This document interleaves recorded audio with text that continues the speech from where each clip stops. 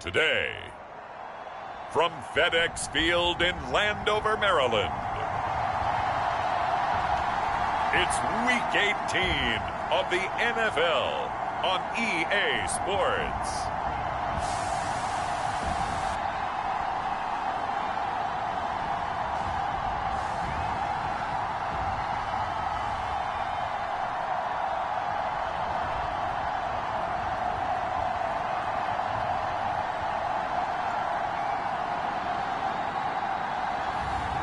We'll see the Washington Commanders taking on the Dallas Cowboys.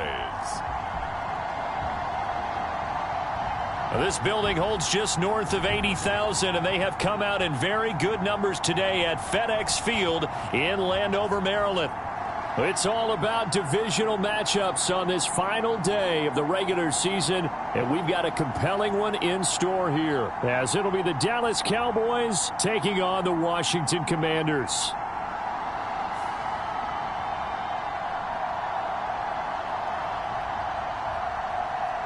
With Charles Davis, I'm Brandon Gaudin, and yes, it's January 7th, but we haven't seen you since New Year's Eve, so we have to say Happy New Year, one and all.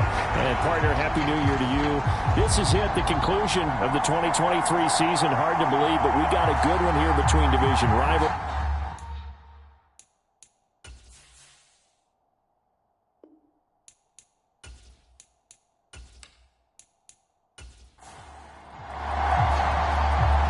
Get strapped in. It's just about time to get the party started. And we are underway from FedEx Field. And the opening kickoff will not be returned, as that will be a touchback. So here are the Commanders making their way out. They'll be led out by their quarterback, a product of NC State. It's Jacoby Brissett. And what I loved about meeting with him before the game was talking to a guy who takes ownership of his performance. 2 touchdowns, 2 interceptions last week, but all he focused on was the loss, okay? And he did say, if I change my stats a little bit, not necessarily for me to look better, but that'll help my team. Now Robinson coughs up the football. It's loose. It's picked up by the Cowboys. And this one will be brought back to the 22.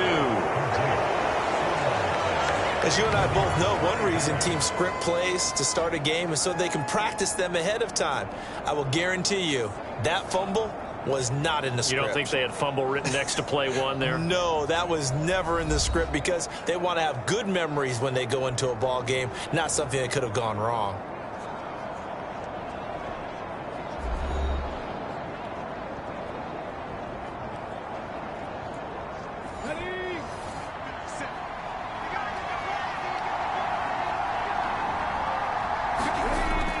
They'll come out throwing here to start the drive. He's got his pass-catching tight end. That's Pitts. And he's going to have a gain of 11 to the 11 before he's brought down. 1st and 10.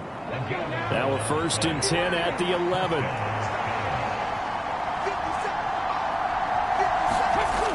Back to throw.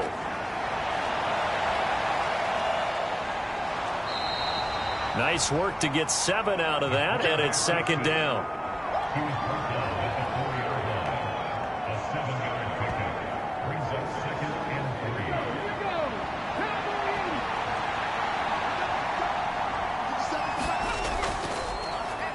Now a first carry here for their running back. And he will push his way forward down to about the 3-yard line. It'll definitely be a disappointment to come out of this starting position with just 3 points. They need to try to dial something up now. 3rd and 10. Touchdown, Cowboys! Jake Ferguson, his 4th touchdown on the year. And the Cowboys use the early turnover to get on the board first here in this one. Well, down in this part of the field, CD, they love to get him the football, and right there, a little pitch and catch for the score. Yeah, and he's such a weapon when it's that close to the end zone, and they love being able to rely on him to make those kind of catches. Talk about trust, talk about confidence, and he produces. Matt Gay on for the extra point. He hasn't missed an extra point all season, and he won't miss this one either, and it's 7-0. Just a 4-play drive that time, and it culminates in a Dallas touchdown. The kick team out there for the Cowboys as they run up to send this one away. Johnson won't return this, and the football will come out to the 25.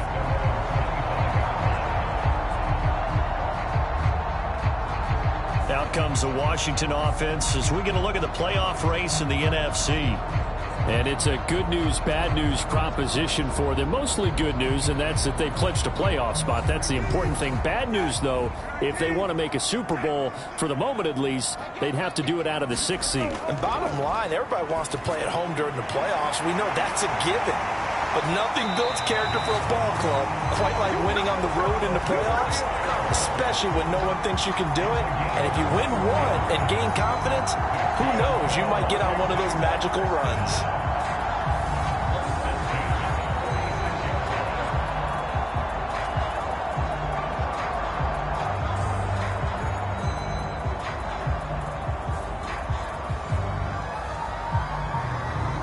A big hitter to start the drive has him up near midfield here for 1st and 10.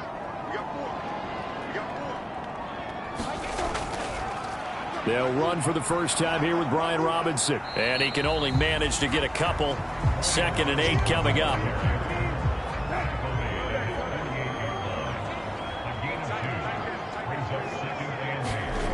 To throw, Brissett. And his throw is incomplete. This defense for the Cowboys, they were very good in the win over Dallas a week ago. And every defensive team that we talk to, they spend a lot of time talking about creating turnovers. And anytime you get 2 or more in a game, you've had a really good performance. They exceeded that number in a huge way. They got the football back 4 times in the win. Well, they've got man coverage on the outside, and my scouting report on these DBs tells me that they love to take matters in their own hands. They want man coverage, not zone. And there was good coverage there that forced the incompletion. And now the punter, Tress Way, as he sends this one away. And no return here. Where will they spot it? They say just outside the 20-yard line. Second drive forthcoming here for the Dallas Cowboys. They'll be looking to duplicate that first drive, the one that got them that 7-0 lead. Of course they would. Look, they're on the road. So getting the 7-0 lead was huge for them, right? Imagine getting up 2 touchdowns on the road, taking the crowd out of the game. It'd be ideal. They go play action here on 1st down. A short one there taken in by Ferguson. And they'll get him down after a pickup of 8. 2nd and 2.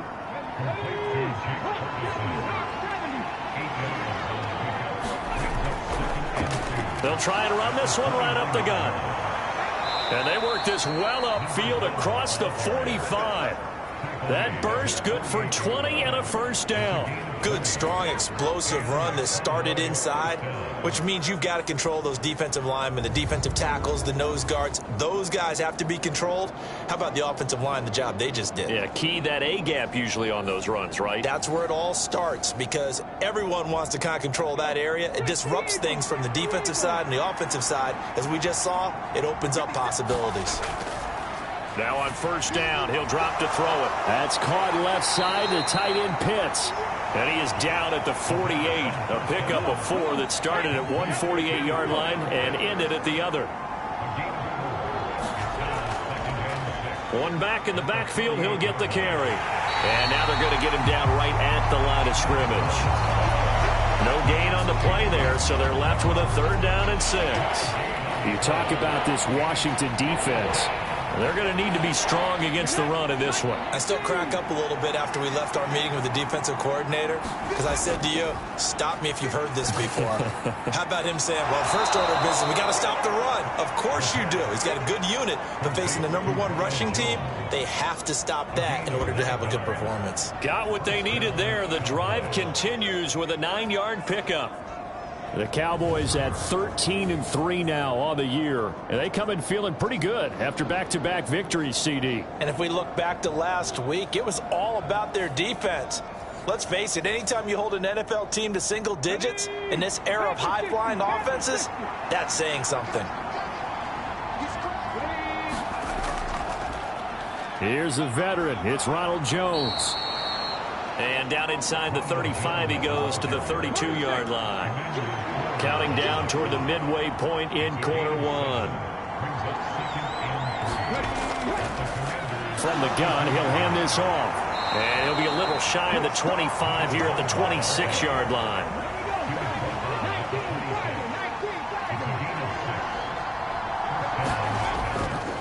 Running game working. They'll stick with it on first down. He just danced away from that one defender on his way to a gain of about 7 yards. Pretty effective run there, and now they can start to smell that end zone. Pound the rock. Make sure you use your O-line to set the tone of dominance and physicality, and pound the rock. 2nd down and 3. Now they'll switch it up here and look to throw. That's into the hands of Pitts, the tight end. It'll be a pickup of 4, good enough to earn him yet another first down.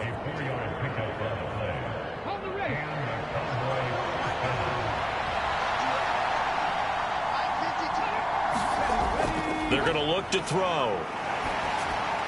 Back of the end zone. Could he get his feet down? Mike McCarthy pretty decisive. He brings out that red challenge flag. They're taking a peek at whether or not those feet were in bounds, and obviously a big call here in the end zone. And not just the feet. How about the hands? How's the ball possessed while the feet are hopefully getting down in bounds? That's what they're trying to look at to see if it all comes together.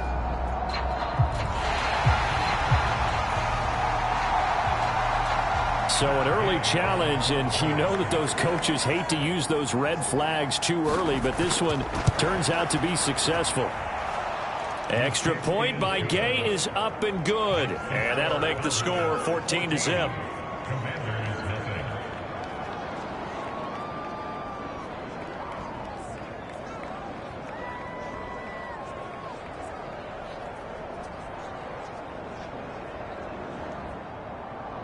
The kick team out there for the Cowboys as they run up to send this one away. And here comes Danny Johnson now from his end zone. And ultimately, he stopped right where he would have been if he had simply gone down to a knee at the 25. The Commanders preparing for their next possession. They've been outplayed early, no question. Down 14-0 already as they come up 1st and 10.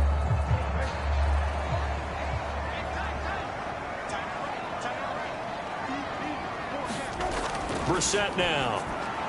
He's going to drop this underneath for Robinson. He'll be dropped after a gain of about 6 across the 30 to the 31. 2nd down and a run by Robinson. And tackled down after a gain of 3. Leaves him with 1 yard to go on 3rd down.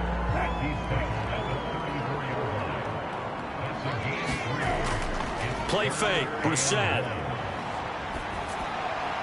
He's got his target. That's complete. And he'll be taken down, but he does have first down yardage. And that gain of 9 buys them a new set of downs. Well, let's be honest about the whole thing. When you're looking for a reliable set of hands on 3rd down, the first thought is often not fullback. But that's who they turn to there. And he does a nice job of securing the football and picking up the first down.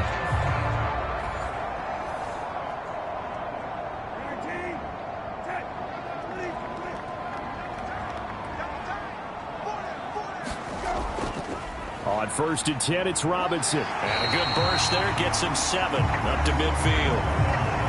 Now 2nd and 3.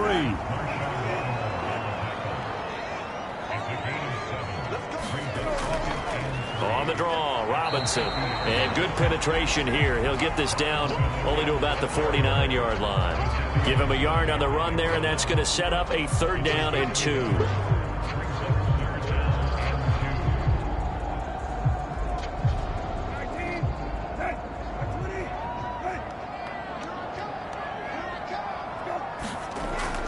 They'll run with Gibson. And Gibson looking for some kind of opening, but he has none. They rally up to stop him short of the marker. No gain there on the play, and that's going to leave him with a 4th down. And as a defensive end, getting off the ball quickly, swarming to the football, making a tackle, that's what we saw right there. Yeah, that's what their job is, and really a lot of the time they have to throttle back a little bit in the run game because you know those defensive ends, they're like in a sprinter stance. They're just headed straight for the quarterback. That was good recognition on that play to hold them to no gain.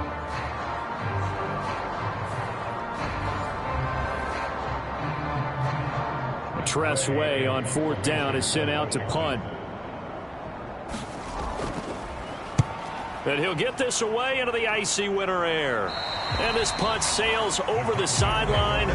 And the spot, it looks to be right at the 25-yard line. Dallas offense set for this next drive.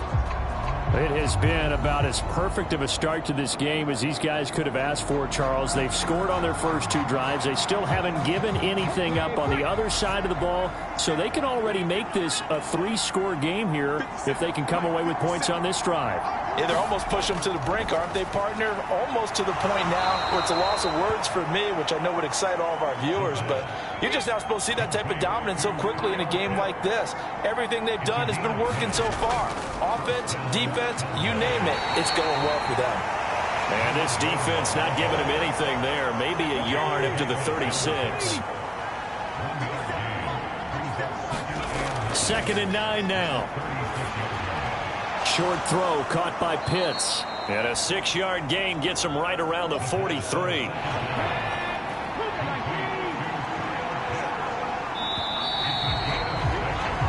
$14-0 the score. This is the NFL on EA Sports.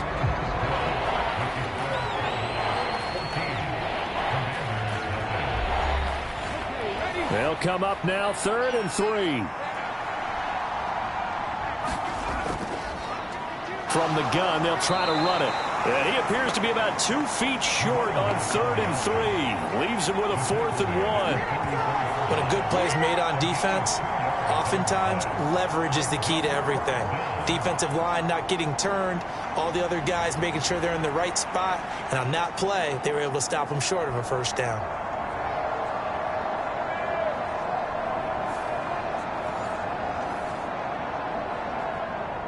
On 4th down, Ryan Stonehouse on to punt.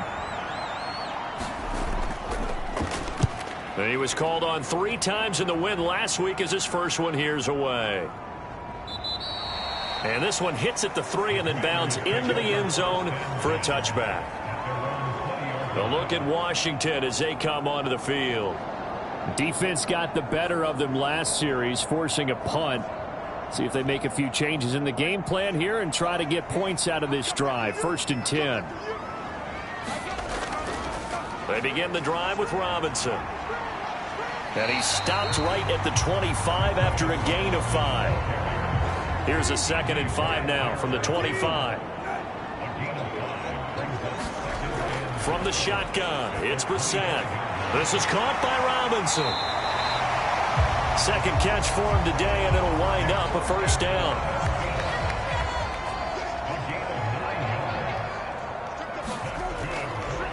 On the counter, this is Robinson. And he'll manage to pick up about 4 at 2nd down. End result of that one, a nice 4-yard gain, so you can use that to set up your play-action game, or you can come right back and continue to run the football because as an offensive play caller, you're on schedule and feeling pretty good about your next couple of calls. 2 minutes gone by, 2nd quarter.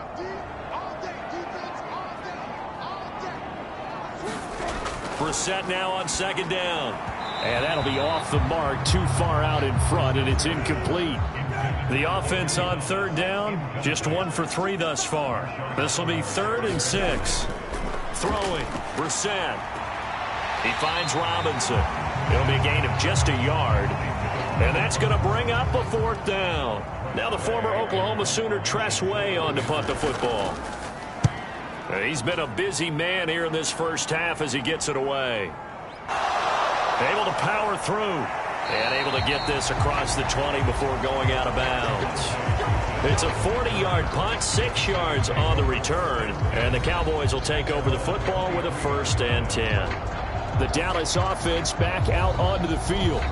No points last time out. They were forced to punt, if you remember, but no time to dwell on that. They've still got the lead here and a chance to add to that here. 1st and 10 as this new drive starts. Now a throw right side taken in here to start this drive. A big play there on the catch and run. 75 yards. Oh, big-time credit. What a play design there. They wanted to get him loose in the open field, and they succeeded. He had all sorts of room to operate in, and they finally track him down inside the 5-yard line.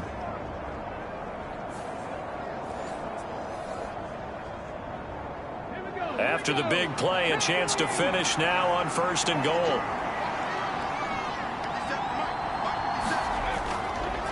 They'll try to run this one in, and he'll get in. Touchdown, Cowboys. A great effort there. His 11th rushing touchdown on the year. And the Cowboys are able to strike quickly to add on to their lead.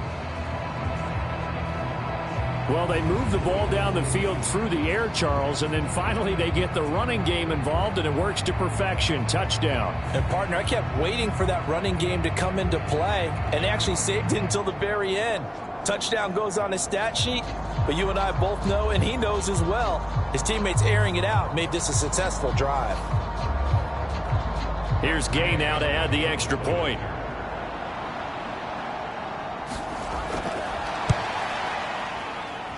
And it is now 21-0. Well, it wasn't a one-play drive, but I think they'll take it.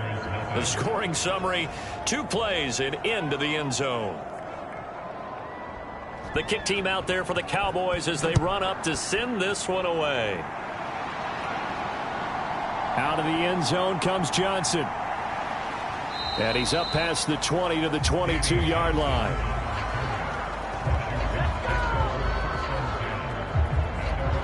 As the Commanders make their way out on offense, let's take a peek at the playoff picture in the NFC.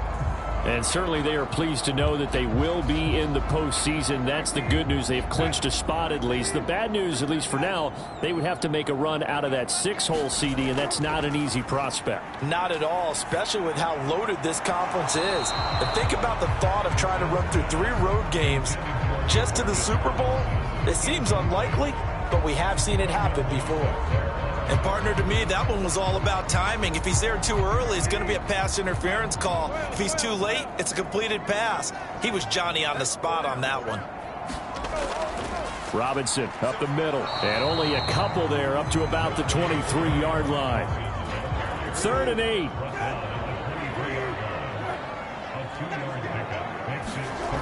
Here's Brissett. Work in the middle of the field, and he's got a man complete. And he's going to have a Commanders first down as they're able to get the 3rd down conversion. That's a much-needed accomplishment there on 3rd down. They've been forced to punt far too many times already. They needed something to go their way, and they're able to get a new set of downs.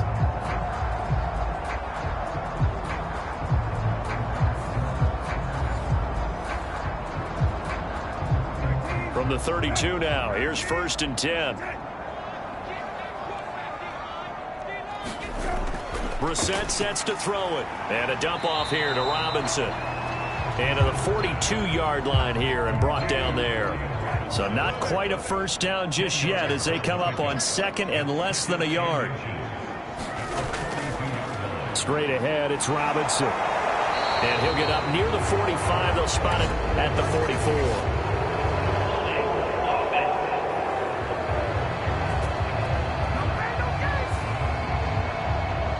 Yeah, so they get that one, Charles, on the right tackle. Yeah, oftentimes in that spot, you're trying to work against a defender, trying to set the edge in the running game, and you're trying to drive around and get your body twisted so that he can't get there. Sometimes your hands get too involved. This offense finding its legs now. Here's another 1st and 10. Again, it's Brissett. Got a man, it's Diaby Brown, complete. This will be stopped about 2 yards shy of the marker. 8-yard gain, 2nd and 2.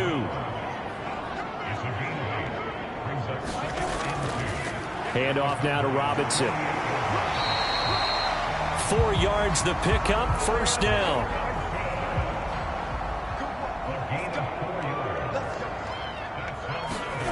To throw is Brissett. And nowhere to fit that football in. It's knocked away and incomplete. 2nd and 10. Out of the gun, they give to Robinson. And his rough afternoon continues. He's going nowhere again. 3rd down and 10. Brissett. That is caught. And he's corralled, but not before getting it inside the 35. 70th catch for him on the year, and like so many others, this goes for a first down. That's a nice catch there. Remember, he had the fumble earlier. No way he was giving up the ball in that situation. Secured it tight to his body and picks up the first down.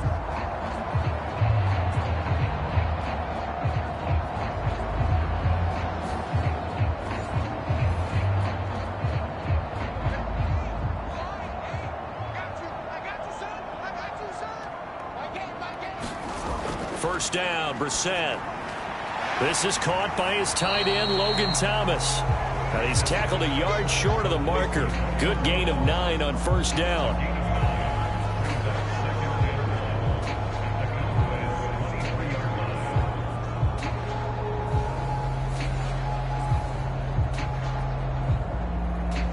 Second down and a little more than a yard here.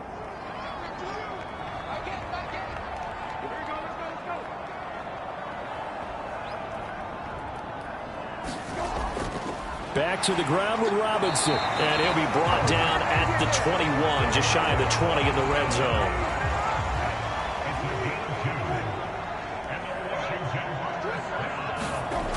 Back to Robinson now on first down. And he'll be taken down at the 20 after a gain of just 1.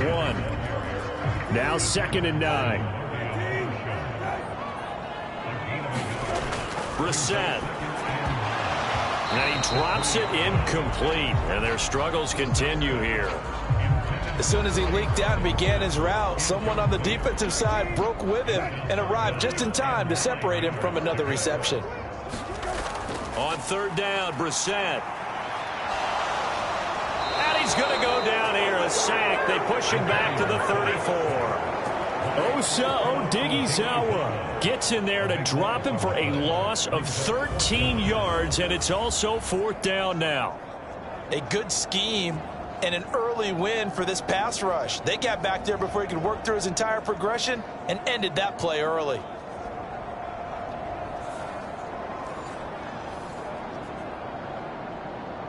Now it's Chris Boswell on for the field goal try. They'll put it down right at the 40, so call this a 50-yard attempt. And that is no good. And this will stay a 3-touchdown game.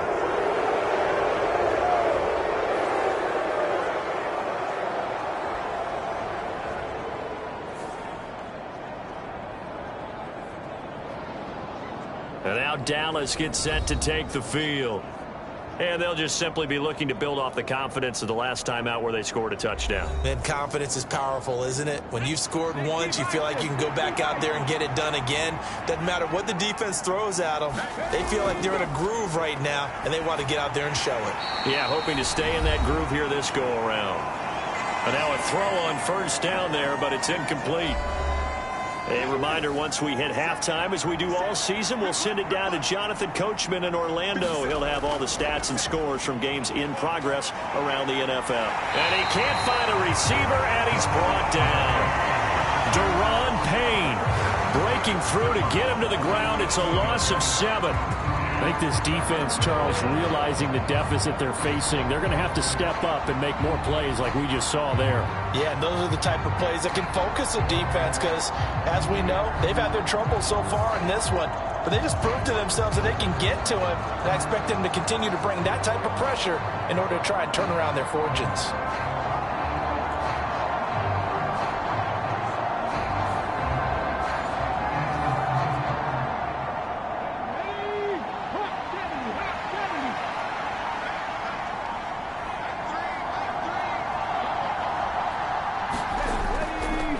On third down, they're going to run for it here. And he'll lose yardage. Brought down at the 32. Washington now going to use the first of their 3 timeouts, as they'll head to the sideline and talk over what to do next. So they're forced to punt on 4th as this one's away. It'll be a 44-yard punt, 6 on the return. And it will be Washington football now with a 1st and 10. Brian Robinson Jr. making his way back onto the field. Now, looky there. He's getting close to 1,000. I'm sure he knows where he stands. I bet if the offensive line didn't know, he made sure they knew. I'm closing in, guys. Final week of the season. You know who really informed the offensive line? The offensive line coach. Okay. Because it's a... Well, he tries to force it in, and it's intercepted. Picked up by Trayvon Diggs. And they have possession, and they have it at the 38-yard line. If you combine last week and this week, he's got a hat trick going because he had 2 interceptions a week ago. He's seeing the ball so well and understanding where receivers are and positioning. I mean, just watching him work with such great technique and paying it off by actually catching the ball when he has a chance, he's helping his team in a huge way. The Cowboy offense going to head out now late in this first half. And now they start in plus territory following that turnover as they'll try to get some points here before halftime. They'll come out throwing here on first down. Now they go screen. It's complete. He'll be hit down at the 33, 5 yards on the play. Now the Cowboys going to burn the first of their timeouts as they get the stoppage with a little over 50 seconds to go in the first half. 2nd and 5. Short throw caught by Pitts. The Cowboys going to use their second timeout now as the clock stops here with 46 seconds remaining in the first half. 3rd and 3. Looking to throw. There's the stiff arm. And inside the 20 before he's brought down. 7 catches for him now, and this last one, a first down. Zone coverage here defensively. They're going to let their tight end run a drag across the field. This is where a linebacker gets forced to pass him off. That time, the receiver gets lost a little bit, and he's able to make the catch and pick up good yardage and a first down.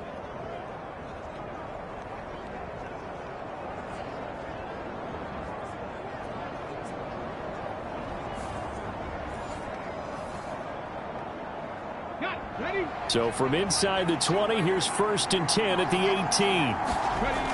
They'll look to throw again. Now he'll dump it underneath to his running back, complete. And now they're inside the 10 as he's brought down at the 9. The Cowboys signal for their 3rd and final timeout as they stop it with 16 seconds to go in half number 1.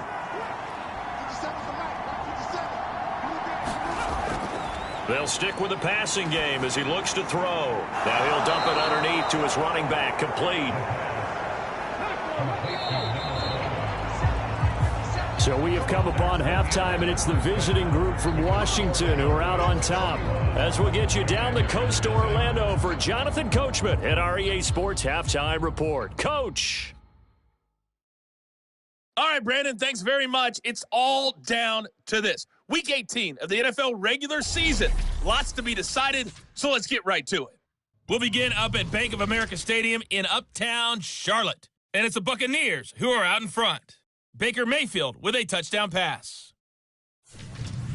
From there, we head up to Wisconsin to check out the Packers at home in Lambeau. And you can see, currently they trail in that ball game. Lamar Jackson with 3 touchdown passes. Finally, let's get to Indianapolis to check on the Colts at home at Lucas Oil Stadium. As you can see the score there in the second quarter. Josh Downs, a touchdown reception.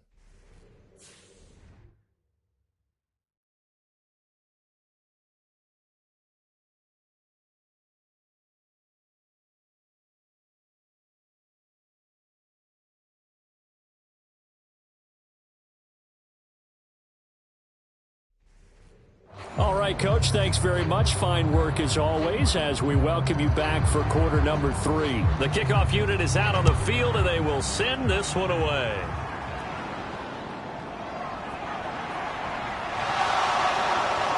And a good return as he'll be stopped just shy of the 30-yard line. Out come the Cowboys now as they'll go on offense first here in this third quarter.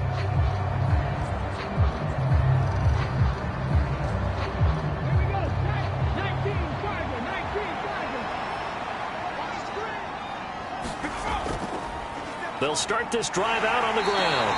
And nowhere to run on the interior of that defensive line. He'll get back only to the line of scrimmage.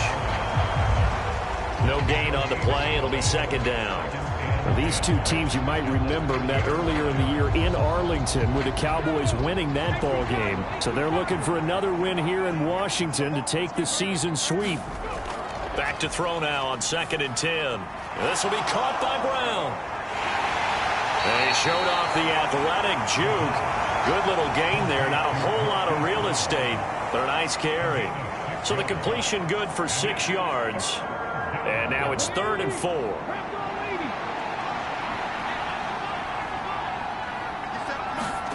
He'll look to throw.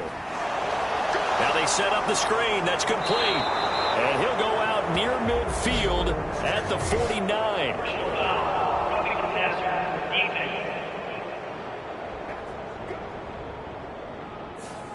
So roughing the passer penalty, never one that you like to see. Not at all, and especially when you're in that final push of the season. You can't afford to get your quarterback hurt before the playoffs roll around. And we know they'll be here before you know it. The throw over the middle taken in. Touchdown, Cowboys.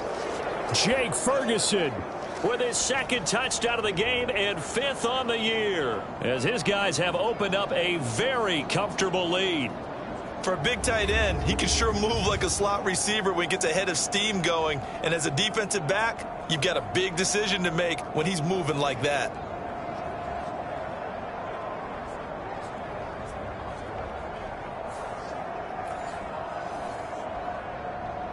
Gay is on for the point after.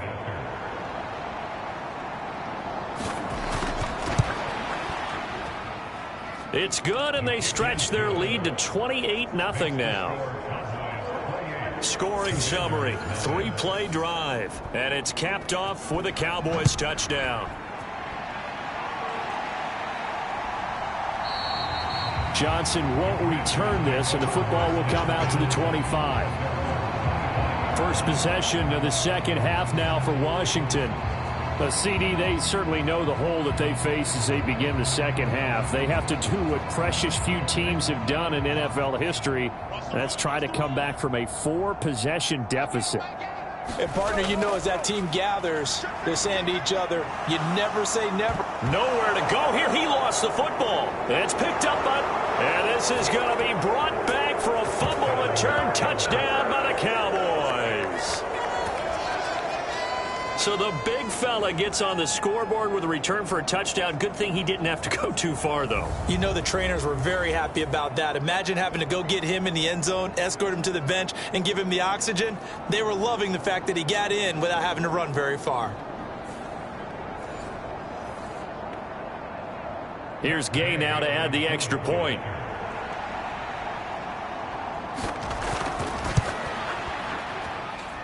And he's been a busy man, 5 for 5 now as he knocks another one through to extend the lead. So not only the cough up, but then the pickup on the other side, the scoop, and the score the other way, the fumble return for a touchdown. So here's the kickoff now as he'll get it again following that fumble return for a score. Johnson won't return this, and the football will come out to the 25. And the Washington offense heading out. Well, we're still in the third quarter, so there's some time to kind of clean this up and make it look more respectable now. A win, that's probably gone out the window, Charles. But I don't know. Do you look at this as a time to just improve and maybe start to look towards the future? I think you have to find something to play for, something to grasp onto until the clock runs out. But, Brandon, we've been around this game a long time. This is an outlier. You don't get many blowouts like this no matter how the game looks on paper going in.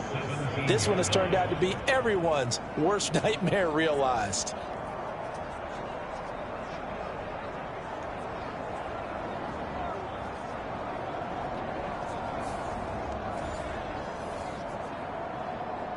Got to imagine the pass rush will be equally intense here on second down following the sack. It's 2nd and 18.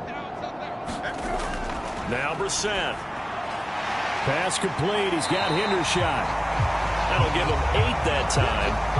And that brings up 3rd and a full 10 yards. From the gun. Here's Brissett.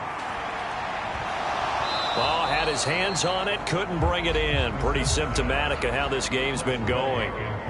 Here's Tressway now, as he'll punt it away for the 4th time today. Taken from just outside the 30. A 40-yard punt, no return. And they will take over 1st and 10. Now the Cowboys offense heads back onto the field. This drive here beginning probably with a pair of motivated groups. Remember, the offense scored a touchdown on their last time out, looking to repeat that in Charles's defense. They were very frustrated after giving up 6 the last time on the field. And frankly, it's just a battle of wills in a lot of ways because you know they're both motivated. They both game plan for this drive, and they both have specific outcomes in mind. To me, it just comes down to who can execute better and which side can step up and assert its will over the other. And if anyone thinks they're just going to tuck their horns in and pull back off the throttle a little bit, you can forget it. Even with this big third-quarter lead, I think this team's going to continue to take their shots downfield, and there's another completion. Here's a handoff out of the gun. And he's got it across the midfield stripe and into Washington territory. From just across the midfield stripe, here's 2nd and 3. They'll drop to throw. Able to hit his target, Lamb. And Lamb going to have a Cowboys 1st down as he'll take this down inside the 45.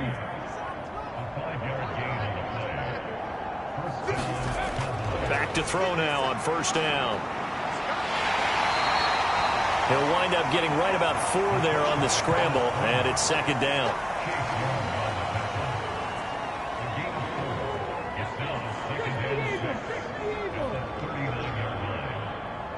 They'll bring the tight end in motion right.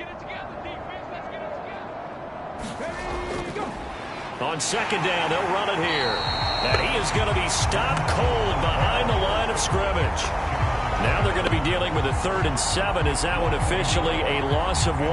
Brandon, at some point, these defenders absolutely have to say, we've just got to make a stand. We've had enough of this. Giving up a lot of points in this game, but look better on that play.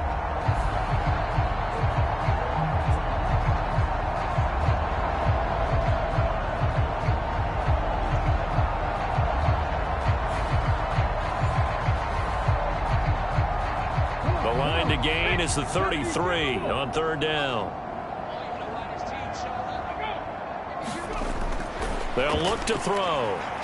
Able to find the open man. That's complete. And they're going to have another 1st down here as the tackle's made at Washington's 15-yard line. A good pickup there, 26 yards. Well, those backups on the sideline, they got to be eagerly anticipating the 4th quarter upcoming. Look at the size of the lead, how they're moving the football. This defense really struggling and giving up plays like we just saw. Yeah, Stars have certainly done all they've needed to in this one, haven't they? But my question is, will he be able to resist the urge to continue to run things up a bit and get his main guys a few bonus stats before he calls them off the field?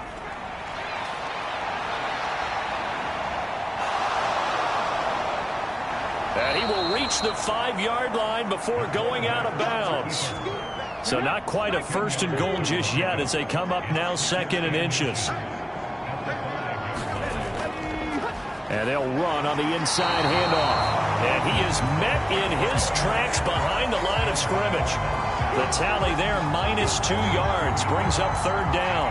No daylight for him to run through there, and he ran into the defensive tackle, and that guy blocks a whole lot of daylight as it is. He is truly a big man who just made a big play.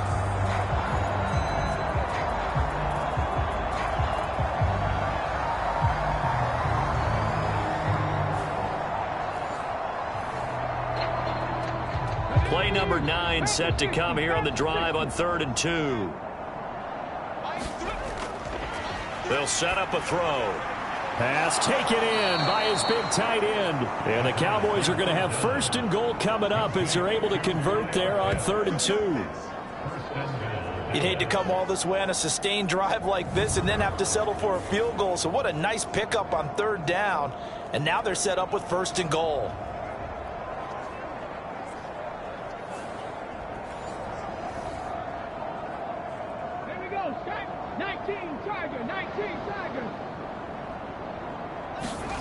Back to throw here.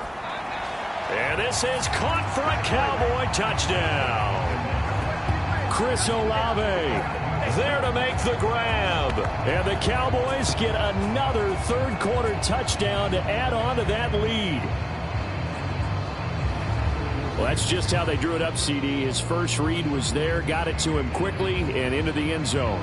Absolutely excellent execution by all involved. And the coordinator, got to give him credit, found the perfect play call. Quarterback let it fly as soon as the target came free, and his guy made a nice catch. Just how you draw it up in practice and then execute it in the game.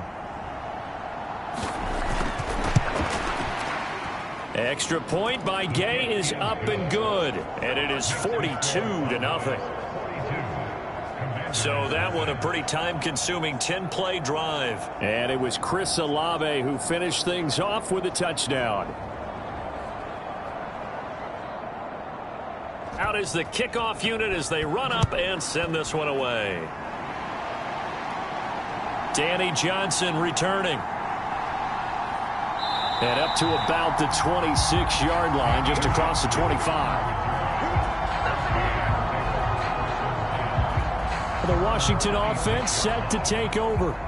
But the disparity in this game, it just seems to grow with each possession here, Charles. They are really struggling. They have not put up a single point, and on the other side, the points keep piling up and up and up. So you know the frustration level has to be rising, right? So they've got to find a way to quell that, because otherwise they certainly won't get anything done in this one. Keep diving deeper into the offensive playbook, but bottom line is don't quit competing. To throw, Brissett. That's out wide here for Robinson. Call it a gain of 6 on the play. And now it's 3rd and 3.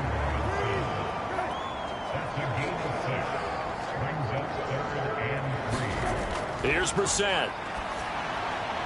Open man, there's Hendershot.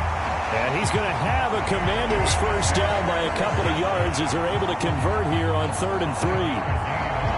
At first glance, I thought he just used his size in order to win the route, but he also had a little subtle move in there as well. Made the defender think he was going one direction and was able to track the ball in another.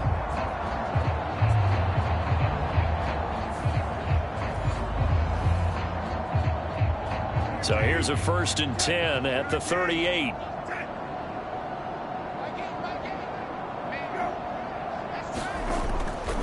On the give, here's Robinson.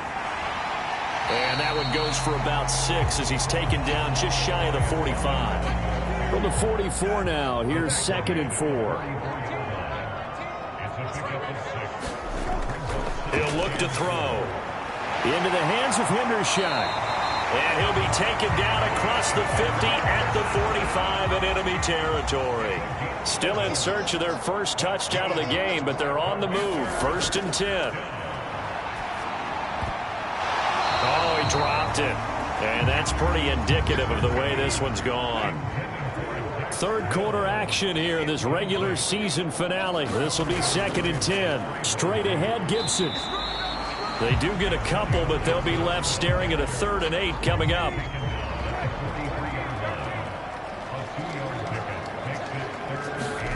Brissett now. And that nearly intercepted. Well, for a guy known for his hands defensively, that's a ball he probably thinks he should have come up with. But instead, it's 4th down. On is the punt team now as this one's sent away. And this will carry out of bounds. Where are they going to spot it now? At about the 18-yard line, it looks like. Now we get a peek at the captain of this offense heading back out there. He has been consistent, hasn't he? He played well in the first quarter, good second quarter, and now continuing that here in the third. And that's the word that they're always seeking from the guy taking the snaps, is consistency. Taking care of the ball, making sure it gets to the right people, no errors, right? Not turning it over, and just doing all the right things. That's leadership, and it inspires confidence in a team. Been a good leadership and a good distributor. And that one too wide and incomplete.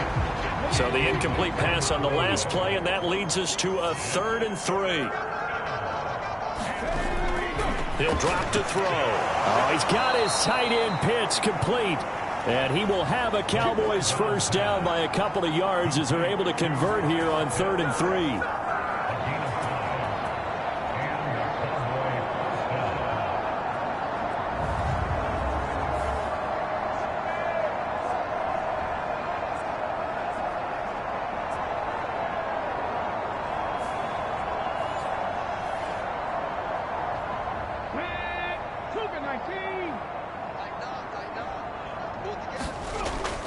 They'll look to throw now on first down.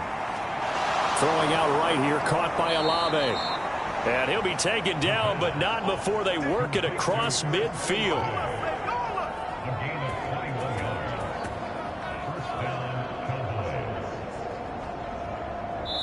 One quarter remains here as the regular season starts to wind down. You are watching the NFL on EA Sports. From Commanders territory now, it's 1st and 10 at the 49-yard line. One back in the backfield, he'll get the carry. And he is going to be stopped cold behind the line of scrimmage. How about Jonathan Allen there pushing upfield to make the stop behind the line? Sometimes I think these defensive tackles get a little bit of a bum rap. We just see them as big guys that eat up blockers for others to make tackles. Oftentimes they're quicker than they get credit for. And this time he uses quickness to make a play. So the first down run lost a couple. Now they come up 2nd and 12. They'll look to throw here. Oh, the Commanders are going to get there as he's taken down. It's a loss of a yard, so they'll wind up crediting him with a sack, and it brings up 3rd down. He was really focused downfield, but there was really no viable options. The coverage was too good. And the defense really quickened the tempo of that play with their pass rush because there was nowhere for him to go with the football. The only place he ended up, down on the ground.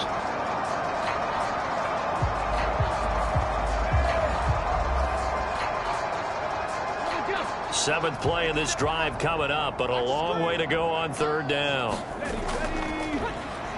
Hands it off out of the gun. And they do get this across midfield to the 49, but a small consolation prize as he's well short of the first. Call it a gain of 3, and it'll bring up 4th down. Well, the guys who are paid to make the tackles deserve some kudos there, but I think they deserve even bigger ones because in that situation, they had to be thinking pass. Loosened up defense, going to pass coverage. Instead, maybe they surprised them a little bit running the ball, yet they rallied to it and stopped them well short of a first down. Averaging over 50 yards a punt so far as this one's away. And this one sails out of bounds. I think it'll be inside the 25, and it will. 24-yard line is where they'll spot it. And Washington going to come back out here to take over offensively. And they unfortunately are staring at a mini losing streak developing, trailing here in the 4th quarter. This would be their 3rd straight defeat. What's tight? Tight is right. What's tight? Tight is right. A first down throw for Brissett. Into a double team, and it's intercepted. Picked off by Kelvin Joseph. And he takes this one back into the end zone, and the Cowboy defense has a touchdown. So this defense doubling its pleasure there. Remember, they had the fumble return for a score earlier in the game, and now this time an interception return for another score.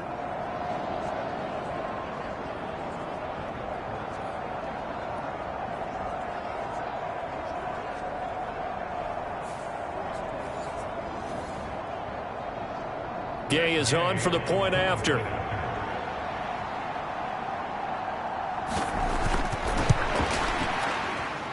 Now this one was over a while ago as they just add on to their big lead. So the defense creating some points, not only getting the interception, but then returning it to the end zone for the pick six. So they throw the pick six. They'll get another shot at it now as this one's in the air. Johnson won't return this, and the football will come out to the 25. So out comes Washington's offense to take over. Well, I hate to say it, but at this point, I don't really know that they're playing to win with this deficit in the 4th quarter. They're just trying to erase that 0 on the scoreboard, Charles, and get some type of momentum to carry into the film session tomorrow. If you get any type of points on the board, it'll count as a moral victory, although no one will talk about that in the post-game press conference. That's not something you mentioned in the NFL. And this loss, it already stings and will for a while, but everyone on that offense knows it'll sting a lot worse if they don't put some points up on the board. Brissett's throw pulled in by Robinson here. And they'll get it up just short of the 45 at the 44.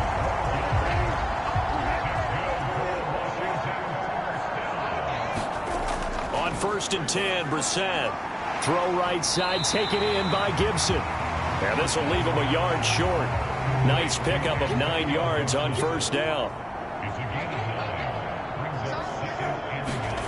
Into the air once more, it's Brissett. This throw incomplete, nearly picked off. And with his pedigree, he doesn't drop many of those. But 3rd down coming up. On 3rd and 1, here's Brissett. Gibson gets hit, and he fumbles it.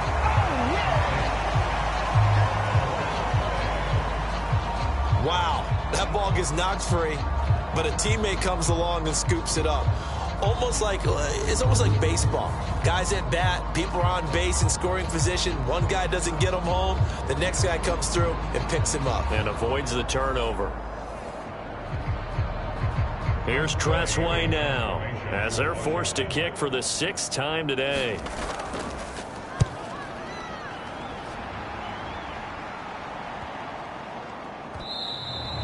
And this one hits at the 1, continues on into the end zone for a touchback. And now here come the Cowboys. And, Charles, we are in the midst of a very one-sided affair. I think this is where you and I have to fill a little bit. You want to regale us with old stories of your childhood in New Paltz, New York? I don't think anyone wants to hear that, but this is a perfect time for us to start listing MVP candidates, right? Best teams we've seen so far this year, the best games that we've called thus far, how we anticipate the season unfolding. We can go in so many different directions because the game certainly not taking us there. Oh, I hear the remotes clicking off right now. Give him 3 on the run there. Now they're looking at a 3rd and about 5.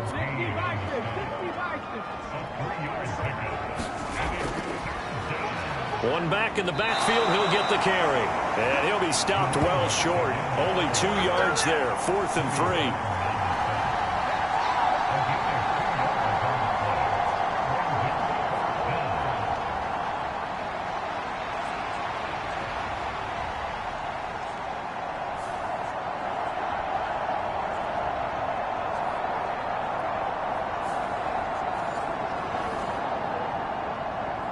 Here's Ryan Stonehouse now as he's on to punt for Dallas.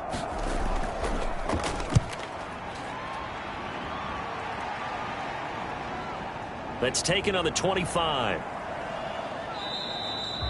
A very good return that time. 18 yards. And the Commanders will take over with a 1st and 10. The Commanders offense set to take over. It's been a tough go for them. It's still without any points here in the 4th quarter. And a big deficit, Charles. But they moved the football on some drives. They just haven't had any points. Yeah, and I know in their minds they're thinking the game plan has actually been working. We just haven't scored points. Well, isn't that the bottom line, partner? To put points on the board? So if you're moving it and you're not scoring, is it really working? Right now, they've got nothing left to lose. They might as well go for broke.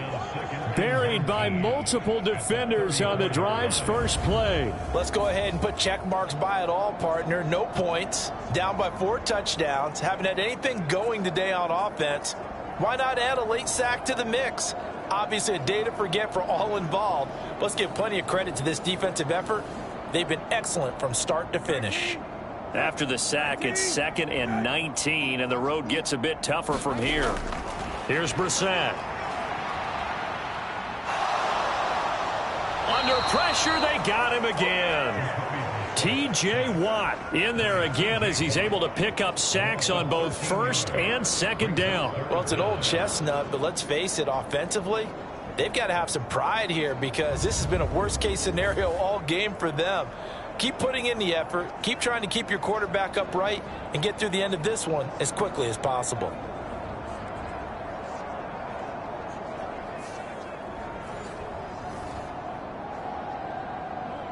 Boy, tough spot here as they approach the line of scrimmage. A long way to go to try to pick up this first down. And that will be incomplete. Here's Tressway now as the drive goes backwards, so he's on to punt it away. And he'll get this away into the icy winter air.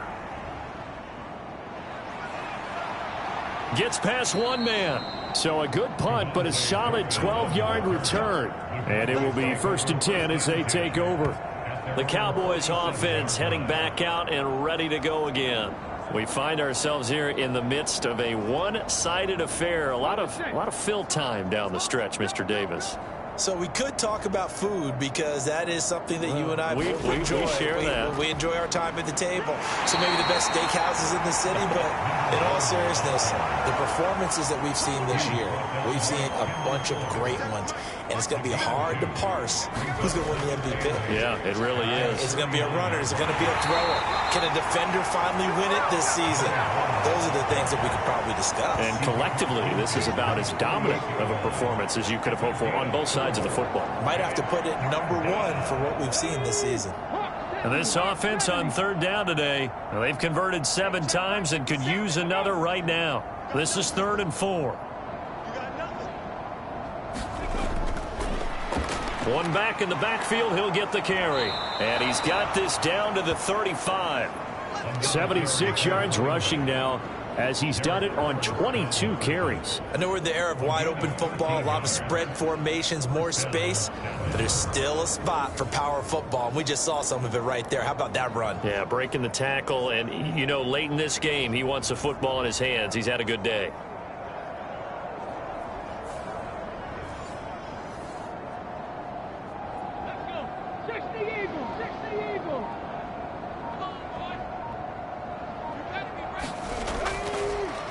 They'll try and run some clock here as they keep it on the ground.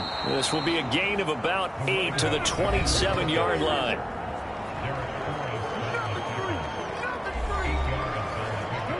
Second and a couple.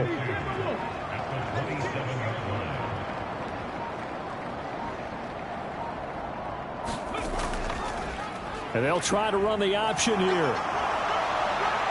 And just good downhill running there as he'll take this to the 15-yard line. A really nice effort that time. 12 yards on the keeper, picking up the first. It looked like almost some miscommunication defensively, because once he decided to keep it, he had pretty smooth sailing. Yeah, it became a question of, wait a minute, who's got the quarterback? And when you talk about miscommunication, it's supposed to be called assignment football on the defensive side of the ball, but the assignment gets mixed up. That's the end result. Okay, great. Just 2 minutes remaining here in the 4th quarter of what has been a one-sided affair. So the Cowboys in possession of the football here as we get you reset. And they have just about put this one on ice as they've got it here, 1st and 10. Now a first down carry by Jones. And he is met in his tracks behind the line of scrimmage. He'll lose a yard there, and it's 2nd and 11. When you're lateral to the line of scrimmage, linebackers keep those shoulders square so they can go up and down. But when it's time to go, turn your shoulders just like a running back. Get through the line and hit the runner in the backfield.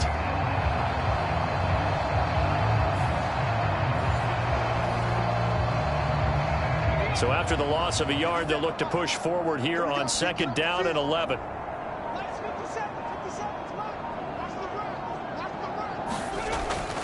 Again, it's Jones. And he'll go down here at the 12-yard line. This will be the 8th play of the drive. It's 3rd and 7.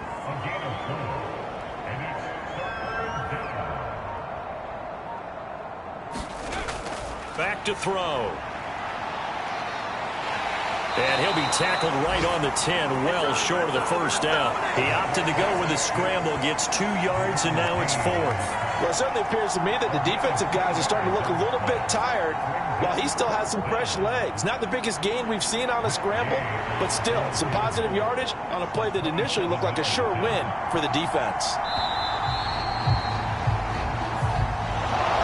For the winning team here, Charles. That's about as big and clean of a win as you could hope for in the National Football League. No turnovers. Meanwhile, you forced turnovers. You didn't allow any points, and you put up a bunch of points. What an effort.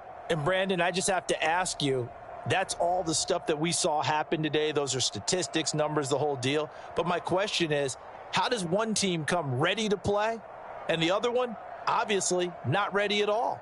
Well, I mean, I obviously don't have an answer to that, but that was the story from the get-go. One side was awake and ready, and the other just seemed asleep. So for Dallas, they finished things off in style, putting a bow on a 14-3 regular season. And now they'll have the week off as they get set to go after a Super Bowl title. Meanwhile, for Washington, it's a tough loss to take as they'll finish things off at 9-8. But they've got better days in their future. Of that, you can be sure. That'll do it for us. I'm Brandon Gaudin alongside Charles Davis. Thanks to our entire crew as well. We'll talk to you next time. So long, everybody.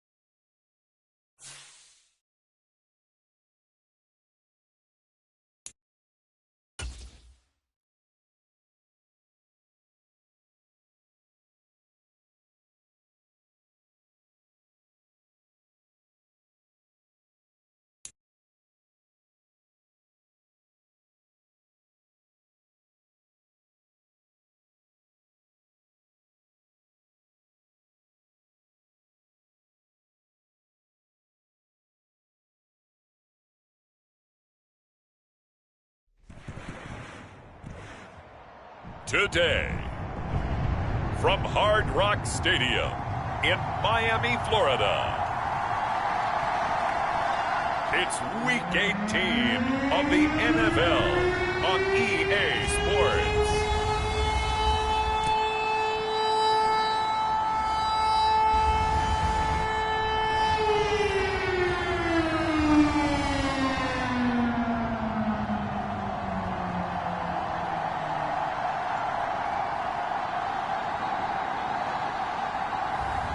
It's the Miami Dolphins taking on the Buffalo Bills.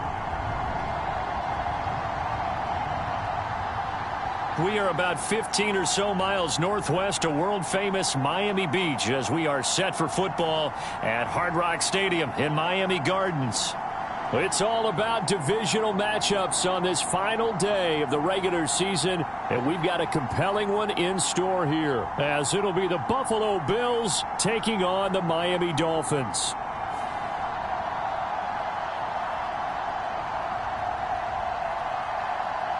With Charles Davis, I'm Brandon Gaudin, and yes, it's January 7th, but we haven't seen you since New Year's Eve, so we have to say Happy New Year, one and all. And partner, Happy New Year to you.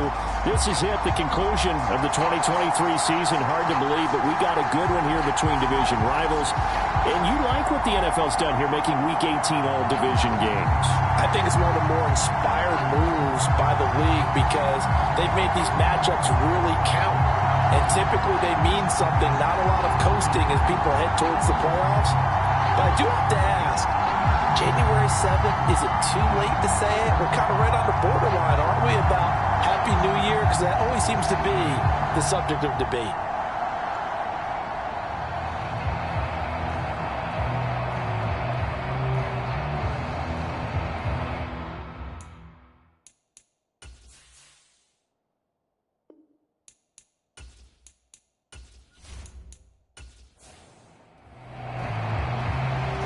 Here's the former Auburn kicker Daniel Carlson to get this one started. And we are underway from Hard Rock Stadium.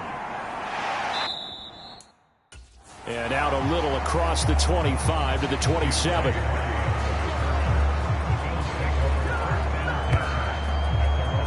So here come the Bills on offense for the first time. And they will be led out by their signal caller in his second year in the NFL now.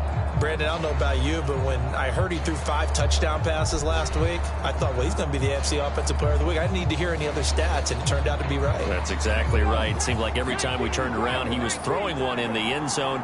But he doubled down. He said, I see 5 more in this game. Challenge accepted. Challenge. And a flag comes in as that one falls incomplete. Well, let's see who this is on.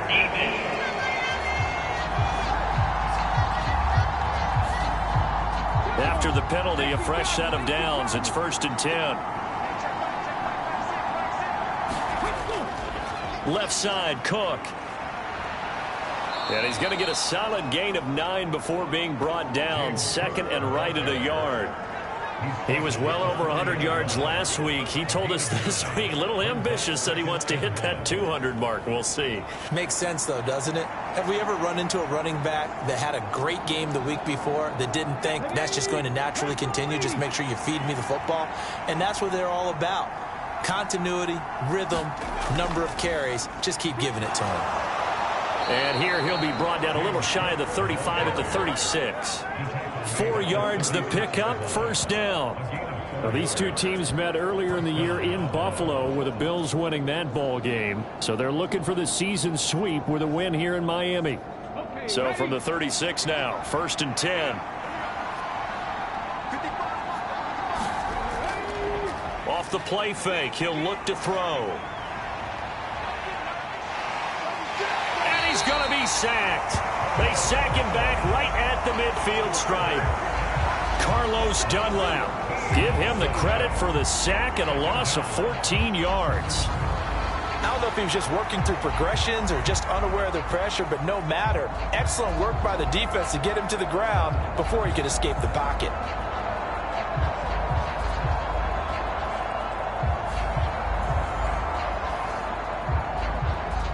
So after the sack, a scenario you certainly don't work on too often. 2nd and 24. From the midfield stripe, they'll look to throw. Looking left side, and he's got a man. That's Cook. And he'll get it into enemy territory just across midfield at the 49. They'll wind up getting just a yard out of it.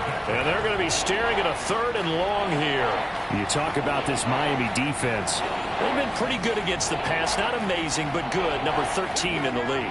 So I'm prepping for this game. I kept asking myself the question, what's keeping this group from being top 10 in the league against the pass? And too many mistakes, especially little mistakes. And those add up into big mistakes. Big mistakes add up into points against you. Oh, this will be incomplete. The rush gets home just as he was letting that go. That could have been worse. Instead, it's 4th down. They're bringing a lot of pressure here already in the first quarter. Already sacked him once. Now they get in there and knock another one away. You think maybe that Tucker rule being gone makes defenses a lot bolder? yes, indeed, that time lucky that the arm was going forward. Incomplete pass. And this is good. He got just enough to clear the crossbar as he drops it in from long distance. And the Bills' opening drive yields 3. And Charles, his name etched in the NFL record books. Just the 2nd field goal ever made from 66 yards as he ties Justin Tucker's NFL record. And everything had to go right for that field goal to be converted. The snap, the hold, the protection, all had to be perfect. No wind working against you, and he nails that one. Congratulations on an incredible kick.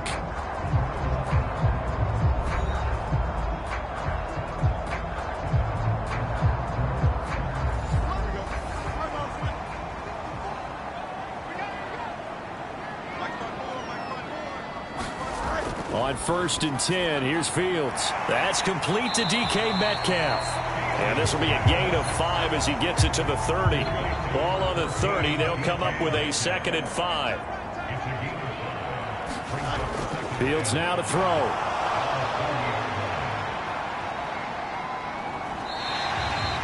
He'll end up getting 5 out of that, but now they're looking at 3rd down.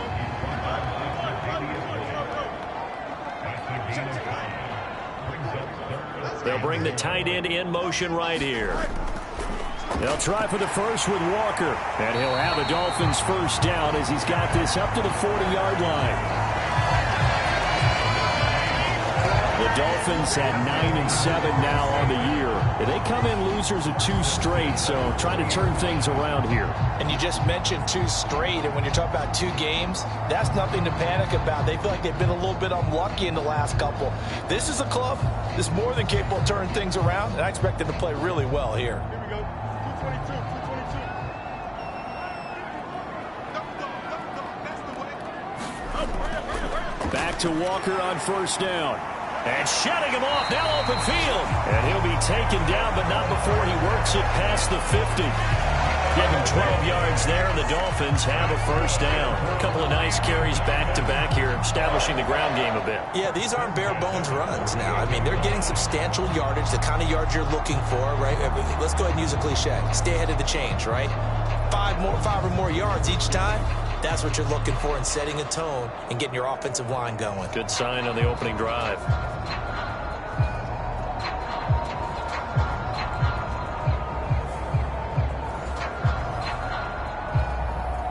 So 1st and 10 now in Buffalo territory at the 48-yard line. Walker now on 1st and 10. And they'll get this just to the 47. 1-yard gain. 2nd and 9.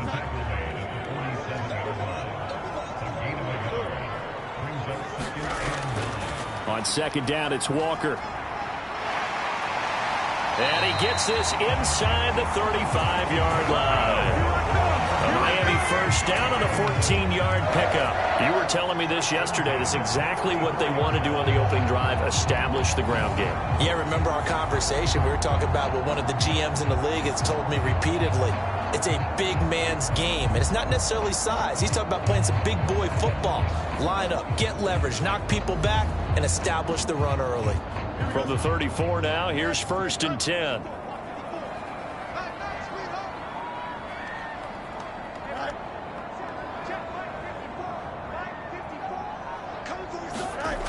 Back to throw. Fields. Firing quickly, but it's incomplete. You look at this Buffalo defense. They were strong last week, CD, and that went over New England. They forced 7 turnovers. How many? 7. I mean, think about that number now. That's supposed to be a lucky number, right? Lucky for one side, unlucky for the other. An incomplete pass on first down. That leads to a 2nd and 10. Now Fields. And they'll get this on the screen to Mostert. He's going to go out of bounds, but he takes this one down just shy of the 20.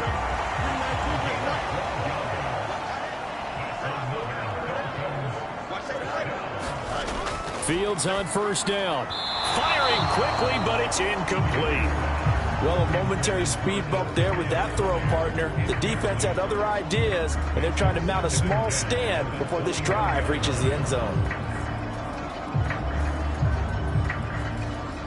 From the 21, it's 2nd and 10. To the air again, Fields. Over the middle and complete to Waddle. They get 7 out of that, so they're left with a 3rd and 3.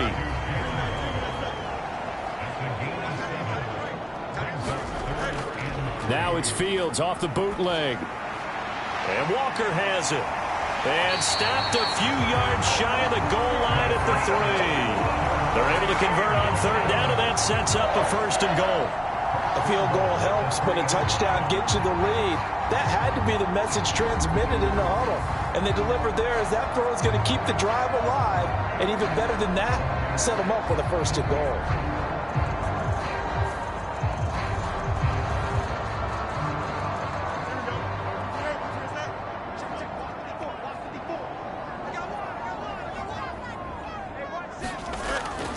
Walker will struggle to get to the line of scrimmage as he'll be tackled back at the 4-yard line.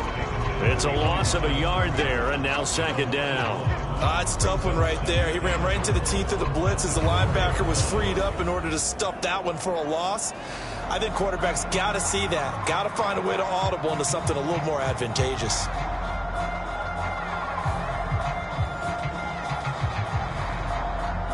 From back at the 4, here's 2nd and goal. From the gun, here's Fields. Under pressure now, and he's going to go down just inside the 5-yard line.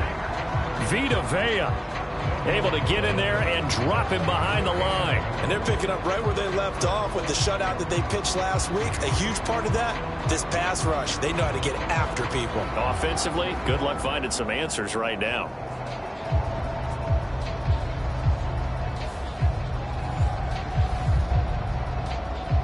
A big play forthcoming. Here's 3rd and goal. Here's Fields. And it's intercepted at the goal line. Teron Johnson able to pick it.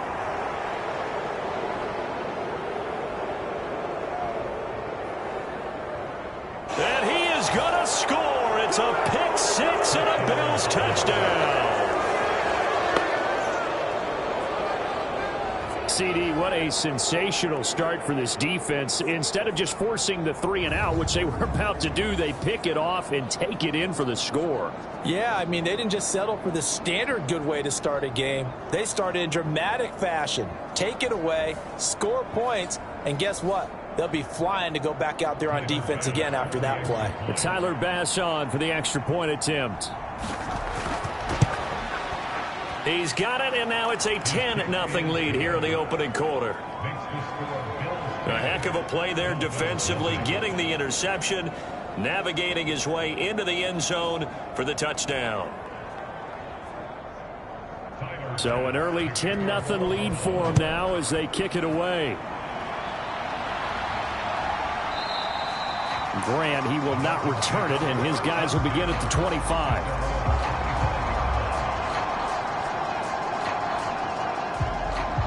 So the Dolphins offense heading out as we give you a look at the playoff race in the AFC.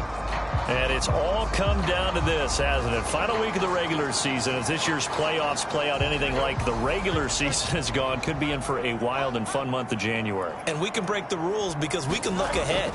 All right, there's not a coach out there that's ever said to their team, all right, let's look three weeks down the road. It's always right here, right now. Forget that. Think about what the playoffs are going to look like. The teams that we see that are already in, the teams that are trying to get in, we could have some great matchups. Over the middle, that's caught by Metcalf. And he'll be taken down, but not before he gets into enemy territory. It'll be a pickup of 16 and a Dolphin first down. He's one of the bigger receivers in the game, CD, and his size that time certainly helped against double coverage. Yeah, you're still at a little bit of a disadvantage when you're going against multiple defenders when they're trying to double you and sometimes triple you. But you're exactly right. With his build, he could minimize that disadvantage, and he more than held his own and hauled that one in right there. Now a first down throw. Fields batted by the linebacker, but still adjusts and makes the catch. Here's 2nd and 3.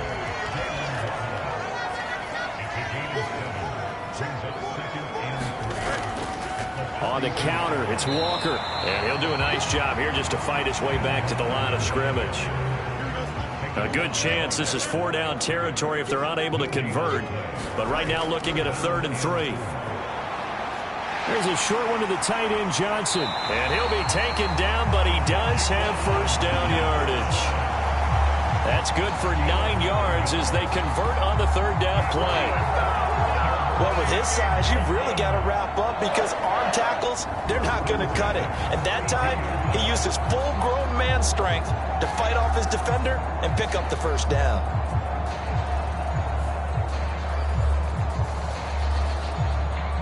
From the 32 now, here's 1st and 10.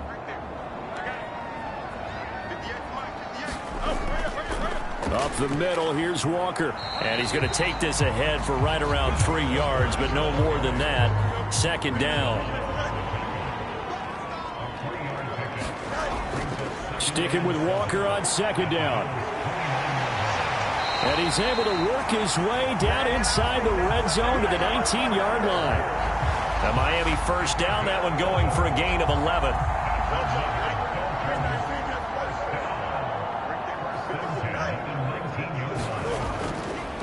First carry for Raheem Mostert. And he'll be taken down here as it will take us to the end of the first quarter. 10-0 the score after 1 on EA Sports.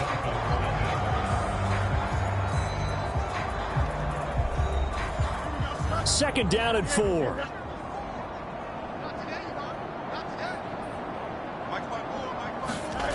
Now it's Fields.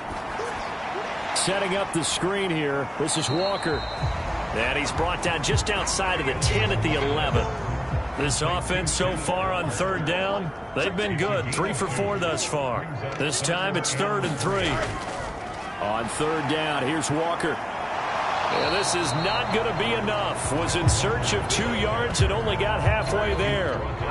This team doesn't mind running the ball in any situation, and I thought he was going to get the first down the way the play developed, but the defense closed in and stopped him just about a yard short.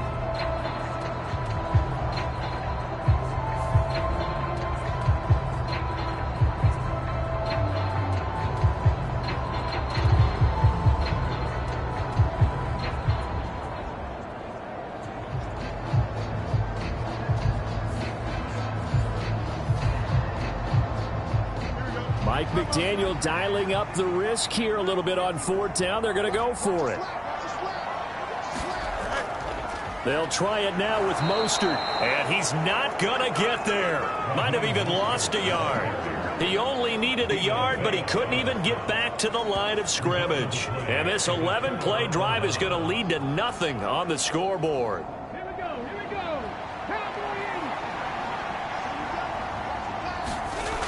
They'll try and start this drive in the air. And that's going to be incomplete. Too tough to hold on to that one. It's 2nd down.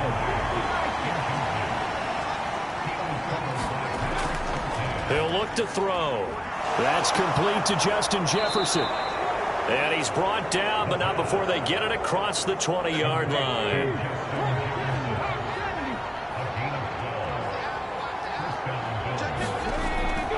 first down. He'll drop to throw. And this is incomplete. Very lucky to get that one back. That nearly picked. It's second down now. Getting the ball is Cook running left. And they get him down, but not before he takes it across the 40-yard line. It's a pickup of 17 on that one, and a Bills first down. His first carry of their second drive, pretty solid. And, of course, remember back to their first drive, really strong throughout that one. Not only is he getting good blocking up front, but how about his vision to find the holes? And he's seeing things before they even open and hurdling through them. 2 first downs have him up to the 41 now for 1st and 10. The play-action fake. They'll look to throw. That's caught by Gabriel Davis. And he'll work it across midfield inside the 45. 15 more there, and they're on a roll. It's another first down.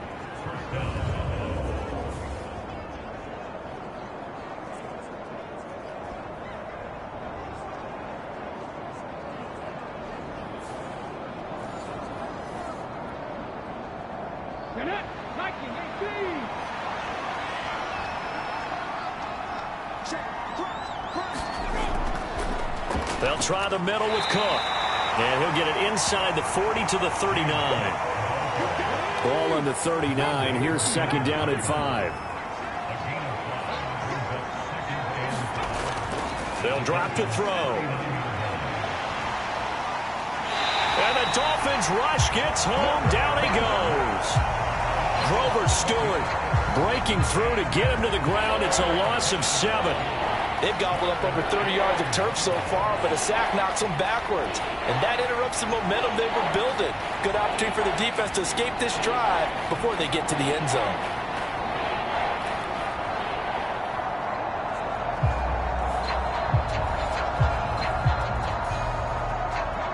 A long way to go here on 3rd down for the 8th play of the drive. Looking to throw. And that nearly intercepted. Boy, for a guy known for his hands defensively, that's a ball he probably thinks he should have come up with. But instead, it's 4th down. Here's the punter, Martin, out to kick it away. That one sails out of bounds. The side judge will walk it off. And he says it went out of bounds at the 9-yard line. Nice punt. Let's go old school there. That's absolutely a great coffin corner punt. Someone's put some time in working on that, hasn't it? Seems like every year these guys get better and better. It's amazing how they can command that football through the air. Yeah, they used to actually practice with hula hoops where they place them and try and put them there. Now a lot of guys use barrels on the sidelines to try and put the football in one. Here's Walker to start the drive. And the result here, a pickup of 8. Leaves them with 2 to go on 2nd down. Good yardage there on 1st down. Exactly what you want. Get yourself set up to keep making first downs, keep the clock running. And if they're smart, you're starting to milk the clock. No hurry before you run your 2nd down play. Fields throw caught here by Metcalf. And he works it across the 25 before being tackled. Back-to-back good plays have him on the move on 1st down. Up the middle they run. It's Walker. And he'll push his way forward to about the 32. From the 32-yard line now, here's 2nd and 5. Out of the gun, Fields. Eluding the pressure right. And he works his way past the line of scrimmage and then slides to a hole. He'll wind up with positive yardage. It's a gain of 3, but now it's 3rd down.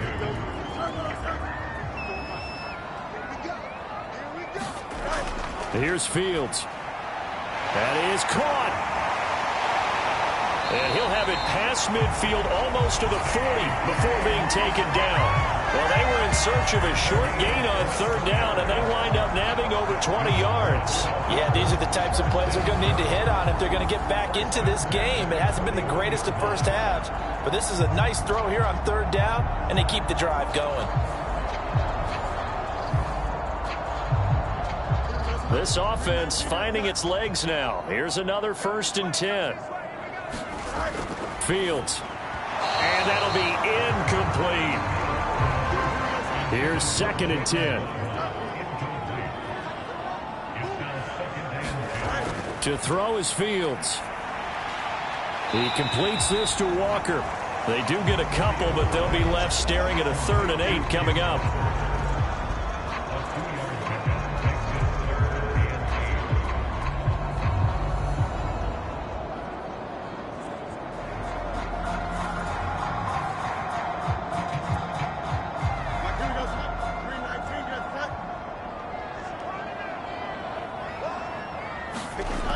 Fields throwing again.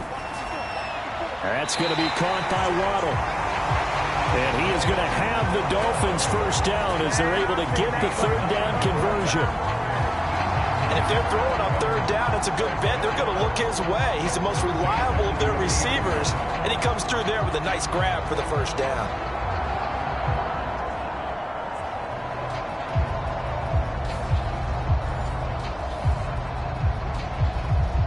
So 1st and 10 now from the 30.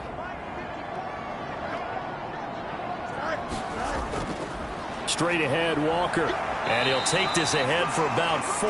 2nd down coming up.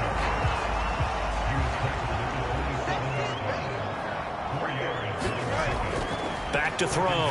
Fields. And he rifles one incomplete. So they need 6 yards here on 3rd down. They're 2 for 2 on 3rd down tries so far on this drive. Operating from the gun. Fields. And that is incomplete. Oh, he had a defender right there with him to force that to the ground. And 4th down now coming up. Carlson able to put this one through. And they get themselves on the board here. It's 10-3.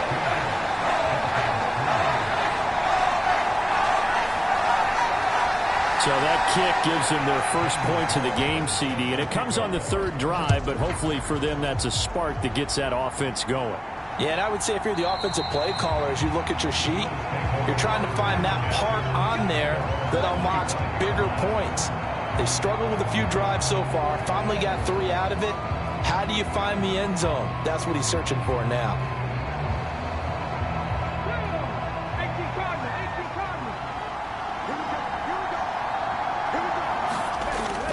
They'll come out throwing here on 1st down.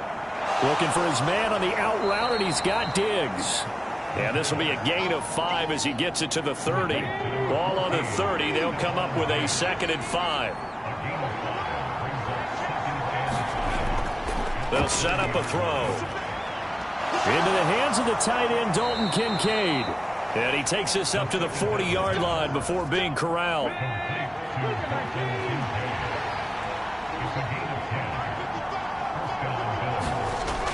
First down, here's the run with Cook. And they get to him after a gain of 6 to the 46. Now, Brandon, that's the way you want to run the football. There should almost be quote bubbles above the offense right now. Bam, boom, biff. That's how they feel good about moving the football. This 2nd and 4.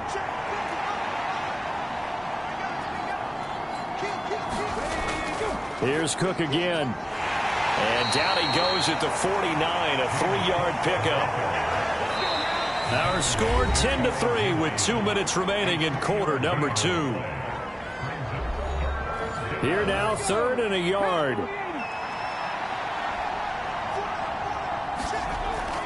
Back to throw here. Work in the middle of the field, and he's got a man complete. And he is going to have a Bills first down, and comfortably so, as he gets 5 there on 3rd and a yard.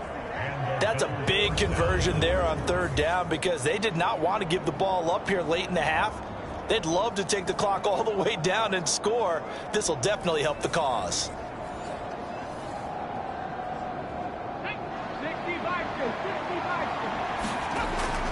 Now on 1st down, he'll drop to throw it. He's got the connection over the middle to Diggs.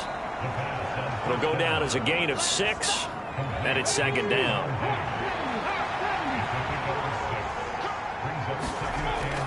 Now back to throw.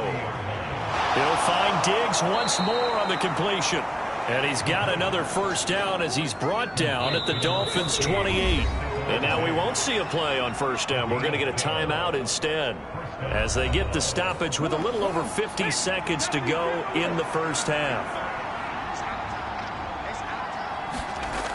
Again, he'll drop to throw. He's got it complete to Diggs, right side. Now the Bills will use the second of their timeouts as they get the stoppage with just under 50 seconds remaining in half number one. And they'll come up 2nd and 7. They'll look to throw again. Throw left side, taken in by Jefferson.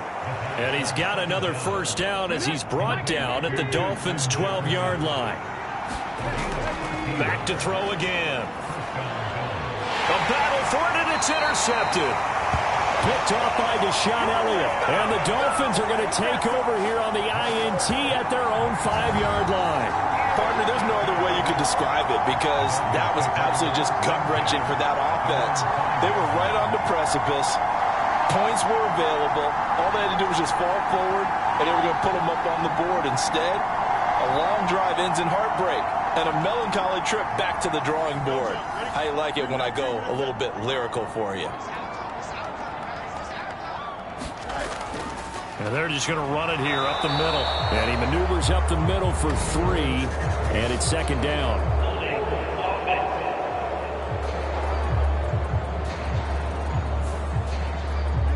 So they'll walk him back half the distance.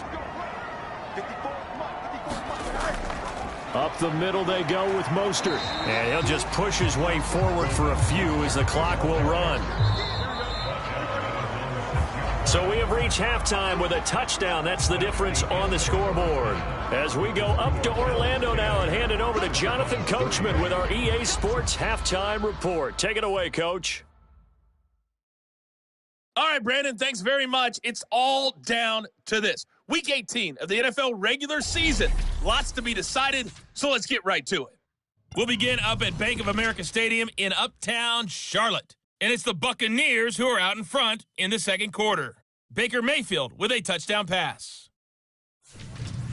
From there, we head up to Wisconsin to check out the Packers at home in Lambeau. And you can see, currently they trail in that ball game. Lamar Jackson with 3 touchdown passes. Finally, let's get to Indianapolis to check on the Colts at home at Lucas Oil Stadium. As you can see, the score there in the second quarter. Josh Downs, a touchdown reception.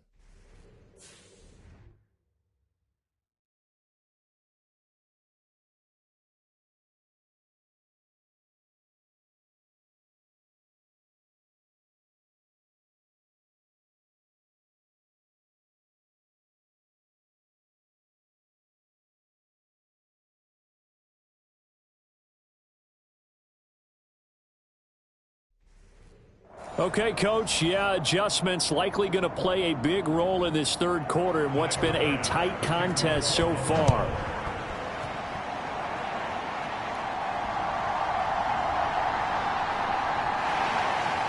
And a decent return out to the 27-yard line.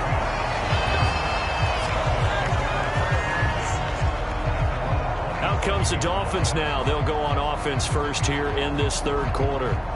Well, out of the locker rooms here they come. Their first drive of the third quarter. And, Charles, they're trailing in this ball game, but we got a tight one and set up to be a very entertaining second half. And as we know, partner, in the NFL, there's trailing and there's trailing, right? Sometimes you're discouraged by how much you're down, but in this case, this is a tight ball game, so there's a sense of optimism here. I think they went into half and looked at their play sheet and said, these are the plays we really like. What do you say we use them to start the second half and get us going? Well, that's just a pile of bodies there, and that's when you kind of find out who's a tough guy, right? Who can stand up and make a play. It was only a 3-yard run, but for both sides, they had to walk away from that feeling like, okay, I can stand up when the going gets tough in here. And he gets this to the 35. Good for a gain of 5. It's not a huge breakaway run, but if your starting running back finishes the game with averages of 5 or 6 yards per touch, you'll take that every single time. 3rd and 2, Fields. Able to find the open man. That's complete. And he is going to have the Dolphins first down as they're able to get the third down conversion. And it's pretty evident that this passing game has been frustrated so far. They haven't really moved the ball the way we might have expected, but this is a good pickup here for the first down.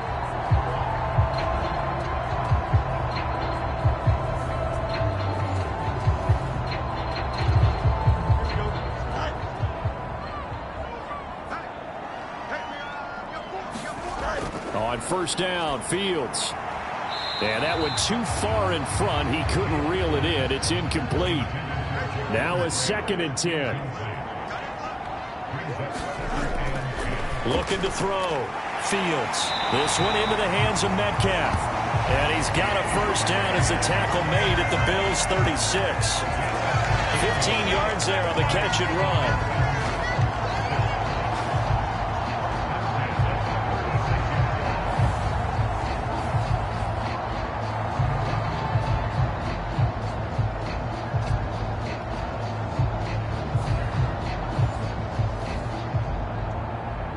Still in search of their first touchdown of the game, but they're on the move. 1st and 10. A run with Mostert up the middle. Nothing doing. Barely able to muster a yard to hit the 35. Well, sometimes you just have to give credit to the defense. Great job there at the point of attack, holding up. They won their battles at the line of scrimmage, left him no space to try and run. A really nice job swarming to the ball carrier. And not much running room. Down to the 32. So it's 3rd and 6, and this will be the 8th play of the drive. Fields now to throw. And that is incomplete. Out is Carlson now for the Raider field goal. He was true on his first. This a tough one from 49 yards away. The kick by Carlson is good, and that'll bring him back within 4.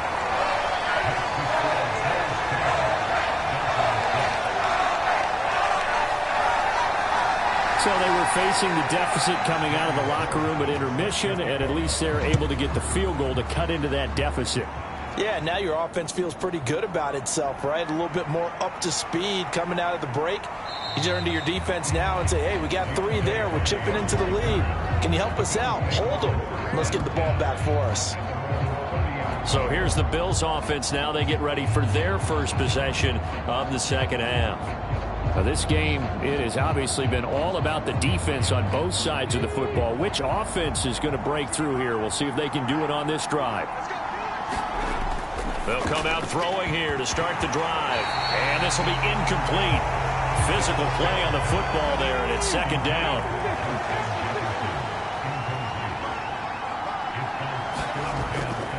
He'll look to throw. Got a man. That's Trent Sherfield. They get 6. That'll leave them with 3rd and 4.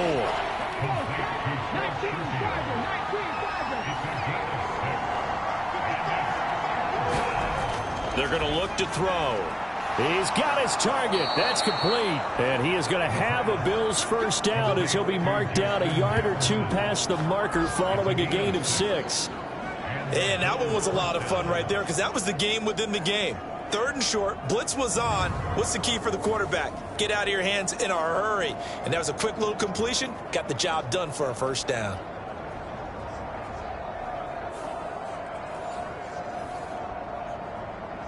Ready, break.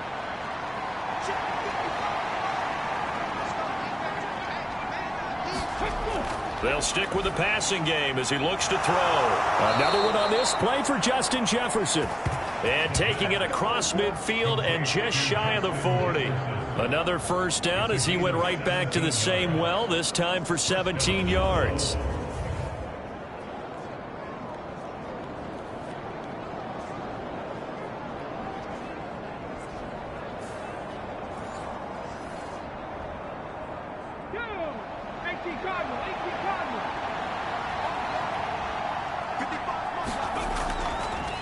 Off the play fake, he'll look to throw.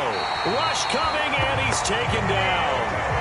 Daniil Hunter, the blitz works to perfection as he gets in there to dump him for a loss of 8. Well, remember, they had the nice gain on the previous play, but they just gave a lot of it back right there on that sack. Yeah, they get the sack, get back some real estate. Felt like the type of play that can spark a defense and swing some momentum. Almost felt like a take that type of a play, didn't it, partner? So that complicates things a bit here. 18 yards to go now on 2nd down. Cook up the gut. And nothing doing here as this time the run maybe gets him back to the line of scrimmage, but that's it. No gain on the play this time, and it'll be a 3rd and long situation coming up.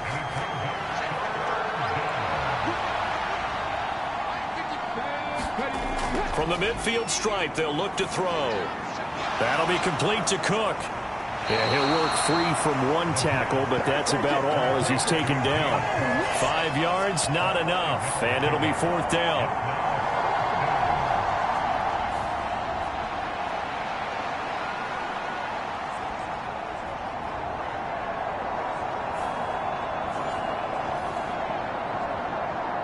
Here's Sam Martin now, as he'll kick it away for the 2nd time. And no return possible here as they angle this one out of bounds.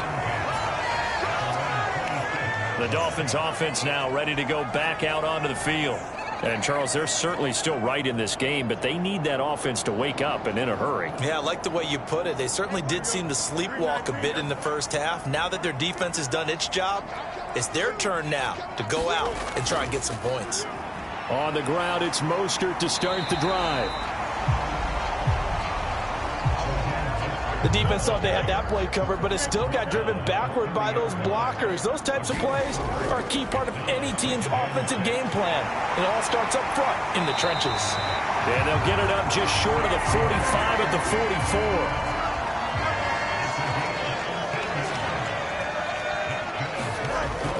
44. On 1st and 10, it's Mostert. And a lane slow and materializing there as he'll get maybe a yard up to the 45.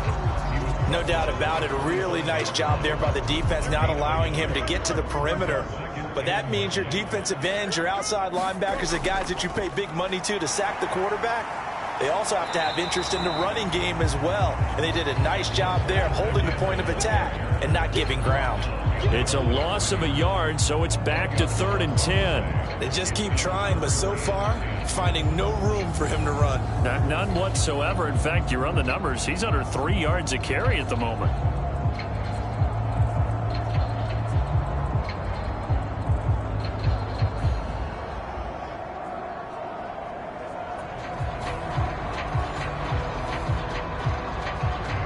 Here's 3rd and 10. Now Fields. And now the ball's out. Fumble near midfield. Now this is picked up by the Bills. And they'll set up shop in enemy territory at the 45-yard line.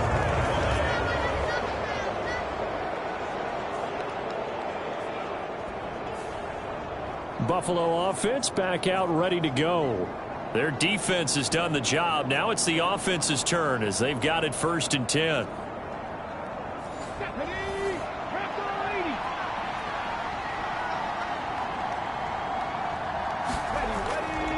Up the middle, it's Cook. And he edges forward, but only gets a pair of yards out of it. And it's 2nd down. You've got to be impressed by that defensive front on reps like those. They were not being moved off the line, kept their shoulders square, and gave their teammates time to fight to the ball and limit that gain.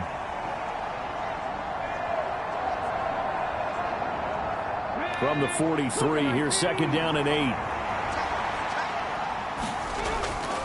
Back to throw. And he's got this to Jefferson.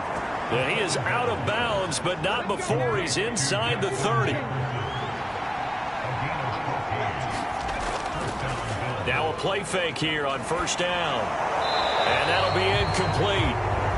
We do have a penalty flag down, however. Let's see what that's about.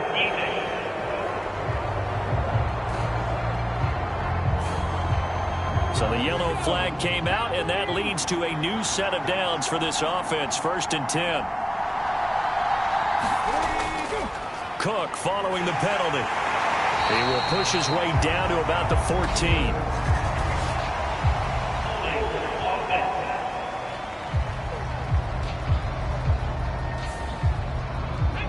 So it's the big left tackle who gets tagged with a hold. And sometimes you're actually executing the block well, and he starts to slip off of you, and instinctively you reach out and grab him. And when it's done like that, it's often seen by the official and called.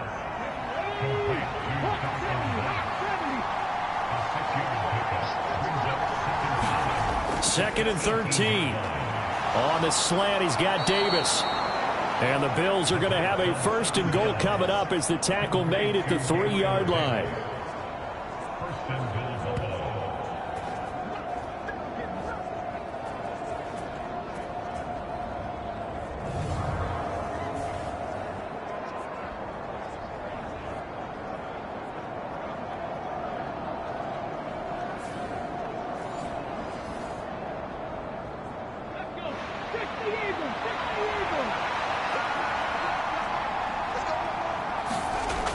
Cook is in.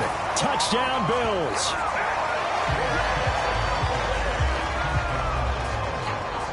We got a little bit of everything on that run. Offensive line creating some space, but how about the guy running behind his pads into the end zone? What does that mean when a guy says running behind his pad? Means that he's going to be a physical runner. That way he's able to use his shoulder pads, his forearms, anything to ward off people and power his way forward.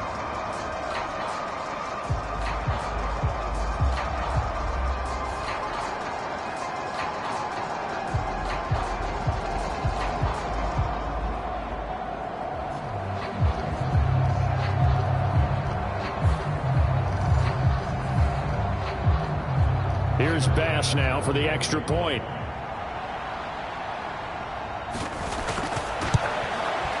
It's good, and now it's an 11-point lead, 17-6. The drive summary that time, 5 plays. And it was James Cook capping all of that off with a touchdown run. This fielded right at the goal line. And he won't quite make it to the 25.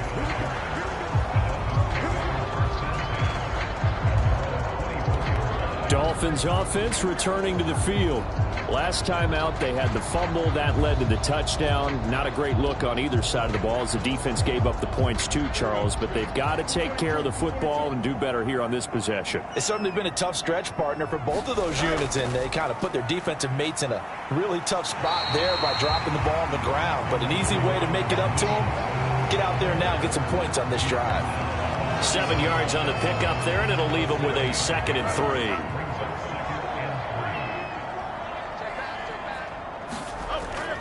Now it's Fields off the bootleg. Rolling to his... And he can't find anywhere to go with it. And he goes down. Gregory Rousseau. Just would not be denied. That's a loss of 7. By that time, it looked like he essentially just ran right into the pass rush. Yeah, partner, I'm not much of an outdoorsman, but the fish jumped right into the net, didn't he? Because you've got to make sure that you're deep enough that you can get around the defensive end, have an angle there. But he couldn't do it because he actually cut that one off. Really nice play coming off the edge. This offense in desperate need of a conversion as they come up on 3rd down. Back to throw. Fields. Now a clash of bodies here, and it's intercepted. And the Bills will take over possession here up at the 44. Charles, whatever's going on between his ears right now, it's just not completely calculated correctly. 7 picks between last week and this week after that one. And they always say the most important part of a player is those 6 inches between the ears. But right now, it's all those interceptions that are going on. So whoever his trusted confidant is on the sidelines, I don't know if it's the offense coordinator, the quarterback's coach, maybe the backup quarterback, that's who he needs to get with now and get himself calm. Buffalo offense ready to go for their next drive. They'll start in excellent field position following the INT. They'll try and start this drive in the air. Justin Jefferson bringing in the slant. And he is tackled inside the 40, not quite to the 35. 1 quarter remains here as the regular season starts to wind down. You're watching the NFL on EA Sports. So from the 36 now, 1st and 10. They'll drop to throw. And Diggs has it. So the completion good for just 3. And that'll bring up 2nd down. They'll set up to throw. The Dolphins get there this time, and they bring him down. Ndamukong Suh, never giving up. He works his way to the QB for a loss of 12. Even the most elusive quarterbacks have those tough days where they can't avoid sacks, and this is one of them. 3rd time he's gone down. He might develop some happy feet now, want to escape the pocket and try and gain more yardage with his legs. The Bills on 3rd down, 2 for 5 to this point. This will be 3rd and 19. They'll look to throw here. Out route to Jefferson, and he's got it. And they'll get him down about 3 yards short of the first. It's a 15-yard pickup, but it'll lead to a 4th down. Boy, they had a lot of real estate to make up there, but what a big-time play for them. Nice completion, excellent gain. Now they're in 4th and manageable. Just a little short, though, with that marker.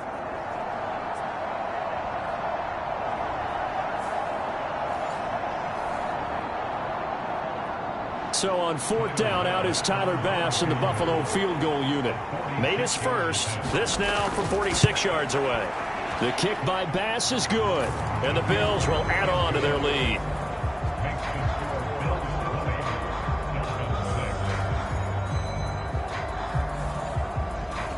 So they settle for just the 3, but clearly right now anything helps trying to salt this one away in the 4th. Without a doubt, obviously a touchdown probably would have been the final nail to finish this thing off, but they still ate up time, got points. So while it's not mission accomplished, it's darn close. Out comes the Miami offensive unit now. They get set to take over. And they've sort of lost their way, partner. How do they recalibrate and get this proverbial train back on track? Well, this is where leadership really comes into play. How's the head coach handling it? The offensive coordinator? Sometimes they just make a joke. All right, guys, you had your fun? All right. Throw it out the window. Yeah, let's get back on track here. And sometimes that'll work just fine. I guess it's time now to lean on that leadership. Give him a couple on the carry there, 2nd and 8. Defenses always talk about earning the right to rush the passer on 3rd down. And you know what offenses want? Win 1st down so they can set things up for themselves better. And that wasn't helpful there. Not a big impact on 1st down.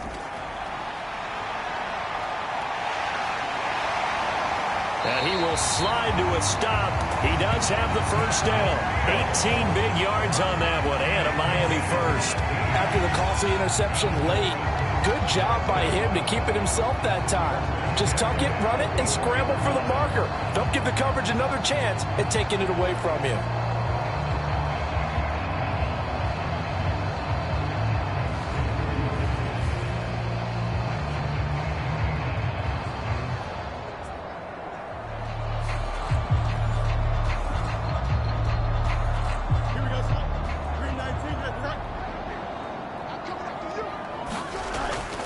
From the gun, a run with Mostert. And no room that time, getting it to about the 46. Just a yard on the pickup there, and it'll bring up a 2nd and 9. Well, partner, I don't think it's any secret that any running back wants to be able to see a hole open so that he can gallop through it. But in this case, he had to slow down. There was really no hole there, and he took a big hit in order to get that 1 yard. From the 46, here's 2nd and 9. Here's Fields.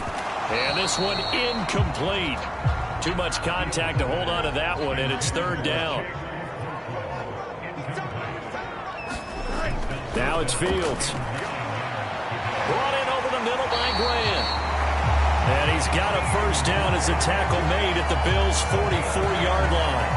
And they get 10 yards there and convert on 3rd.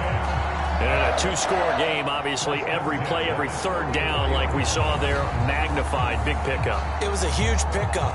What they really want, though, is to not even get to 3rd down. They've got to maximize time and conserve as much as possible.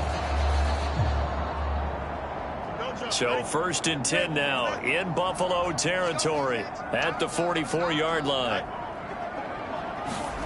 Here's Fields. He'll find Metcalf. They'll wind up getting 7 on the play, and that'll make it 2nd down.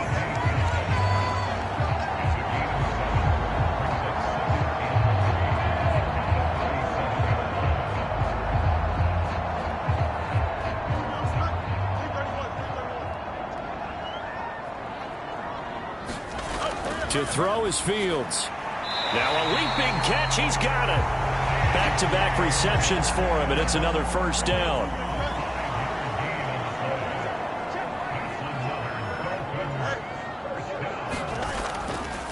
On the handoff, this is Mostert. And he is going to be stopped cold behind the line of scrimmage. It's a loss of 4 on the 1st down play. That's a play to take note of there for the defense, I think, in the future. If you're going to try and block him, maybe you get a guard to help double team him and try and steer him out of the play. They should have done it on that snap. Here we go. Well, this has been a good march down the field, but now they're stuck looking at a 2nd and 14. Fields. And they'll get this on the screen to Mostert. And he is going to lose yardage here. It'll be a loss of 4 yards on the play. And they're going to face an uphill battle here on 3rd and long. And that screen there on 2nd down certainly didn't develop how they had hoped. Is that one they should have even tried, or is that one the quarterback sticks in his pocket? I think the latter. I like what you said there, because trying is one thing. We can second guess just about every call. But in this case, when you realize it is broken down, just throw it at the feet of your intended receiver so that no one can pick it off, right? You don't have the ball tipped up in the air, and you come back and try and pick up the 1st down on 3rd down. That way you don't lose any yardage. Throw on the run, but that's going to be incomplete. 4th down. Fields has to have this one. And it's incomplete. They cannot convert, and they turn it over. The Dolphins can't convert on 4th down, and the Bills are going to get the football back. So they really needed points here in a 2-score game. Could not come away with anything there on 4th. And while we know they're a little bit discouraged here, they can't check out of this game. You and I have called a good number of games over the course of our career where we've seen these types of situations. Teams get the ball back, and that miracle does occur. So they can't let that dream go just yet. They have to get stout on defense here. Yeah, right now really hoping for a turnover. They'll come out throwing here on 1st down. And intercepted. Maybe the turning point they need. Picked off by Jerome Baker. And he will bring it back. It's a pick 6 and a Dolphins touchdown. Well, dare I say it, it's kind of quid pro quo. Both defenses now with an interception return for a touchdown. Your vocabulary, sir. Well done. Now for the extra point, Daniel Carlson.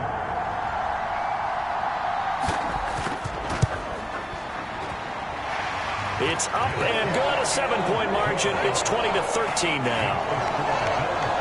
So the defense creating some points, not only getting the interception, but then returning it to the end zone for the pick 6. So they'll get another shot on offense following that pick 6, and now the kick is away.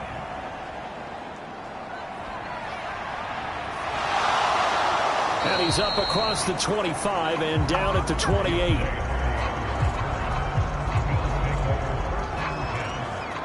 Out come the Bills as we take a look at the playoff race in the AFC. And right now they're in that number 2 spot. They would love to hold on to that, but obviously first things first. They want to clinch the division. And that's what everyone plays for. Win your division first, guarantees you a spot in the playoffs, but still a nice spot to be in. Not as good as it was when the number 2 seed meant a first-round bye. That's all changed with the new playoff system, but still a nice spot to be in. That one goes for 30 yards. Despite writing it down on my notes, I never give enough credit to the offensive line, and we have to here. The protection, that's what made this play a success. Quarterback had to wait for his crossing route to develop, and that takes a little bit of extra time. Excellent job by the big fellas up front. A throw over the middle taken in. And he'll be stopped at the 35, but not before he picks up 7 yards.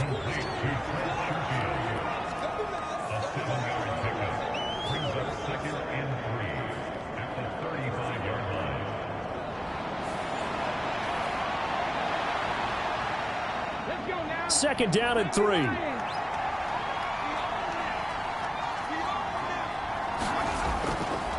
On play action, they'll throw. Pass caught. It's Davis on the crossing route. The Bills passing game getting them down the field. They've got another first down. They'll set up a throw. And the coverage terrific there as that's knocked down and incomplete. Second and 10.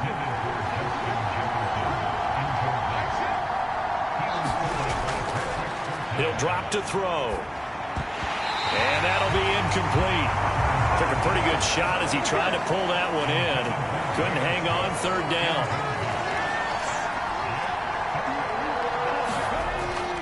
Now back to throw.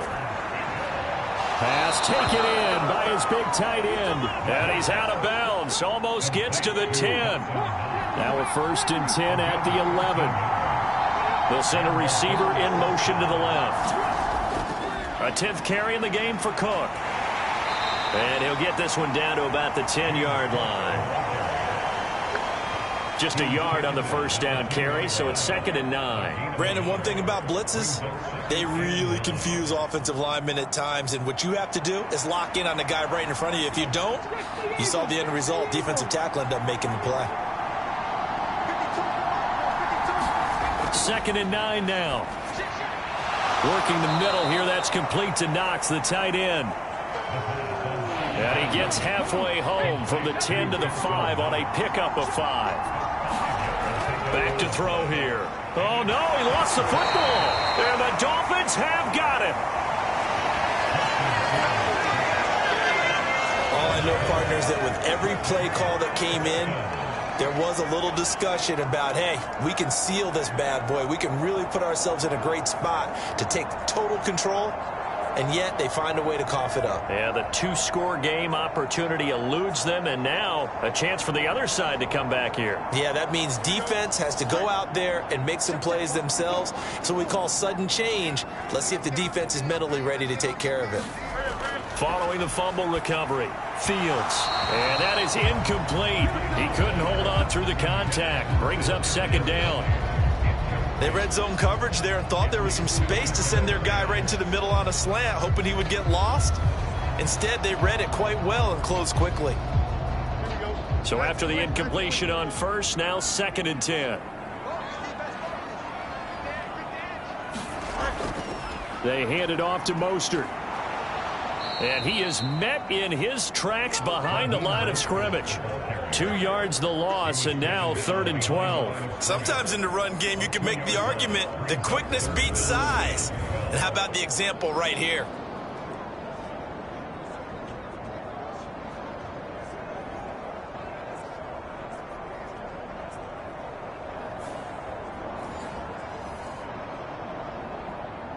Possibly a turning point. Big play coming.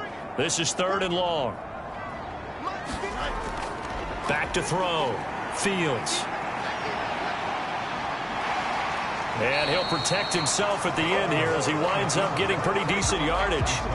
Pretty solid gain of 7 yards that time as he scrambled, but now they face a 4th down. Nice call on defense, rolling out the nickel package for that big 3rd down play, and they did an excellent job locking down coverage and forcing him to try and run for it, and he doesn't get there, which brings up a big 4th down call. The Dolphins will send out the punter now, standing just outside his own goal line. They punted 3 times in the loss last week as he sends this one away. They'll score that a 36-yard punt, and the Bills will take over the football with a 1st and 10. Justin Jefferson and the rest of this offense, they've got their helmets back on, and they're ready for this next series. They have to like what they've gotten from him in this game. Think about the accumulation of catches. 8. The yards per catch now, because you're getting more than a 1st down every time he's touching the ball. This is the kind of game you want when you're able to throw it out wide. Absolutely. Over 100 yards, has the 8 catches. Well, at this stage, that's exactly what you want offensively. Good run on 1st down, stay in bounds, keep that clock rolling. And look at that play chart that the play caller has in his hands right now. That's what you got to focus in on, because that's divided up by sections. And right now, he's looking at that 4-minute offense section. What running plays do we have to bleed down the clock and take care of the football? Right now, they're executing really well. So fresh out of the 2-minute warning, and here's another timeout taken with 1:55 remaining. And not totally home free yet, but it's looking good as they come up 1st and 10. 5 points of contact necessary at this stage as they'll run on 1st down. The Dolphins going to take their 2nd timeout. That'll leave them with just 1 remaining in this 4th quarter of play. So they come up on 2nd down, and they can get another run like we just saw. Would likely put an end to this thing. Again, it's Cook. A short gain here, maybe a yard to the 29.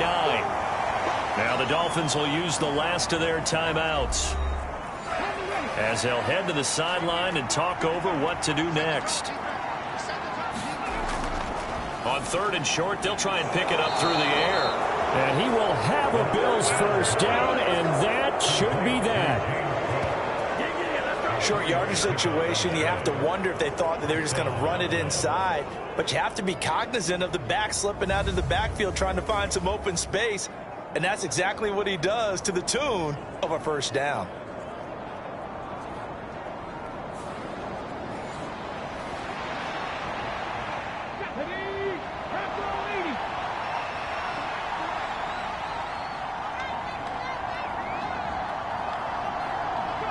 The Bills on their way to victory now as they take the knee.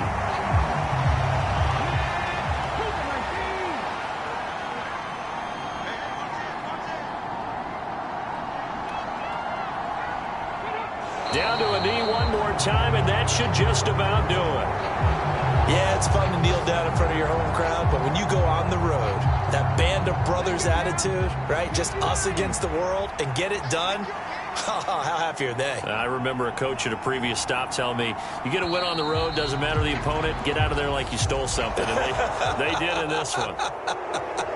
So it's a victory here for the Buffalo Bills, and they were really helped by their defense, forcing 3 turnovers. I think what we saw in this one, today's defense. And what I mean by that is in the old days, pitching shutouts was big time. That was paramount. But the big thing was holding people down, holding down their yardage, right? Don't let them throw the ball through the air and gain a lot of. But now it's about taking the ball away, taking away possessions, getting the ball back for their offense. They had 3 takeaways in this one, and it led them to victory.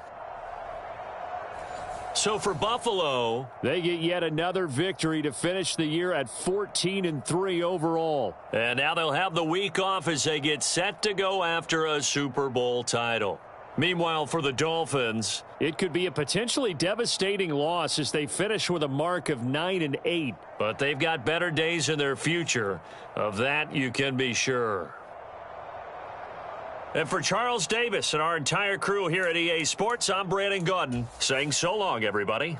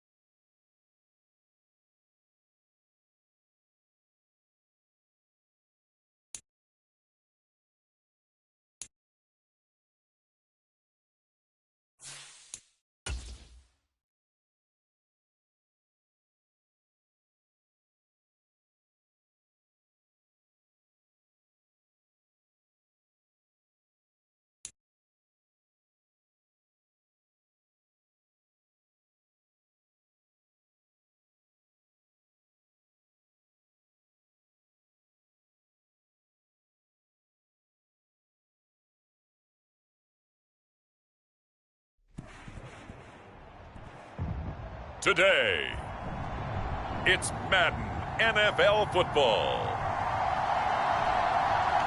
It's Week 18 of the NFL on EA Sports.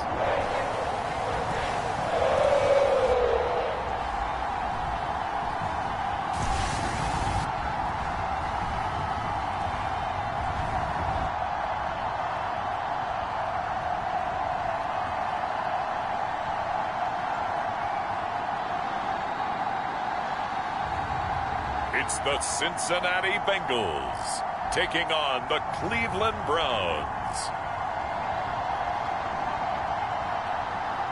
From the banks of the Ohio River, there's a look at what's now known as Paycor Stadium here in Cincinnati.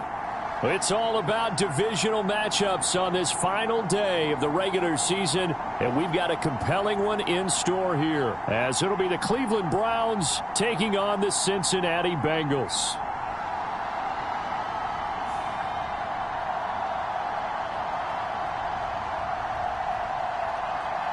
With Charles Davis, I'm Brandon Gaudin, and yes, it's January 7th, but we haven't seen you since New Year's Eve.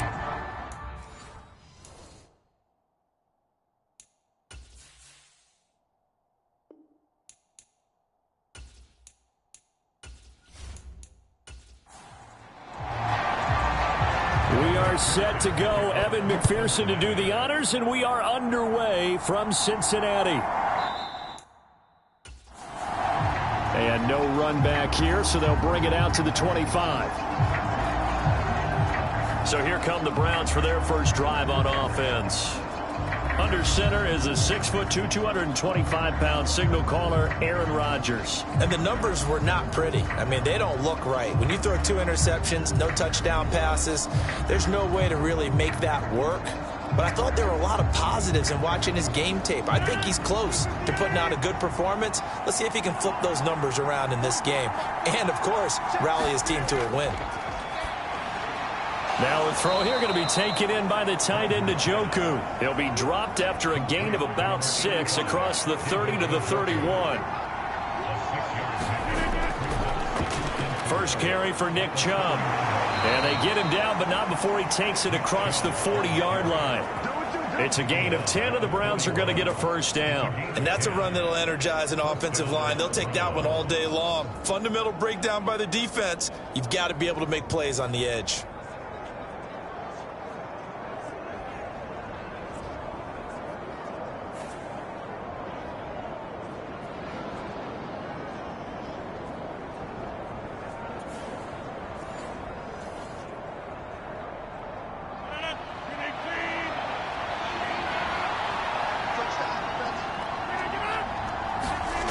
Rodgers now on first down. That's complete to Peoples-Jones.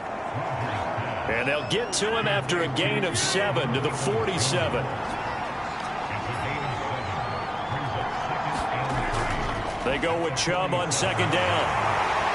And he'll be brought down at the 48-yard line. 4 yards the pickup, first down. Now, we all know that an offense coordinator and a quarterback, they're aligned at the hip. But when you've got a runner who can get you that kind of yardage, that guy's invaluable. Oh, he tried to fit it in on the slant, and it's intercepted.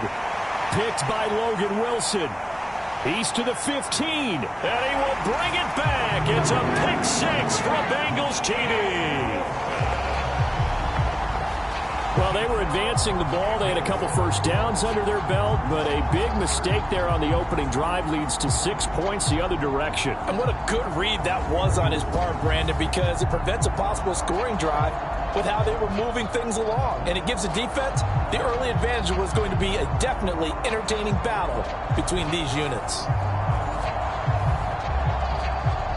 Evan McPherson for the extra point.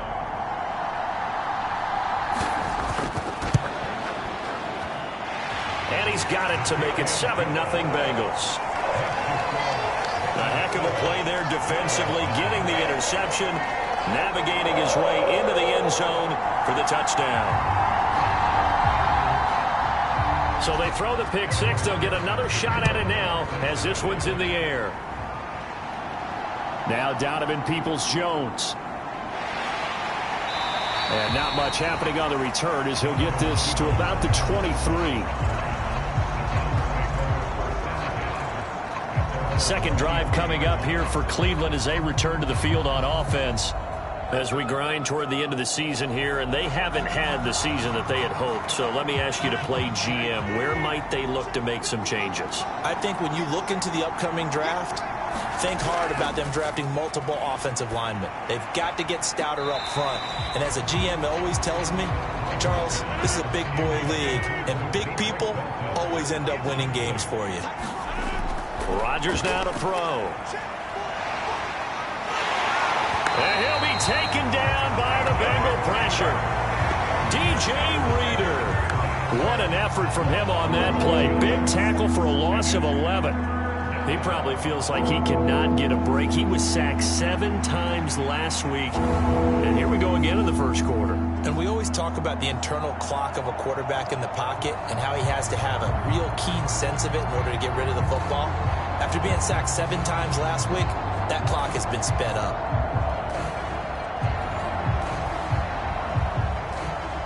Now third down and very long.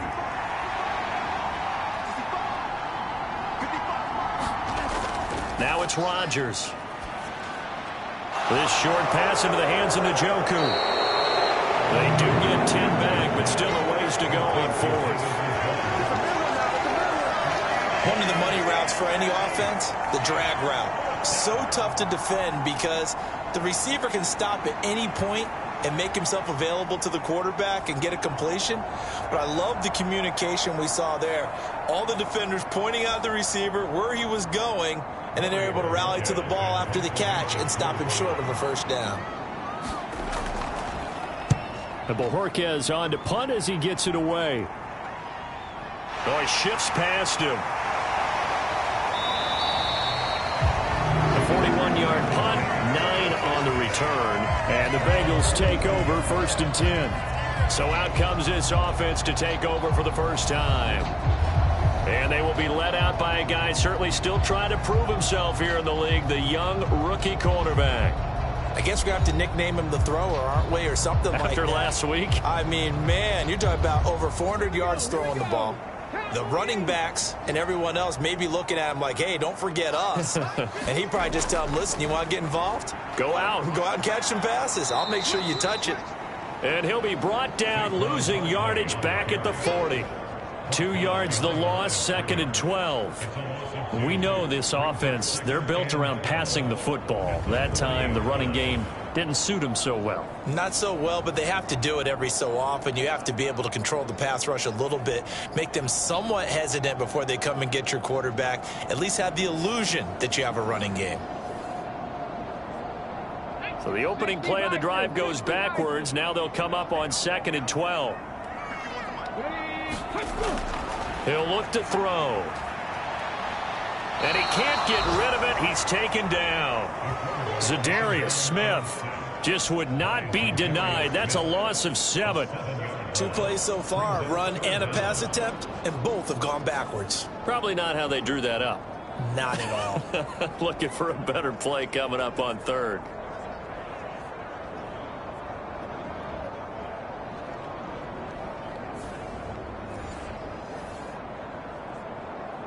Third and 19. They'll look to throw.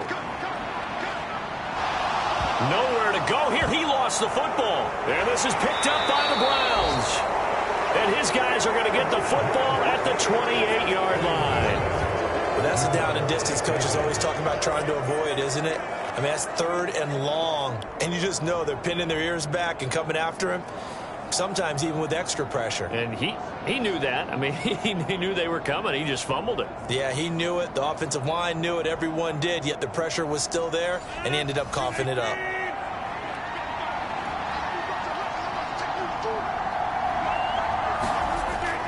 On 1st down, they'll run with Chubb. Might have gotten this one down to the 28, and that's all. Ball on the 28-yard line. Here's a 2nd and 9. Throwing now is Rodgers. He's got Njoku over the middle. They get 7 out of that, so they're left with a 3rd and 3.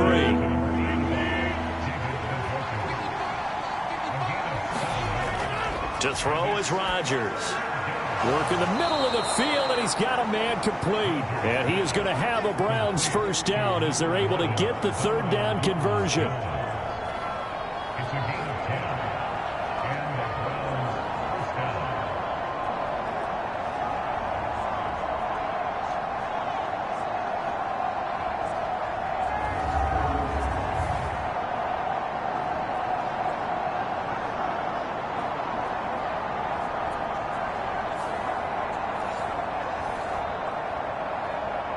Now a 1st and 10 at the 11. And Chubb will try the middle here. A great move in there, but it only takes him to the 7. He's dropped there. From the 7, it's 2nd and 5. Here's Rodgers to throw. Oh, and his early struggles continue. Here's another one intercepted. Picked by Logan Wilson. And the Bengals are going to take over at their own 30-yard line. And as we've seen, points have been precious so far, and they just threw some away on that snap. And look, let's face it, as we advance further into this game, that play will be on the minds of everyone who's watching it. They wonder if this is the turning point. Is this the spot where those points were given away and could cost them a ball game? The Bengal offense on their way out as we look at the playoff race in the AFC. Well, we do know, Charles, they will be in the playoffs. They currently sit at pole position #1, but nothing's set in stone right now. They still have to earn that top spot. And it makes me reflect back to preseason when you and I do our tours of camps. The prevailing message in each and every one of them was what? Win the division. Win the division. Win the division. You know you're in the playoffs. It means something. It means a home game. It means a number of other things, but winning the division is paramount. You're right. They won't step off the gas here. On the throw, led him too much that time. It's incomplete. So the incomplete pass on the last play, and that leads us to a 3rd and 3. Looking to throw. Oh, he had him. He was open, but he couldn't get it to him. It's incomplete. So on 4th down, on is Brad Robbins to punt for the Bengals. They only punted twice in the win last week as he gets this one away. 7 yards on the return after a punt of 39. And the Browns will take over 1st and 10. Ready to take over again on offense. Out comes Cleveland. They're probably lucky to only be down 7-0 as they come up 1st and 10.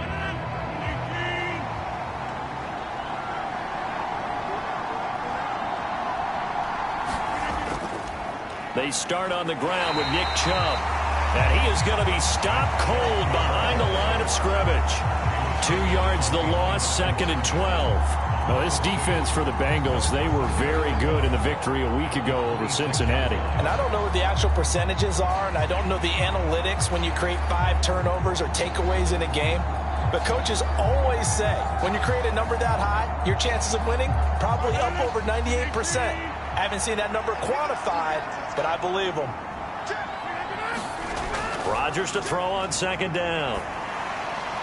That's to the right sideline, and it falls incomplete. An incomplete pass on that last play, and that means they'll need to come up with something here on 3rd down. Rodgers going to throw. And that's going to be incomplete. The contact there enough to jar that ball free, and it brings up 4th down. His first punt, 45 yards. This looks good as well. And no return on this one as the fair catch is signaled for and taken.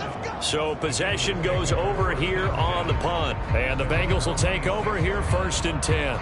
The Bengal offense now gets set to head back out onto the field. And they, on paper, Charles, no doubt they have the edge in this one. They are sitting with the AFC elite, and on the other side, they're down toward the bottom of the AFC. But you know what they say, especially at this point in the season, watch out for a trap game. And in doing so, I would take my game plan and condense it. I would rely on my fundamentals, the fact that my players are probably just better, and not try and do too much. Do just enough to win the game. And on the other side of the field, I'm doing everything. Every trick play I can think of. There he goes, right side. He may go. Saquon Barkley. And all the way in for a Cincinnati score. Saquon Barkley. Halfway to 100 now with career touchdown number 50. And the Bengals are able to strike quickly to add on to their lead. Boy, Charles, this offense is just so explosive. They lead the league in scoring, and another example of just how good they are right there on that play. Yeah, we often overstate about how explosive teams are, but this team is truly a threat to score on every snap, especially on the first few plays of any series. And a big strike like that only adds to their reputation as the league's best offense. Extra point by McPherson, up and good, and it's now 14-0.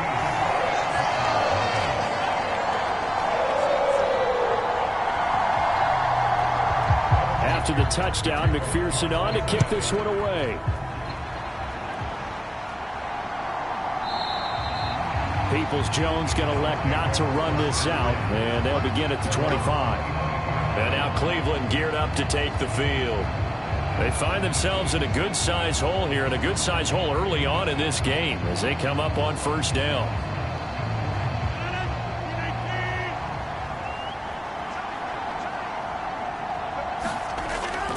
They begin this drive with Chubb, and nothing much materializing there on the first down run. He'll get a couple, and that's it. You talk about this Bengals defense. They're a tough unit to throw against, currently 4th toughest in the NFL. Take those rankings, throw them right out the window, because this is what you prepare for. This is what you practice for. This is what you think about. The ultimate test, taking on the #1 overall offense in the league. A nickel look now for the Bengals as they try to stop them here on 3rd down. They'll run for it. Here's Chubb. And he will have a first down as they get him to the ground at the 37. A 3rd down gain of 3 yards, and that'll be enough. That's a tremendous group effort there, because when you talk about offensive lines, the best ones, talk about guys that play in harmony, in sync, and getting things done, and they did that on that play. Yeah, especially on 3rd and 1. Got to be in sync, and they were. Line of scrimmage, the 37 on 1st and 10. Here's Rodgers. And there is Amari Cooper, his first catch. And getting this just shy of midfield, they'll spot it at the 49. 2 first downs have him up near midfield now on 1st and 10. Throwing is Rodgers. Looking for and finding Amari Cooper again. And he's able to get this one down to the 40-yard line. So on the other side of the field now, it's 1st and 10 as they've got things rolling on this drive. Takes this to the 32, maybe the 31, and then the defense rallying quickly after that broken tackle. It's a 7-yard carry to set them up with a 2nd and 3. A nice run here early on. It doesn't take a great play caller to realize you want to establish a guy of his caliber with runs like this early, because they'll pay dividends as the game progresses. Now 2nd and 3.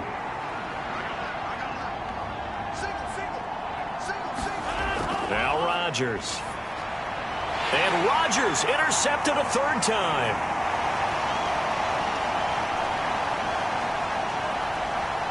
And he will bring it back. It's a pick 6 for a Bengals TD. Boy, this defense is circling early. A pick 6 there, and they are off to the races here this first quarter. And, partner, when you get off to a first-quarter lead like this, it really frees you up defensively to take some chances, really apply some heat. And that was just a tremendous play to pick that ball off and bring it back for a score.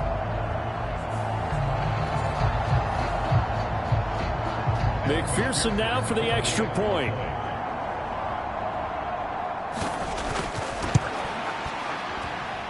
It's good, and before you know it, it's 21-0. So the defense creating some points, not only getting the interception, but then returning it to the end zone for the pick 6. So how about this for a start? 21-0 here in the first as they kick this one away. And he will be taken down here as the first quarter of play will come to an end.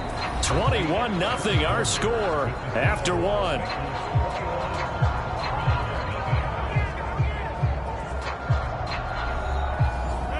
The Cleveland offense ready to go.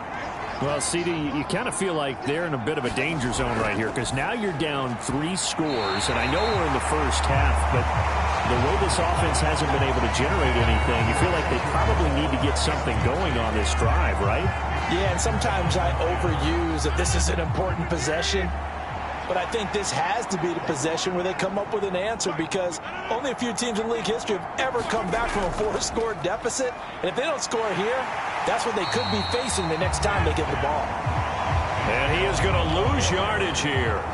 It'll go as a loss of a yard, so now they deal with 3rd and 11. This defense is really flown around in the first half. They've gotten to the ball carrier before they can really get started. Offense going to have to come up with something else in order to try and get this running game going.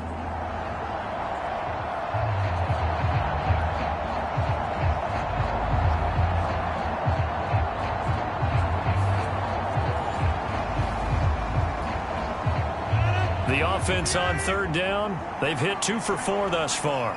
This is 3rd and 11. Now Rodgers.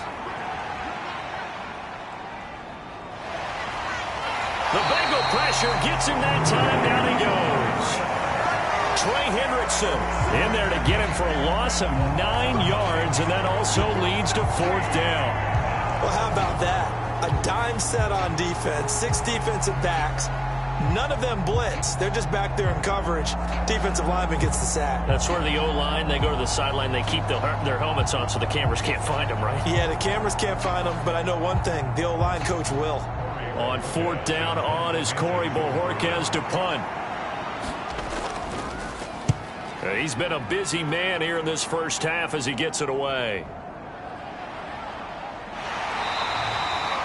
Call that a punt of 38 yards officially. And they will take over 1st and 10.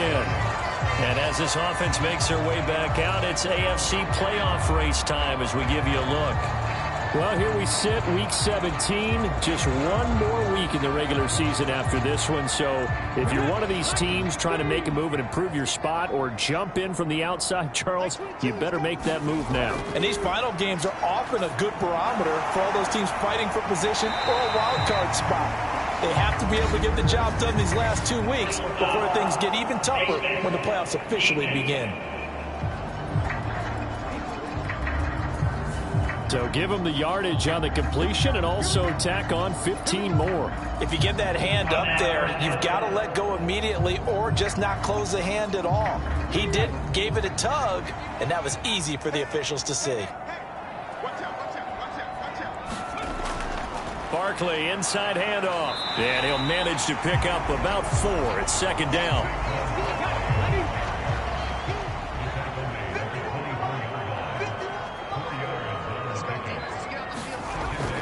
They're going to look to throw. Quick slant caught by Chase. And Chase going to pick up a Bengals 1st down as a tackle made at the 15-yard line.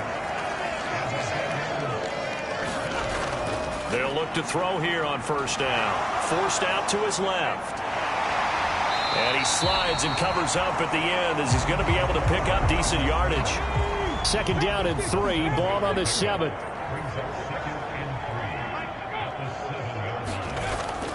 Up the middle with Barkley. And he'll be stopped just outside the 5 at the 6. 2 yards still to go. 3rd down now. Back to throw. He's got his man, T.J. Hockenson. Touchdown, Bengals. T.J. Hockenson, his 6th touchdown of the season. And the Bengals are able to widen their lead here in this first half. I know a lot of people look at these games and think, all right, this thing's done. Let's have some sportsmanship. Let's not try and score. You should never do that in the NFL. I've seen big leads blown and teams that looked like they had a victory, all of a sudden we're going home with a loss.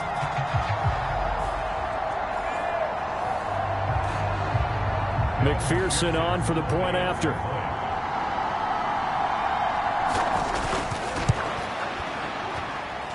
It's good, and they stretch their lead to 28-0 now.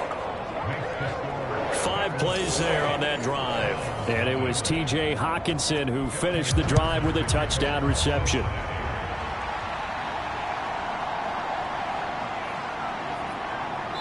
And his guys will get the football right at the 20-yard line. Another opportunity now for the Browns offense. These guys definitely hoping for a better showing than their last appearance. They couldn't really even move the football much beyond the shadows of their own goalpost, Charles. We'll see if they can get a better, more sustained drive going here. Yeah, and every team that we ever talk to says the exact same thing. When you start a drive from that deep in your own territory, the goal is a minimum of at least 2 first downs, because even if you have to punt then, you change the field position, right? You flip the field a little bit. They didn't get that done. This time they want to string together a nice drive and help themselves out. Up the middle, it's Chubb, and he'll be brought down right at the 30 here. They'll get 3 as the drive continues. It's a first down. From the gun, it's Rodgers. And that is taken in by Njoku. And they bring him to the ground just shy of midfield. Big yardage there for the Browns, 18. They've looked his way quite a bit, and in my estimation, as well they should. Well, that's now 5 catches in this first half alone. And he picks up another first down. He's been an important part of their offense here early.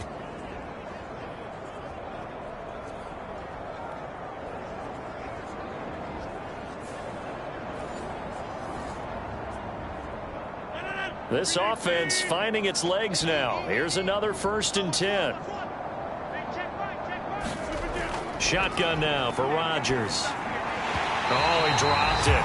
And that's pretty indicative of the way this one's gone.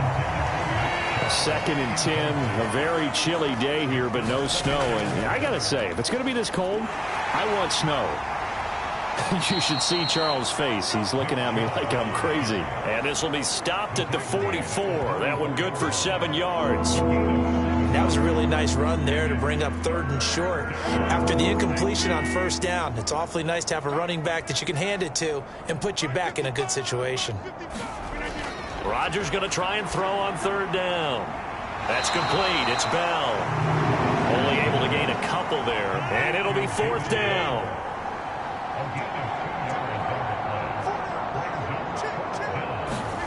They'll go for it. It's Rodgers. And he gets it inside the 35 and just shy of the 30. A gutsy call. Turns out to be a good one, though. 1st down on a pickup of 11. As a defender, I always found the slant route extremely difficult to cover unless you're able to jump on top of it early, because once he gets his hands on the ball, he's at full speed going away from you. It all happens in the blink of an eye, doesn't it? It really does. The timing is so important. That ball's got to be out of the hands of the quarterback and to the receiver like that. And if it is, you often get a very successful play. Now throw right side here, going to be incomplete. Line of scrimmage, the 31 as they line up, 2nd and 10. Rodgers again now. Under pressure, and he will go down. Sacked back at the 38. B.J. Hill breaking through to get him to the ground. It's a loss of 7. He continues, Charles, to be under constant pressure. These sacks, they're starting to pile up. And if they want to have a realistic chance in this one, they've got to change their blocking assignments. They've got to do a better job to keep him upright. If he's going to be on the deck constantly, they've got no chance to win this game. So a tough situation to overcome here. 3rd and 17. To throw, it's Rodgers. And that's going to be caught by Peoples-Jones. And this effort will not get it done. He stopped well short of the 1st down at the 29. So the completion results there in 9 yards. And that's going to make it 4th down.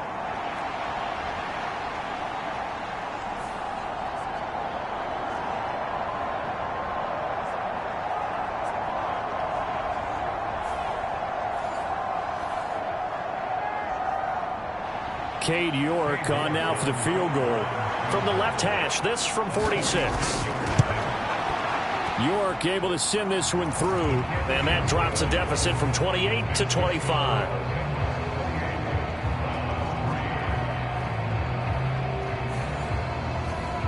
So the field goal there caps what winds up to be an 11-play drive. Well, partner, that's a lot of offense to run there to only get 3 points. I just wonder, are they going to recycle those plays because they were successful in getting 3? Or do you go to another section of the playbook trying to find ones that get you into the end zone, get you 6? Cincinnati now ready to take the field. And they had the touchdown during the last drive, and I'm guessing that you like the balance they had on that last drive. And I loved it. Forget liking it. Absolutely love what they were doing, because to be ahead of a defense that much, where every play call you have, run or pass, is working pretty well for you. Makes you look like a genius. It really does. It also lets you know that your preparation was pretty good, and now the defense has to do all the adjusting. And from the 25, they work this to the 29, a gain of 4. 2nd and 6. He goes right back to Adams. That's complete. And brought down, but not before reaching the 45-yard line. Second catch for him today, and it'll wind up a first down. Well, if you like the matchup and that connection works to start the drive, no reason to go away from it. Let that defense prove that they can stop you. And here, it's 2 throws and 2 first downs.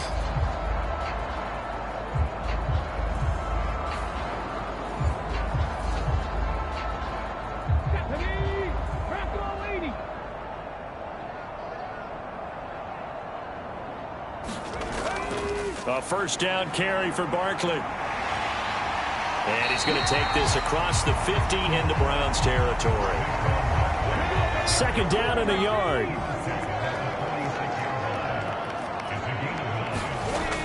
They'll go to Barkley again. And he'll get this down only to about the 46. And Bengals on 3rd down. Just 1 for 3 thus far. They're looking at 3rd in the nose of the football. He's got his running back out of the backfield. And they're going to have another first down as he's going to be tackled at the Browns' 36. The Bengals passing game finding a rhythm. They've got another first.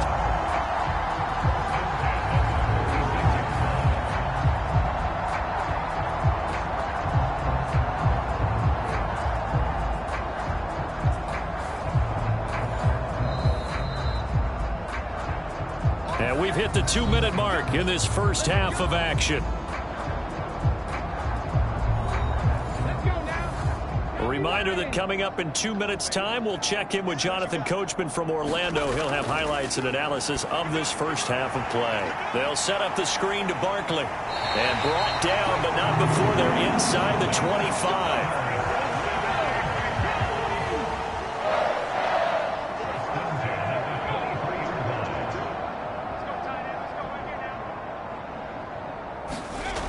Back to throw now on first down. Going underneath, he's got Hawkinson.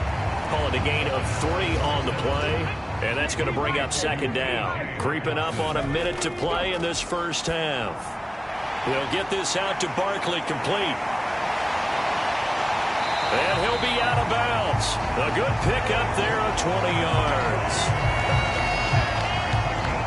And when you're throwing the ball downfield really well like they have been on this drive, it's really a nice time to work one of the screen plays in. One of my favorite play callers in the game has always told me he starts every game with 10 to 12 screens, because if he starts feeling the pressure from the defense, he uses their aggressiveness against them. A chance to really cap off a big first half here as they come up on 1st and goal. They're going to run this with a tight end. And he takes it into the end zone. Touchdown, Bengals. Drew Sample, his 2nd rushing touchdown on the year. And the Bengals will extend their lead in the final minute of the half. That story that they just gave up there, that's a tough one for their defense to swallow, because they've had a tough time through the first 2 quarters. They really were determined to get a stop there. Unable to do so. That makes their comeback hopes that much more difficult. And McPherson on for the extra point.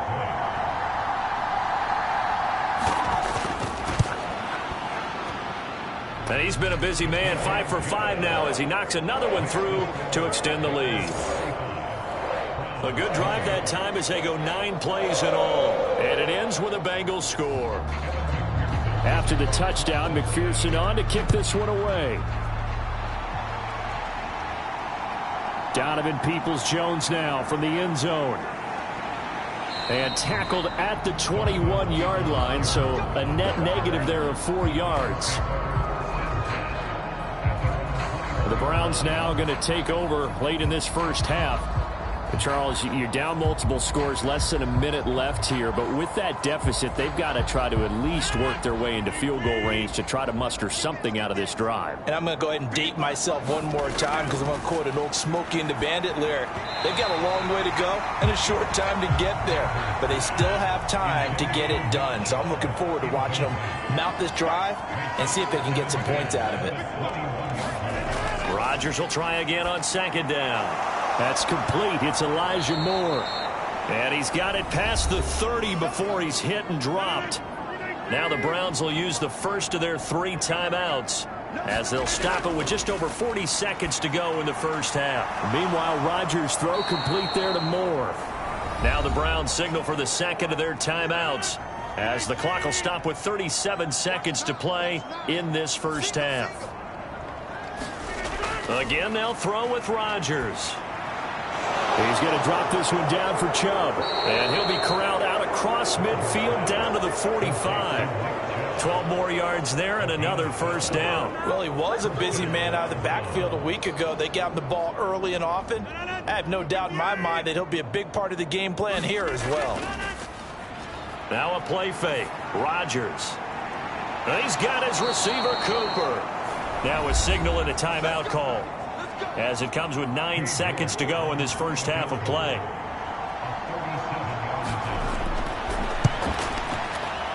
York able to send this one through. And that will knock this down to still a very large 29-point deficit.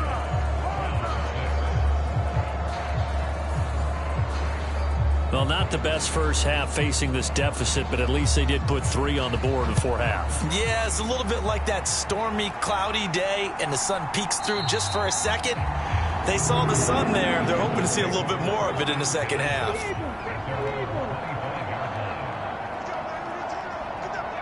And with time running down, they go down to a knee. So we've come to halftime after a very one-sided beginning to this one. As we send you down to Orlando, where Jonathan Coachman has our EA Sports Halftime Report. Coach. All right, Brandon, thanks very much. It's all down to this. Week 18 of the NFL regular season. Lots to be decided, so let's get right to it. We'll begin up at Bank of America Stadium in Uptown Charlotte. And it's the Buccaneers who are out in front in the second quarter. Baker Mayfield with a touchdown pass. From there, we head up to Wisconsin to check out the Packers at home in Lambeau. And you can see, currently they trail in that ball game. Lamar Jackson with 3 touchdown passes. Finally, let's get to Indianapolis to check on the Colts at home at Lucas Oil Stadium. As you can see, the score there in the second quarter. Josh Downs, a touchdown reception.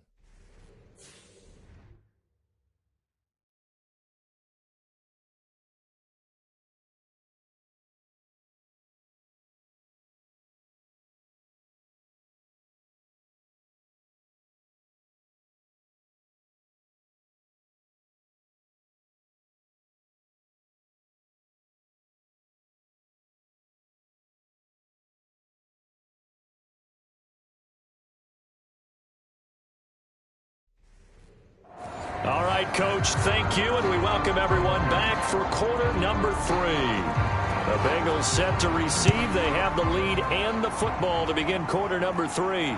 The return man, Ty Johnson. And he brings us out past the 20 to the 24.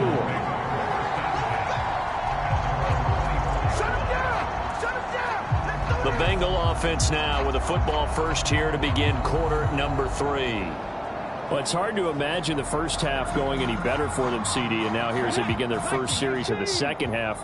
I mean, if they score here, this one, it's pretty much out of reach. We honestly might already be at that point, partner, because this team, they were dominant in the first half, continue to be dominant now, and I think they're viewing this as a put-away drive on their way to a lopsided victory. So give them 5 yards there on the pitch and catch, and it'll be second down.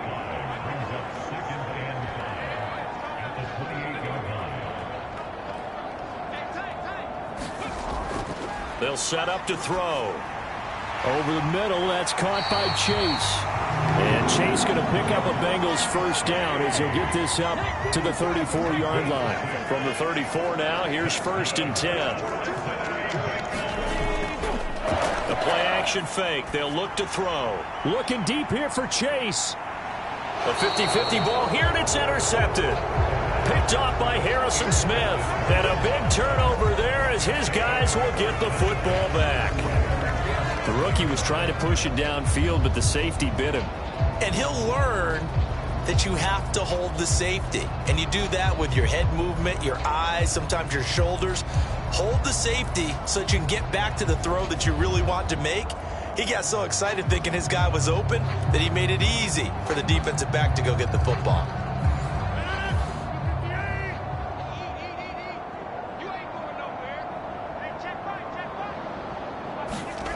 So after the INT, it's Rodgers. This short pass into the hands of Njoku. And he'll go down after losing yardage at the 10. He was unable to shake free there, and they'll cover him for a loss of a yard. Heck of a play there to get to him quickly and get him down for a loss. I think they did a really nice job getting ready for this game, scouting, watching film, and understanding defensively what the play design was.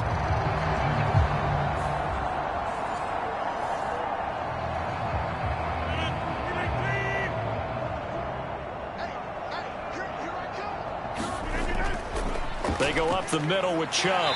And some room for him there as he'll take this up to about the 15. And a nickel look here for the Bengals as they try to defend this on 3rd.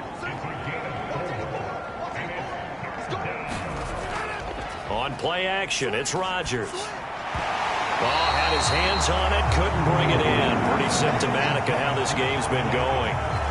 The passing windows are just not there. That's just another example of how great this defense has been all game long. And that's exactly what a top 10 defense can do. They can really change the game tempo and frustrate you as you try to execute offensively.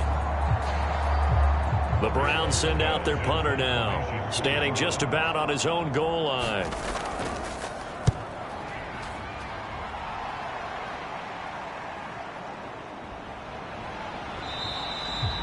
A 47-yard punt, maybe a couple on the return. And it will be 1st and 10 as they take over. Now the Cincinnati offense ready to see what they can do here. So now, Charles, this drive maybe a touch more important, trying to erase the memory of that interception they had the last time out. Yeah, and everyone goes through this because even the best in the game, you're going to have games where it just doesn't go right for you, and interceptions result. So frankly, to me, it's all about how you respond, not just the types of plays that you call, but how you carry yourself, how you show your team that you're still with it, and how you continue to lead. 15 yards is the pickup there, and the drive starting very nicely. 1st down.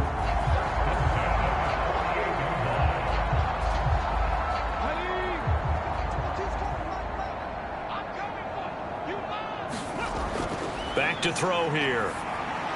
They'll try and set up the screen. It's complete. And he is out of bounds inside the 35. So 1st and 10. And if they score on this drive, might have to start digging in our second half blowout material. They'll drop to throw. It's caught here by Adams. And inside the 20 before he's brought down. Another big hitter there. This one good for 18. My goodness, they've come out locked in on this drive. Play calling, execution, they are fully in sync. 3 straight passes, 3 first downs. They're moving the ball downfield almost at will. This defense really struggling to find answers. So the ball down to the 16 here for 1st and 10. They'll look to throw again. To the goal line, but it's incomplete. After the incomplete pass, here now is 2nd and 10. Here's a give to Barkley. And all the way down inside the 5 to the 4. 98 yards for him on the ground now as he has been terrific here this afternoon. I don't know what this says about me, but I love successful runs up the middle when the blocking is so well executed like that. And it doesn't matter whether it's zone blocking, whether it's a power scheme. When you have a blocker on a defender and then the running back can read it, find the proper hole, and just go, it's sometimes a thing of beauty. Johnson. Going to take this down just short of the goal line. He got 3, but could not get the ball over the chalk. 2nd and goal from the 1. They hand off to their big tight end. And he pulls his way into the end zone for a Bengal touchdown. Drew Sample, his 2nd touchdown of the game, his 3rd on the year. And the Bengals have taken a 5-touchdown lead. And he certainly played a pivotal role with those 2 TDs and why they're up on the scoreboard right now. Well, someone's all about winning, aren't they? Because he's not worried about the number. Sure, it's great to have 2 touchdowns. But the bottom line is what he's doing is contributing to their lead. He wants to continue to do so. McPherson now for the extra point.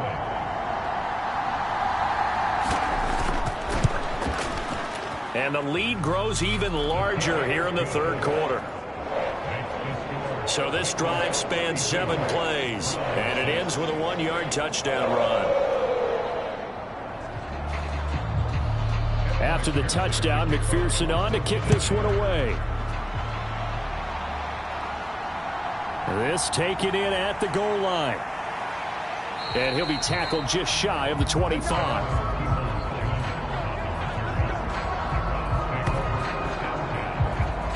Now the Browns offense, they get ready to head back onto the field. Well, this has been a tough one for them, Charles. They've struggled really on both sides of the football. And one thing that's really plagued them, the turnovers. They've had issues keeping the football in their possession. And every game that's ever been played, all coaches talk about taking care of the football and limiting turnovers. And in this one, after we saw that first turnover, we worried that things would snowball, and it certainly did, especially on the scoreboard.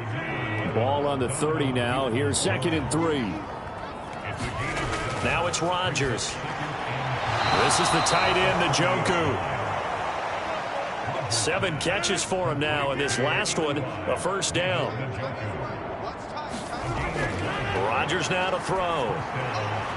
This short pass into the hands of Njoku. Just a gain of a couple there. And it's 2nd down. They'll try the draw now with Chubb. And he'll get it out to midfield. They'll spot it right at midfield at the 50. 9 yards to pick up there, and it's a 1st down. Look, I realize on any play call, when it's properly executed, it can go for a touchdown. But the runs that really make it work are the ones where you just get what you need, right? And he barely got the 1st down, but he got it.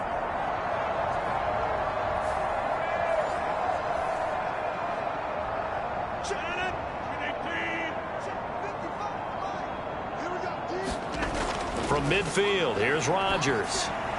And he'll hit the slant route. That's caught by Cooper. And he is tackled inside the 40, not quite to the 35. The Browns passing game finding its stride. They've got another 1st down. That's the number 2 receiver in the NFL in terms of yardage. And tell you what, a few more plays like that, he won't be number 2 for long. Well, that's what often happens when you have competitors running around the field. These guys know where they stand in relationship to yardage, totals, numbers, the whole deal. And let's face it, all of them, they all want to be number 1. Rodgers' throw taken in by Cooper here. And he gets this one inside the 15, just a yard or 2 shy of the 10. A good pickup there, 26 yards. Now what we're seeing, this is much better from this offense because so far in this game, no touchdown to this point. And what's usually a direct correlation? Very few explosive plays. That's been their issue, not able to make that big shot downfield or break one off, but a nice game there for a 1st down. Rodgers now on 1st down. Again, it's Cooper as he makes the catch. And he gets halfway home from the 10 to the 5 on a pickup of 5. Here's a 2nd and 5. A give. This is Chubb.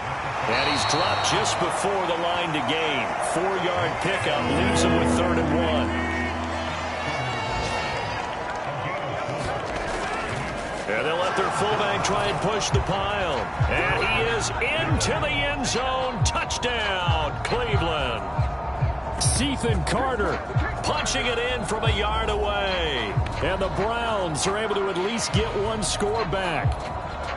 And that's why you have the fullback, Charles. Couldn't get it in the play before with the smaller guy. Turned to a little more power. They score it. And now it has to warm the hearts of a lot of old school football fans. They love when they get to see a little bit of power football.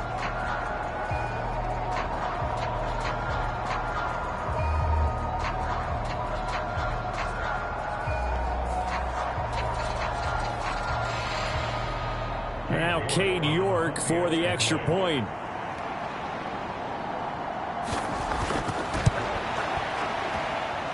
So they get one score back, but still a long ways to go here in this third quarter. So that drive consumes 9 plays all told. And it ends with a 1-yard touchdown run.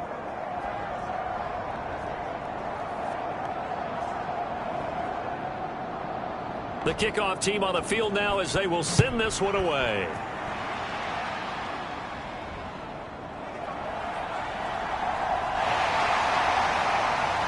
And he'll take it up past the 25 to the 26-yard line. The offense takes the field, and we turn our attention to Saquon Barkley. He's toppled the century mark already receiving the football, closing in on that on the ground, too. They've really had trouble handling him. I think from what we've seen in this game, his success through the air has started to open things up for him on the ground because now he's loosened up the defense, right? They've got to play just about every snap as if another receiver can get downfield on them, and he's been that receiver. Now they bring him back to the backfield. I think his yardage running the ball will increase as this one goes on. Well, they might need to devote some extra attention to him, something just to stop the momentum he has. And 2nd and 10, he'll look to throw again. Dances by him, and he'll protect himself at the end here as he winds up getting pretty decent yardage. This now a 3rd and 4.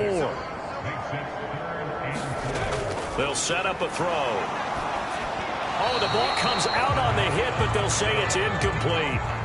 The Bengals bring out their punter now as he'll punt it away for the 2nd time.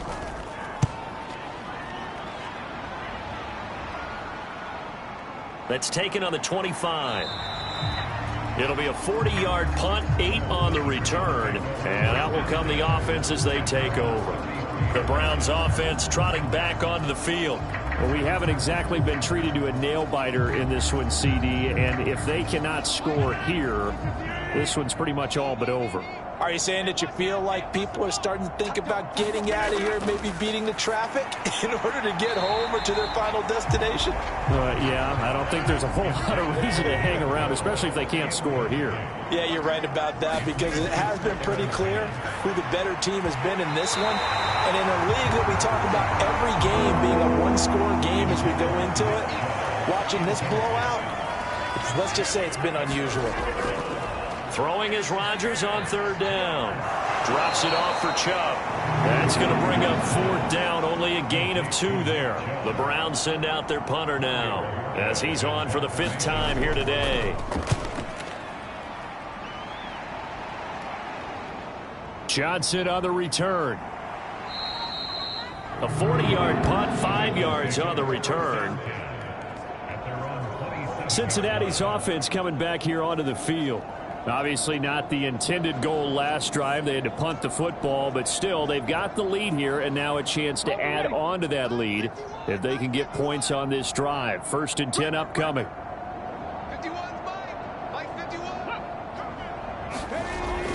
They'll start out on the ground. It's Saquon Barkley, and he'll take this ahead for about 4. 2nd down coming up. Final minute now of the 3rd quarter. Now back to throw. Oh, he tried to fit it in on the slant, and it's intercepted. And they take possession of the football and have it at the 36-yard line. That time defensively looked like they showed quite a bit of pressure, but backed off, and it proved fruitful. They get the pick. He went through all of his rules about getting rid of the ball quickly because he read blitz. He saw all those people stacked at the line of scrimmage, and then they fooled him by dropping into coverage. Now he's ready to get rid of the ball fast, but guess what? Too many defenders out there. Exactly as you described, an interception. Here's Nick Chubb as they try to fire up this run game. And he'll manage to pick up about 4. It's second down.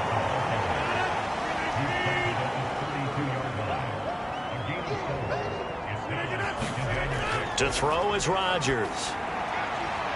Finding more on the out route for the completion. And just 3 yards on the catch there. He couldn't get away. And now we've got a 3rd and 4. So they'll get a little extra time to come up with his 3rd down play as we've played 3 quarters. We'll return with more after this. You're watching the NFL on EA Sports. The Browns on 3rd down. They're hitting at just 30%, 3 for 10. This is 3rd and 4. Now Rodgers. Work in the middle of the field, and he's got a man complete. And he is going to have a Browns 1st down as he'll be marked down a yard or 2 past the marker following a gain of 6.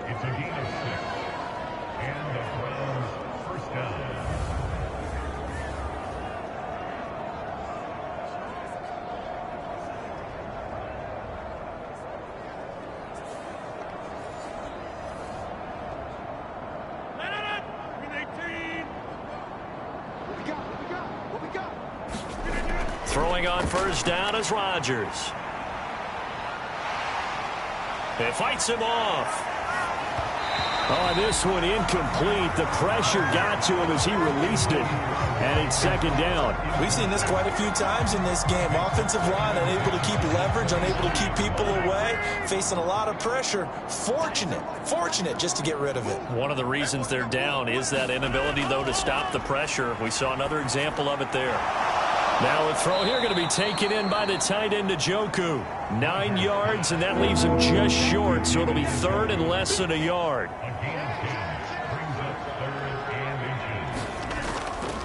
They give the Chubb out of the gun. And he gets the 1st down yardage before he's brought down just outside the 10 at the 11. Give him 3 yards and a fresh set of downs.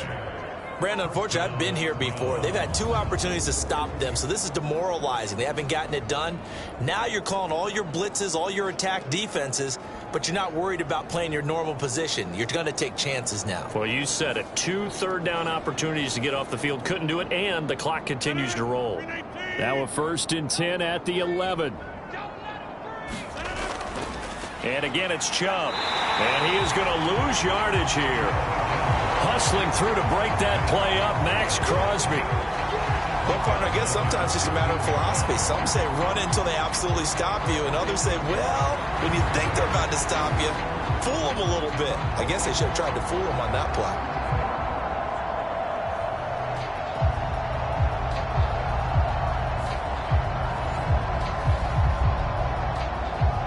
So maybe just a momentary setback on what's been a great drive so far, but 2nd and 13 here. Now Rodgers. It'll be a gain of 5. And 3rd and 8 now.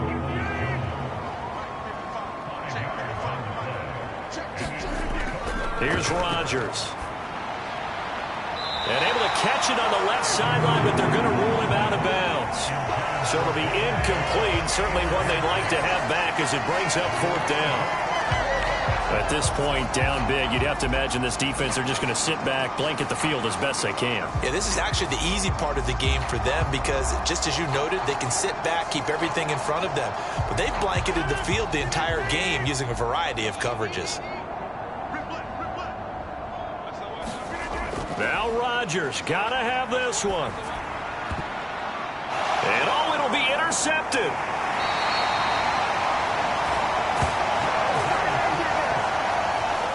Well, I guess an interception at this point on 4th down is just as bad as an incomplete pass. Either way, the ball goes over to the other side.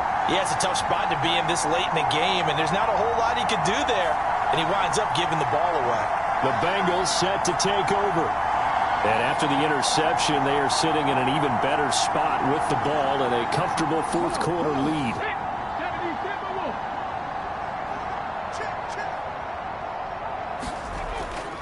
They begin with a run by Barkley. And he'll get him a little bit of breathing room across the 5 to the 6-yard line.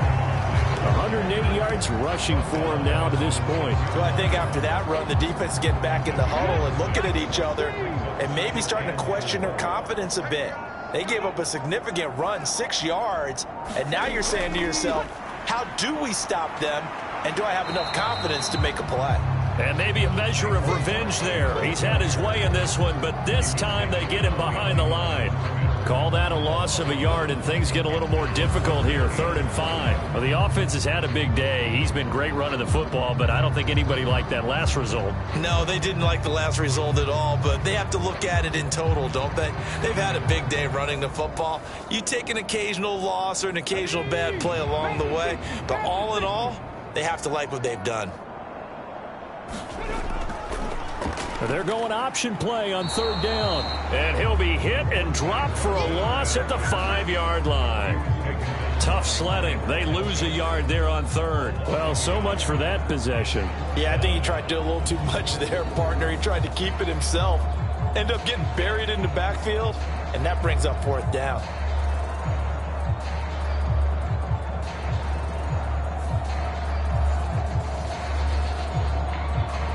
The Bengals bring out their punter now as he's on here to punt it away. And he's able to get it out quickly, and this is not a bad kick here. It'll be a 39-yard punt, 4 on the return. And the Browns have a short field in front of them now as they take over 1st and 10. And the football going back over now to the Cleveland Browns. We certainly had a sense coming in here that these guys were in for a tough one on the road. That has been how this ball game has played out. They trail big as we continue on now here in this 4th quarter. Trying to shake off the interception from the last drive. He'll look to throw. And it's out. He put it on the carpet, and the Bengals grab it. And his guys are going to take over at the 34-yard line. And with that kind of a deficit, you can't afford to make any kind of mistakes. But it's been pretty symptomatic of what we've seen all game with them, isn't it? Down this big in the 4th quarter. You'd say an afternoon to forget, absolutely. And the Bengals offense getting set and ready to go again here. And they have to be feeling pretty good. Comfortable 4th quarter lead as they take over following the fumble recovery.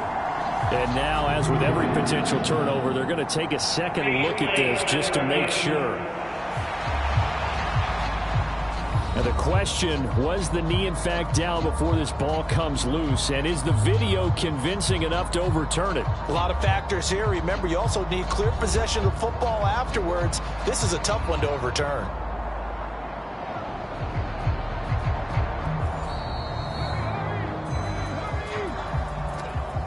So that one overturned. They say the knee was down, and that will not be ruled a fumble. Rodgers to throw on 2nd down. And he's just throwing the ball up for grabs now. Fortunately, that one going to fall incomplete.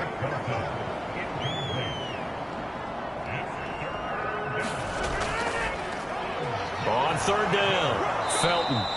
And he'll be taken down, but he does have 1st down yardage. The gain of 4 that time as the drive continues. That's quite a spot there for his first carry of the game, but obviously they had plenty of faith in him, didn't they? No question about it. And here, why not go with the fresh legs? Able to push forward, pick up that 1st.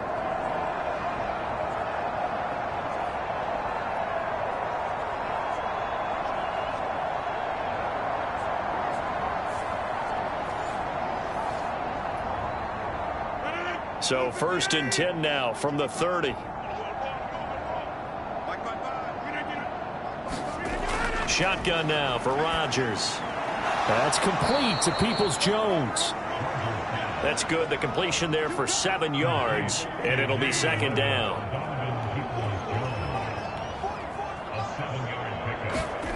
Throwing now is Rodgers. Over the middle, Amari Cooper. It's complete. 8th catch for him now. He's been a big factor, and it's a 1st down. To throw, it's Rodgers. And that's going to be caught by... Oh, now he's stripped. He lost the football. And the Bengals grab it. And the return just out across the 15 to the 16-yard line.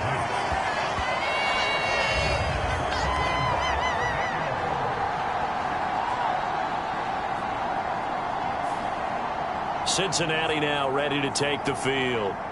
And they just continue to roll right along, really. This has the looks of yet another victory as they hope to polish it off here in quarter number 4.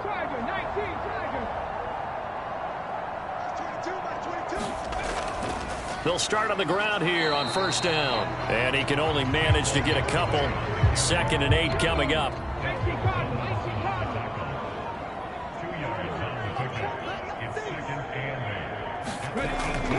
They'll run it again with Barkley.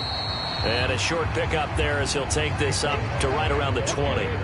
And this offense on 3rd down today, they've converted just 2 for 6 thus far. This will be 3rd and 6. Back to throw. Able to find the open man. That's complete. And he's going to have a Bengals first down as they're able to get the 3rd down conversion. But they have been unstoppable this afternoon, Charles. They just went after them from the start, and pass plays like we just saw, they're continuing their dominance here despite the big lead in the 4th quarter. And that they have in every way, and plays like that across all phases of the game, they've just been effortless for them in this one. And that's what's helped them build such a large lead and allowed them to smile as this game continues. They'll try and run some clock here with Barkley. 121 yards rushing for him now as his sensational afternoon continues. They still need about the length of the football here, maybe a little less as they come up on 2nd and inches. Catch is made by Hockenson, the tight end. 6 yards the pickup, and that's a first down.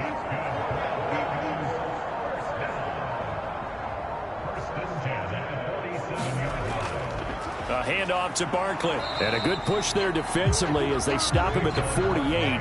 Gain of just 1. Just 2 minutes remaining here in the 4th quarter of what has been a one-sided affair. So the Bengals in possession of the football here as we get you reset. They've got a 2nd down now as they look to salt this one away. 2nd down, here's Barkley again. And he's going to take this across the 50 into Browns territory. And on 3rd and 5, this will be the 8th play of the drive.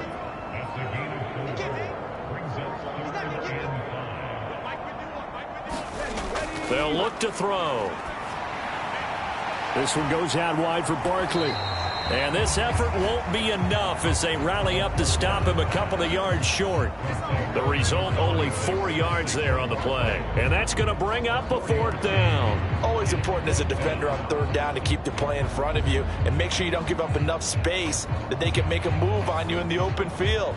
Try as he might, he wasn't able to get to the 1st down marker. Excellent defense, good tackling.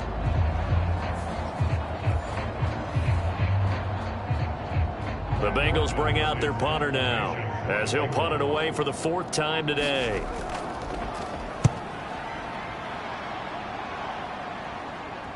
And you can't do it much better than that. This ball kicks out of bounds at the 4-yard line.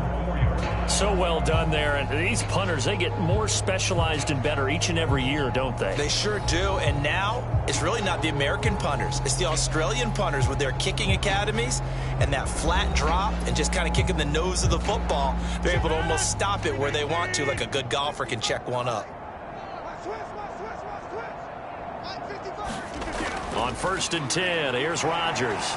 In trouble, and the ball's out. It's in the end zone loose. And this will be scooped up in the end zone. A defender gets there, and it's a touchdown. That's something you have to be wary of on your side of the field, that close to the goal line. The defense, they are looking for that football. They got it. They scored it. You are so right, and the quarterback has to speed things up himself. So close to the goal line, they're going to get after you. Make sure you get rid of the football and in a safe place. McPherson on for the point after.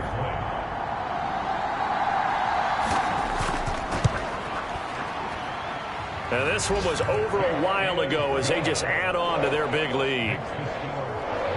The scoop and score, always an exciting play in football, and we witnessed it there, grabbing it off the ground and then rumbling it into the end zone for 6. And you can bet they're preaching 2 hands on the ball here as the kick's away following that fumble return. Peoples-Jones going to elect to bring this one out.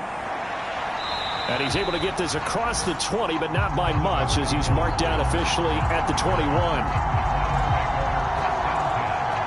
Browns offense heading back out to take possession. Where we stand right now in the fourth quarter, this one pretty much out of reach. And, Charles, I know they're going to be disappointed about several things with this ball game, but the self-inflicted wounds, they've had several turnovers. You would have to think that's going to be something they're going to discuss heavily in the film session in the coming days. You're absolutely right about that, partner, because they're going to have to sit in that film room and watch every error that they made and figure out how to not do it in the future. And mentally, I think a lot of the guys are already starting to think about, okay, how do we put this behind us and get better for the next time out? This, they'll use as motivation for the rest of the time that they play to hopefully never be in this type of situation again. So quickly all the way up at the 40-yard line. Watch the screen. 44. Rodgers going to throw. Bell brings it in across the formation. And he'll be taken down, but not before he works it past the 50. And as this defense walks off the field, they can do so with their heads held high. What a performance. Well, by the offense, too. I mean, really, Charles, just complete domination on both sides of the football here in this one. Certainly was, and I think both sides compete against each other all the time. You go at each other in practice, obviously your training camps, your off-season. But on game day, you both want to show your best. And I think that's what we saw from both the offense and the defense, a complete team victory. So for Cincinnati, they make NFL history with this, their 17th win without a loss, a perfect 17-0 on the regular season. And now they'll have the week off as they get set to go after a Super Bowl title. Meanwhile, for Cleveland, this loss will be the capper to what will be a disappointing 5-12 campaign. And with some high picks coming in this spring's draft, it's a team for whom a roster overhaul may be on the way. So for Charles Davis and our entire crew, I'm Brandon Gaudin. Next game, guess what? Charles and I will be here again. It's the NFL on EA Sports.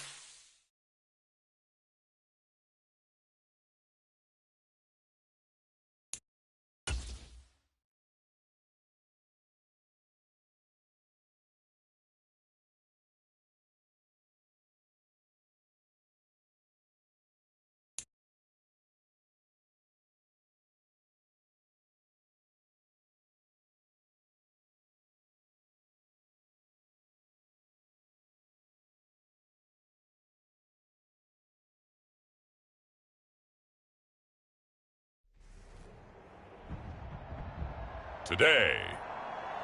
From Gillette Stadium in Foxborough, it's Week 18 of the NFL on EA Sports.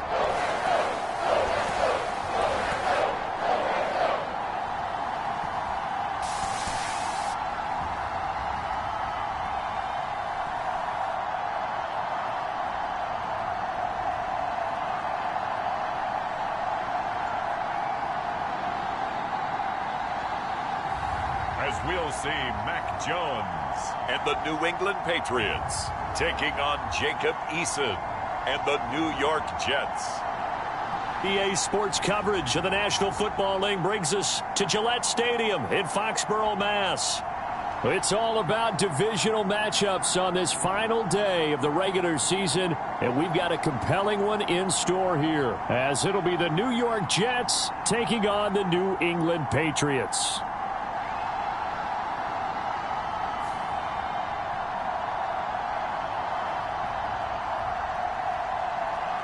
With Charles Davis, I'm Brandon Gaudin, and yes, it's January 7th, but we haven't seen you since New Year's Eve, so we have to say Happy New Year, one and all. And partner, Happy New Year to you. This has hit the conclusion of the 2023 season. Hard to believe, but we got a good one here between division rivals.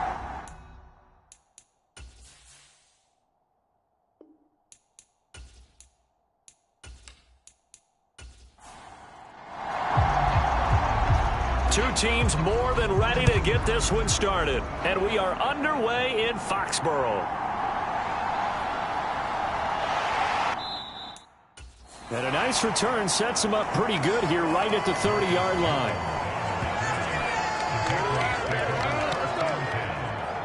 So now the Patriots getting set to take over on offense. They're led by their quarterback from the University of Alabama, Mac Jones. Now, the meeting we had with him this week, that's one of the briefer ones we've ever had, isn't it? He wasn't too happy after last week. Not happy. Really determined to play a whole lot better, and he really can't play a whole lot worse. He's got to go out and show the team that the goods that he exhibited early are still there. Otherwise, he could lose the confidence that they have in him. And hoping to get rid of that interception bug. Here's 2nd and 3.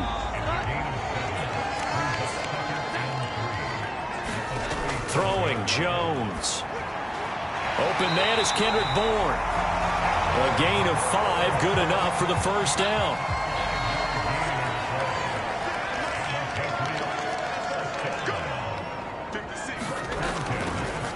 They'll run it. This is Ramondre Stevenson.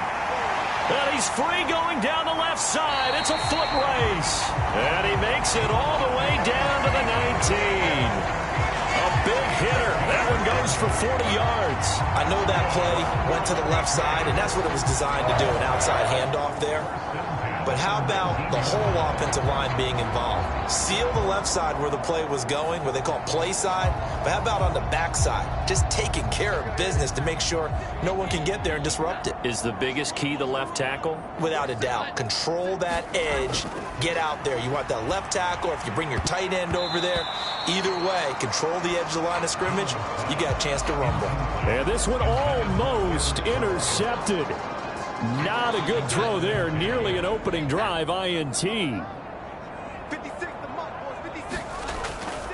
On 2nd down, it's Stevenson. And he'll get this down only to the 18. The Jets will bring in a nickel set as they try to stop this 3rd down. Now Jones. And that'll be complete to Stevenson. And he takes it inside the 10 to the 8 before he's out of bounds. They're able to convert on 3rd down, and that sets up a 1st and goal. A lot of precision being shown on this opening drive. They've been methodical, they've been crisp, and as a reward, they're going to be set up with an early 1st and goal.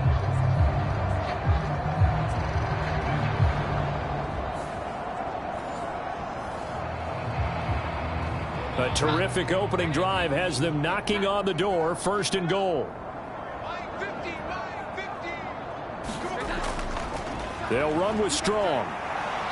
And he'll be stopped just outside the 5 at the 6. The 6-yard line, the line of scrimmage on 2nd and goal. One more time with Strong. And he's able to get it down to the 2-yard line. This opening drive has taken him to the 2, but now they come up on a 3rd and goal. And they'll turn to the power game to try to get in. And he gets halfway there down to the 1-yard line. Only a yard there, so it brings up 4th and goal. Let's give credit to the defense. They got plenty of bodies to the point of attack and stuff the run. But I just wonder if the offensive line let down a little bit, knowing that the big guy was getting the ball, and they just expected him to pick up a first.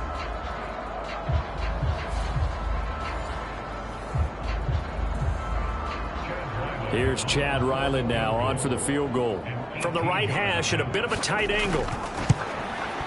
And his kick is right there. It's good. And the Patriots jump out to a 3-0 lead.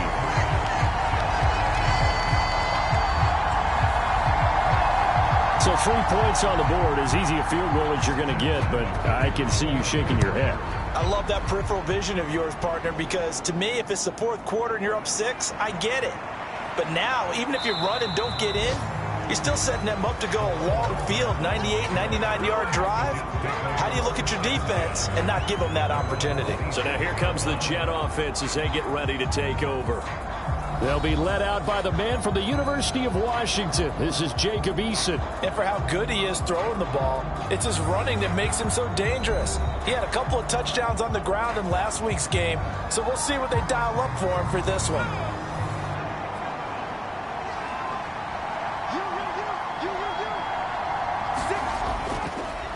Now Hall to start the drive.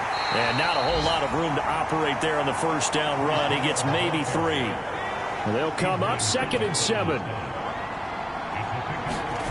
From the gun is Eason. Finding his target, it's Trey McBride. And they get him down, but not before he takes it across the 40-yard line. This one good for a first down, and also that is catch number 90 for him now on the season.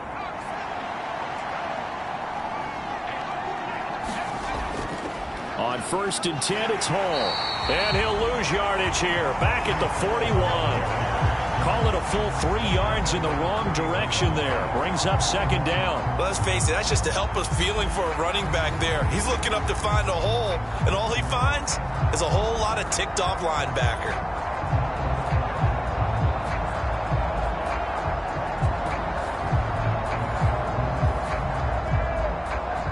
After the loss, they'll come up 2nd and 13.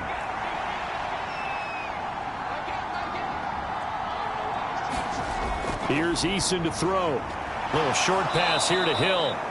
So 5 yards here, 5 on the play. And 3rd and 8 now.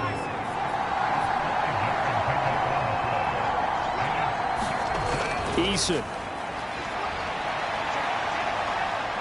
He's brought down after a pickup of 5, but he needed 8. 4th down. And defensively, they had an extra defensive back on the field, their nickel package, and it made a difference. All the receivers were blanketed, so he tried to run for it, but he came up just a bit short.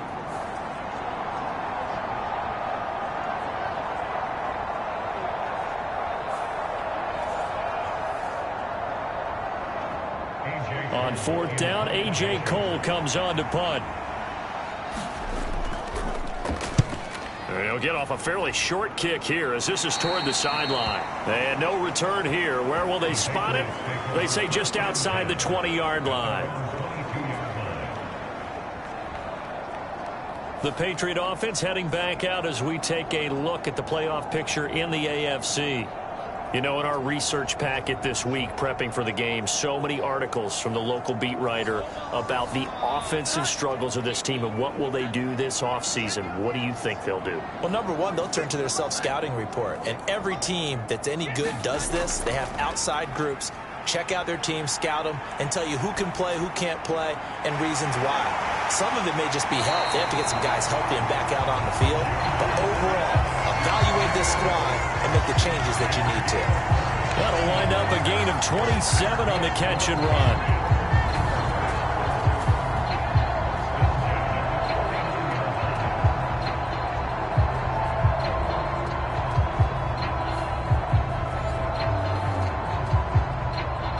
So one play, and they're already just shy of midfield. Off play action. Jones. Checking this down to Stevenson. And he'll get nothing out of that one. So nothing doing there. And that will bring up second down.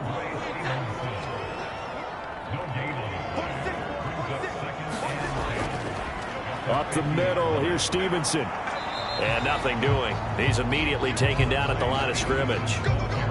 3rd and 9 here.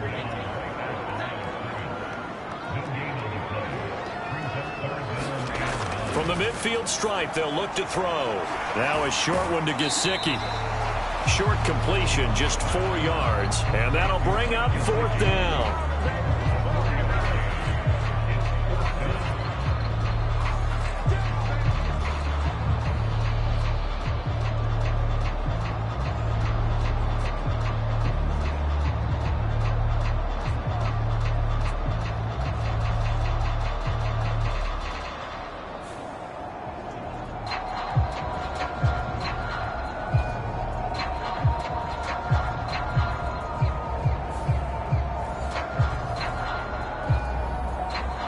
So on 4th down, here's Bryce Behringer on to punt for the Patriots. And he'll get this away into the icy winter air. And no return possible here as they angle this one out of bounds. Back onto the field come the New York Jets for their second drive. The last series for them, a little disappointing, forced to punt. And now they'll try to do better here and come away with some points as they begin this drive. 1st and 10.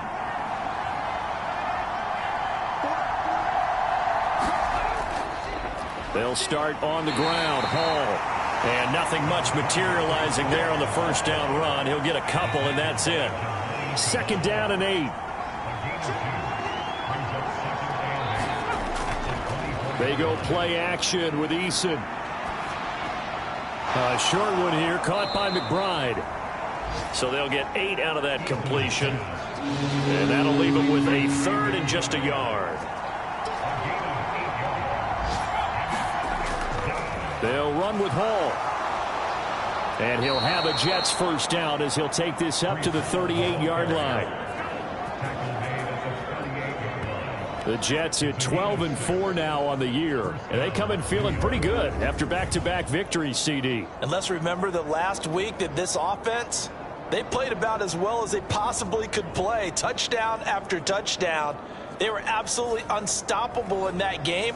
They'll be hard-pressed to do it again, repeat that type of performance. But, boy, were they sensational just a week ago.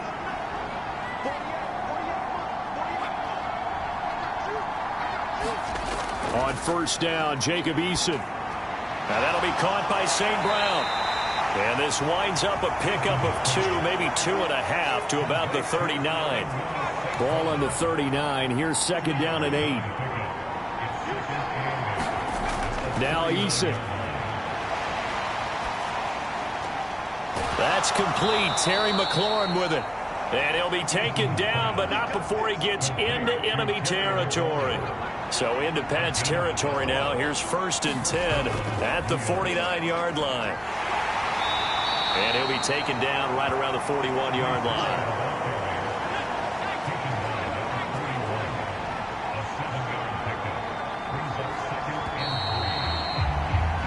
3-0 after 1 on EA Sports.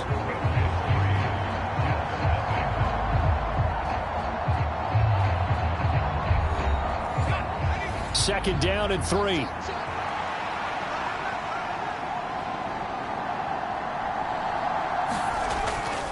Ball again on 2nd down. And the stop here will come at the 38-yard line.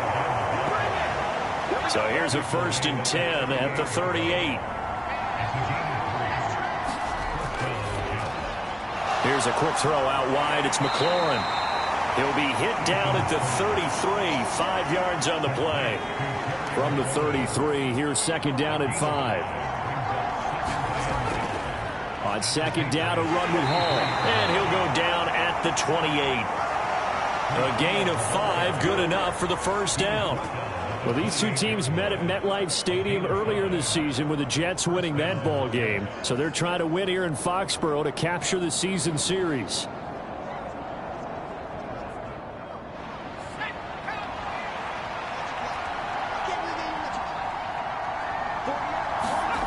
First and 10, Eason. A short one here, caught by McBride. Yeah, that's good for a gain of 6, and it'll be second down.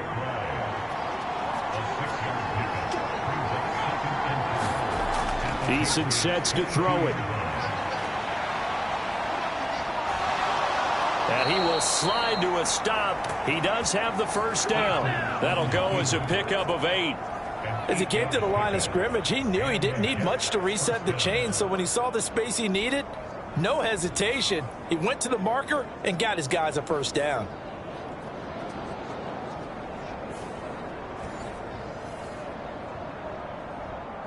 Here's a first and 10 at the 14-yard line. Throwing is Eason. That's complete to McBride. And the Jets are going to have a first and goal coming up as the tackle made at the 3-yard line.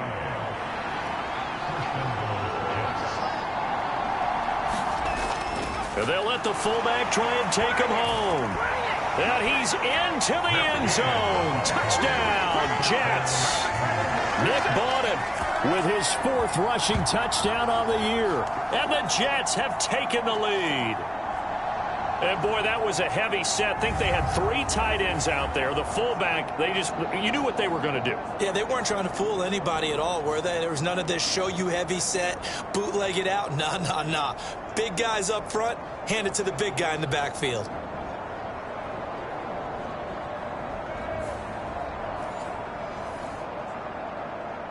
No going for 2. They'll kick the point after.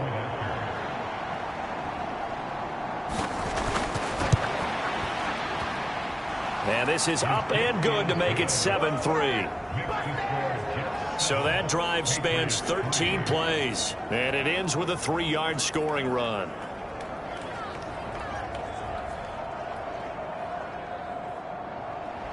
The Jets kick team out now to boot this one away.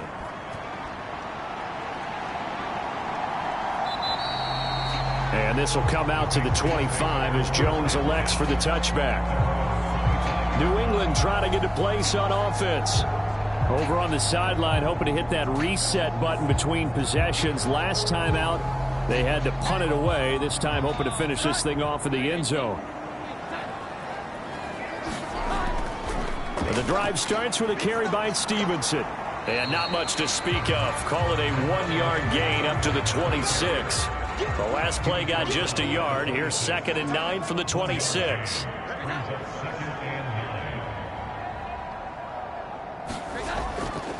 Off the play fake, Jones. That is caught by Smith-Schuster. And they nearly get this all the way to midfield. Mark him down at the 49. 22 yards there, a first down. Brandon, what's even more impressive is that came against double coverage. He gashed them with that reception, even with the extra focus that he drew from the defense.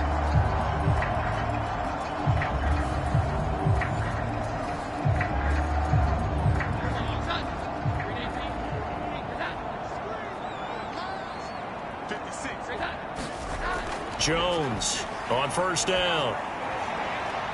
He'll find Smith-Schuster again. And he's going to be out of bounds, but not before he takes it inside the 40. This offense finding its legs now. Here's another 1st and 10. Now a throw here to his running back. This will be stopped about 2 yards shy of the marker. 8-yard gain, 2nd and 2.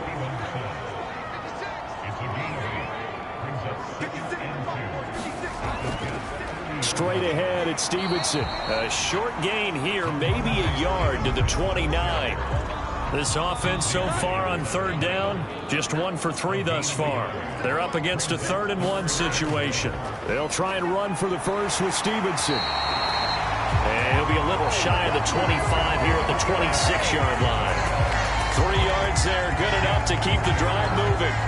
That right there, a good sign for a team that's had trouble converting third down so far this year. They're the bottom 5 in the NFL, but they come through there. Yeah, and I bet if we put our guy Marvin on the case and say, Marvin, tell us where they rank on third and what, right? I bet they're in the top 5 in the league on 3rd and 5, 3rd and 6, 3rd and 7 or more, because that's how you end up not converting. Just too much yardage to pick up on third down.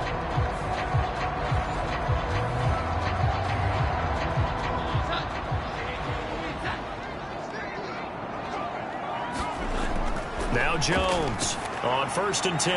That's complete to his tight end, Mike Gesicki. And inside the 20 before he's brought down. The Patriot passing game is rolling. They've got another first down.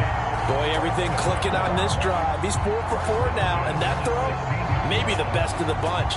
This offense is really humming, and they pick up another first down. So the ball down to the 16 here for 1st and 10.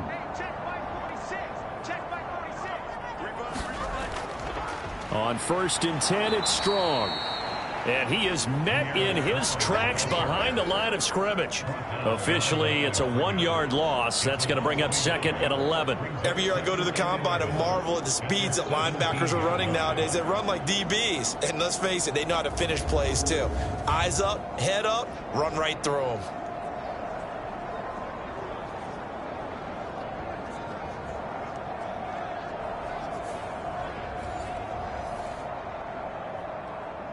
Maybe just a slight detour on what's been a strong drive. Here's 2nd and 11. Looking to throw. Jones. And they're going to get him. He's sacked back around the 28. Devin White in there to bury him for a loss of 11. That's a ball he needs to let go of there. Wasn't the most time in the world to work through his progression, but NFL quarterbacks, they've got to sense the pressure. They've got that internal clock, and the ball has to be gone. And if you're not going to escape and run for it, you have to let it go before the pressure gets to you and puts you on the ground. Work now for Jones and the Patriots here after the sack. It's 3rd and long. Now on 3rd and long, they'll look to throw. He'll get this to his tight end, Gesicki. Well, they'll get 15, but that won't be nearly enough. It's 4th down.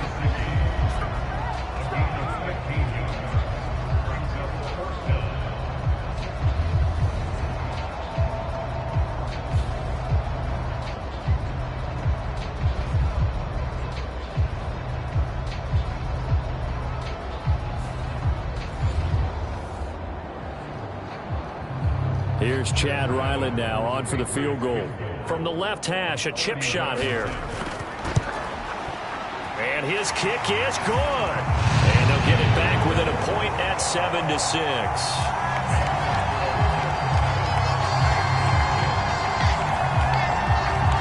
So the margin shrinks a bit as back-to-back drives here for him and with field goals. Yeah, we know no one's turning down 3, especially in the first half, but you've got to finish these drives in the end zone. That's got to be a priority. Nice to have a reliable kicker, but outside of his agent, you know you'd rather him kick 1-pointers instead of 3-pointers. The New York set to take the field. This drive here beginning probably with a pair of motivated groups. Remember, the offense scored a touchdown on their last time out, looking to repeat that in Charles's defense. They were very frustrated after giving up 6 the last time on the field. And frankly, it's just a battle of wills in a lot of ways, because you know they're both motivated, they both game plan for this drive, and they both have specific outcomes in mind. To me, it just comes down to who can execute better and which side can step up and assert its will over the other. Here's Eason off the play fake. That's going to be caught downfield by McLaurin. And he'll have it past midfield almost to the 40 before being taken down. 23 yards the pickup there. That connection seemed to work out okay on the first play of the drive. Why not go right back to it? And once again, this defense is left without an answer as they surrender back-to-back first downs.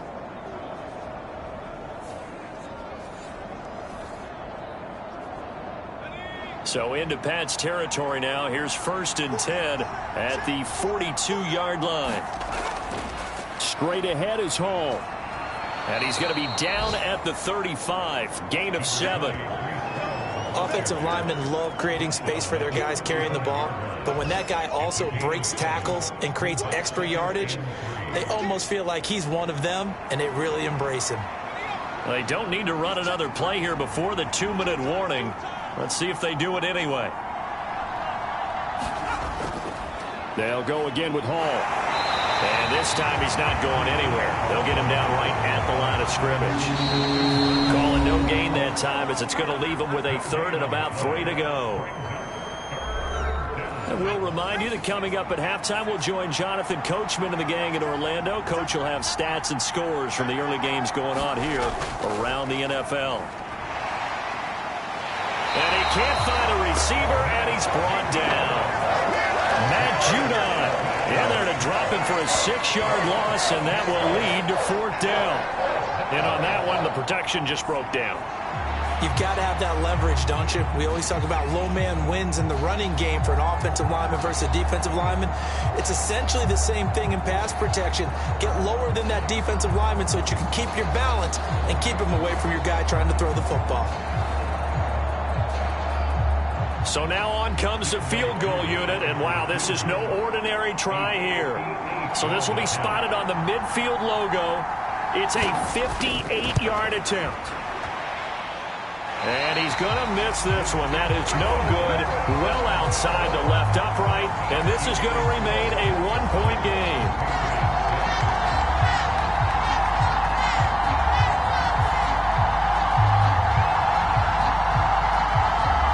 Patriots gearing up to go now. And they're about to come up on drive number 4, but so far just 2 field goals on drives 1 through 3. Wondering if the head coach has talked with his offense coordinator and said, look, let's go ahead and press this a little bit. I'm giving you 4 downs on just about every occasion to try and get this offense kick-started and have it culminate in touchdowns. You know, maybe someday to press it a little bit. This might be the case. Now a 2nd and 10.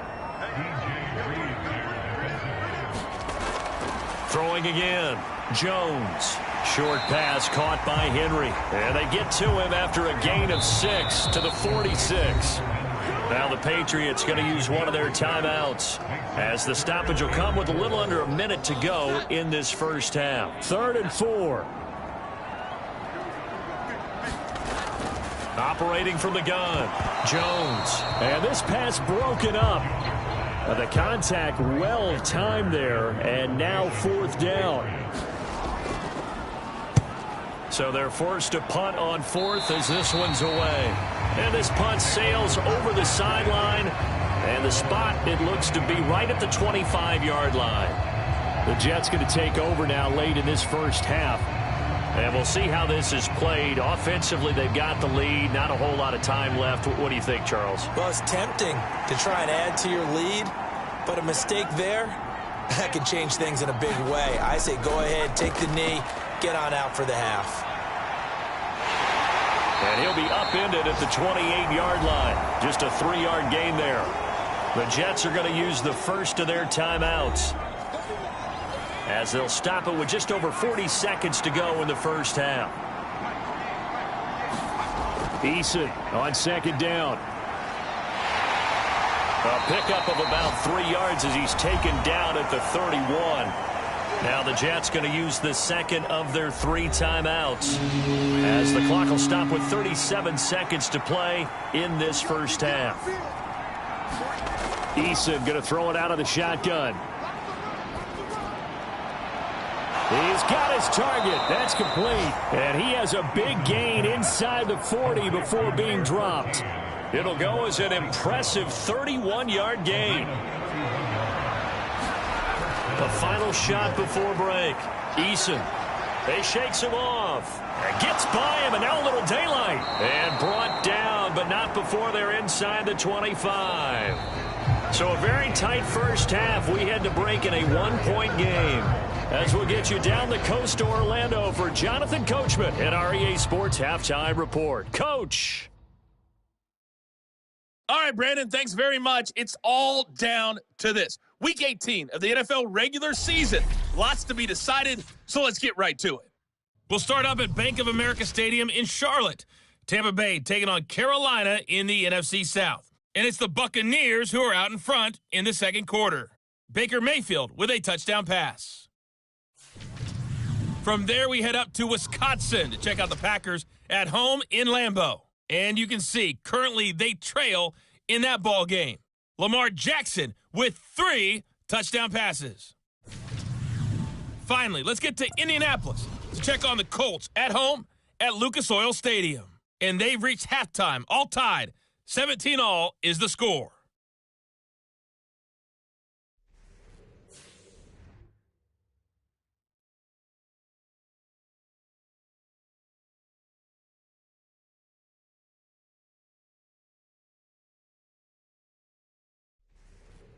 Okay, Coach, thanks as always. This one's still anyone's game as we welcome you back for quarter number 3. And the Jets set to receive this third quarter kickoff, and they have the lead as well as we are underway in the second half.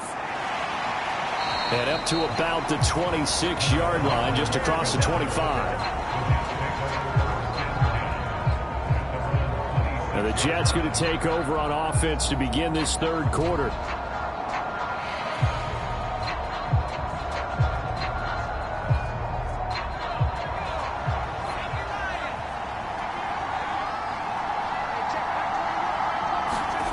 They'll throw on first down with Eason. Throw to St. Brown, complete on the left side. And he's taken down, but able to slip across the 35. Line of scrimmage, the 37 on 1st and 10. Operating from the gun, Eason. He completes that to Garrett Wilson. And he'll have it past midfield almost to the 40 before being taken down. 22 yards on the catch and run, a first down.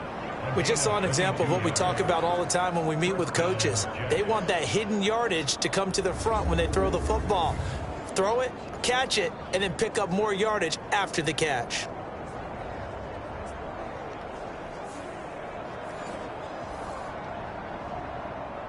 So into Pat's territory now. Here's 1st and 10 at the 41. Paul on to give up the middle. And he'll take this ahead for about 4. 2nd down coming up.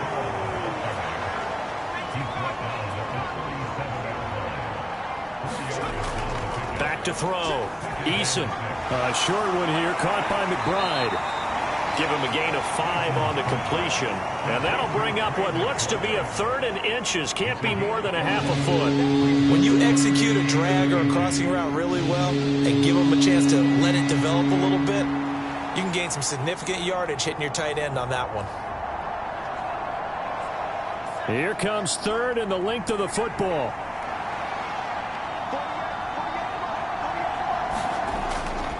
On 3rd down, here's Hall. And he's got the first as they'll bring him down at the 28-yard line. They're able to convert with a gain of 4. Well, they gave themselves options there on the 3rd down play and were able to convert on that RPO. Shows a lot of trust with the guy taking the snap, doesn't it? Because you're counting on him to make the right reads and give the ball where it's supposed to go. And he did on that play.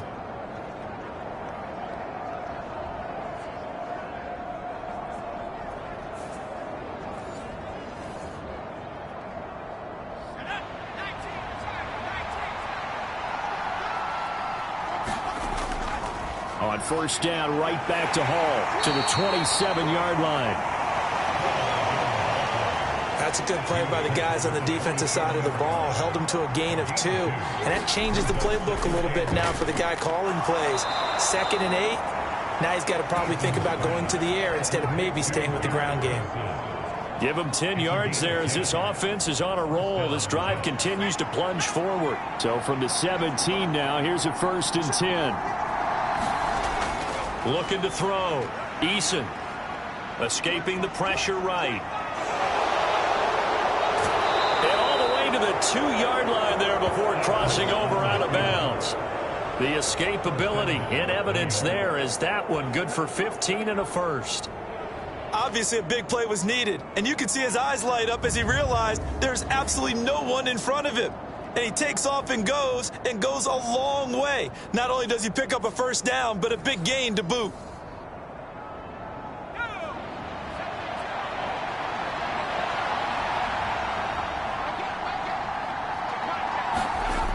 Back to throw.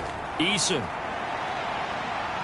And he's going to take it in for a Jets touchdown. Jacob Eason taking it in from 2 yards out. And the Jets take the opening kickoff of the third quarter and drive right down the field to extend their lead. Well, I'd have to say that for him, that was an all-encompassing drive because it was his arm that got his team down to that point, but his legs that finished the deal. Give him credit for making it happen. Extra point by Koo, up and good. And the lead is up to 8.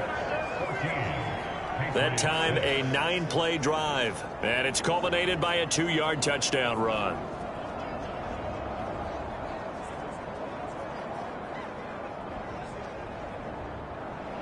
The Jets kick team out now to boot this one away.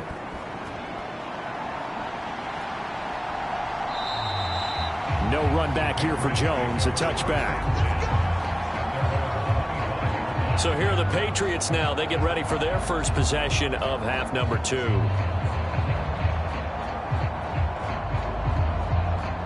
Jones and the Pats now with a 1st and 10. At their own 25-yard line. Throwing to start the drive. Jones. And his throw here's incomplete. An incomplete pass leads to 2nd and 10 from the 25. To throw again. Jones. He'll dump this down to Stevenson. And this will be a gain of 5 as he gets it to the 30. They'll need 5 on this play to move the sticks. Jones now from the gun on 3rd down. That is caught. And he'll be taken down, but he does have 1st down yardage. Able to get what they need to keep the drive going with a 6-yard pickup on 3rd down. Well, part of their struggles in the first half was their inability to convert consistently on 3rd down. But how about this well-designed play? Gave himself plenty of options and able to get the hook up and keep the drive going.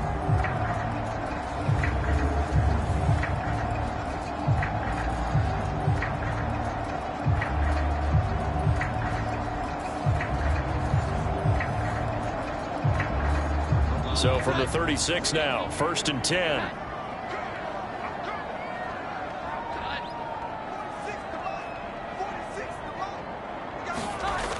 They'll stick with the passing game as he looks to throw. Got the connection here to Bourne. It'll go as a gain of 4, and it's 2nd down.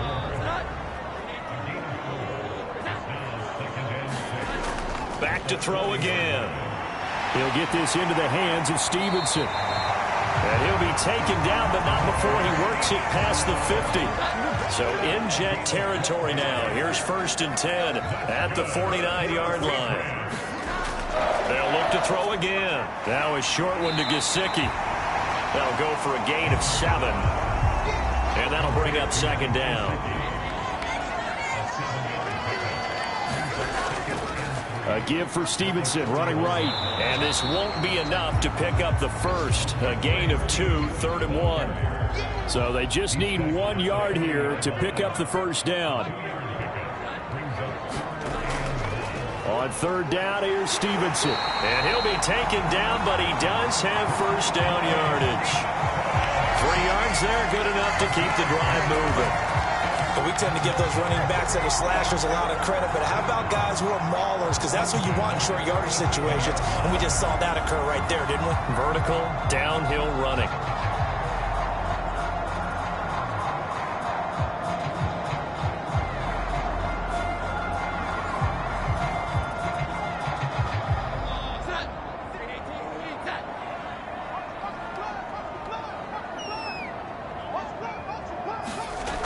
Here's Jones throwing on 1st down. Open man is Bourne. And he's going to get this inside the 30.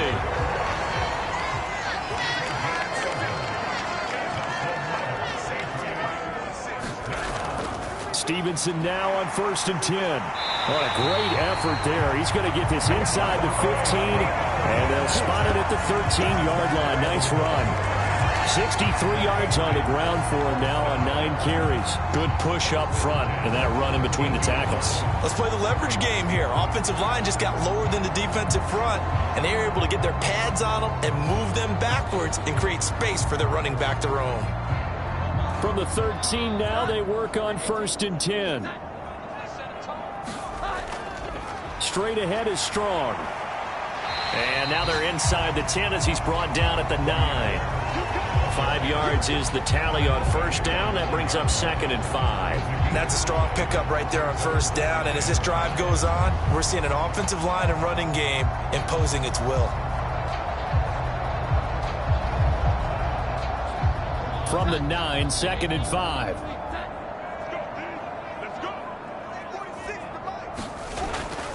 Looking to throw. Jones. Here's a screen play. This is Strong. And they'll be driven back here, losing yardage to the 10-yard line. Now they're going to be dealing with a 3rd and 7. Is that one officially a loss of 1? Oh, we're always talking about the athleticism we see from these guys on the field. How about the intelligence as well? He recognized that there was a screen pass on that one, broke off his pass rush, and got back to tackle the running back. That's great scouting and great reaction. The Jets will bring in a nickel set here as they try to stop this 3rd down.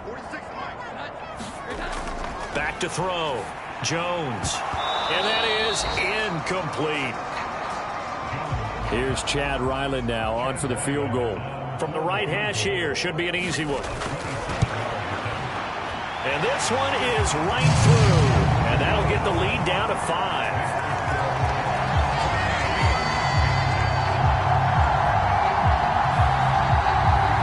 So the response to that touchdown on the other side to begin the 3rd quarter. Look, just 3 points, but still a response nonetheless. You're exactly right about that, because I think you needed to answer back with something, even though it's not 6. Just enough to send the message that says, hey, we're not going away. The New York set to take the field. And they'll just simply be looking to build off the confidence of the last time out where they scored a touchdown. And confidence is powerful, isn't it? When you've scored once, you feel like you can go back out there and get it done again. Doesn't matter what the defense throws at them. They feel like they're in a groove right now, and they want to get out there and show it. Yeah, hoping to stay in that groove here this go-around. And he'll be tackled right on the chalk of the 45. Successful start to the drive, 17 yards, and moves the sticks. It's a gain of 17 yards. First down, New York.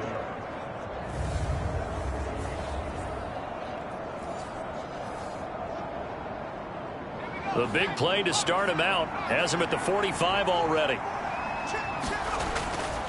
Here's a give to Hall. And he'll take it across the 50 and into New England territory. It's a 6-yard pickup, and it gets him to 2nd and 4.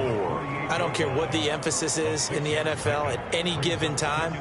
Every defense is still going to say their #1 goal every game is stop the run. And right now, they're not doing that, and that really chips away at your confidence.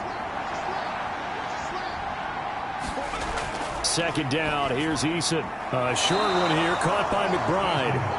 They call his number again. It's his 6th catch and a 1st down.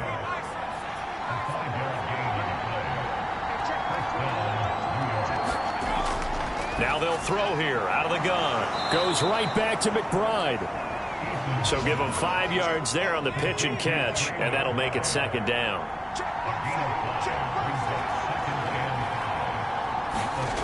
From the 38, Eason looking for McLaurin, and he's got him. And he'll go down, and that will do it for the 3rd quarter of action. So they'll get a little extra time to come up with his 3rd down play as we played 3 quarters. This is the National Football League on EA Sports. The offense on 3rd down, they've converted 3 out of 5 thus far. Here it's 3rd and 3.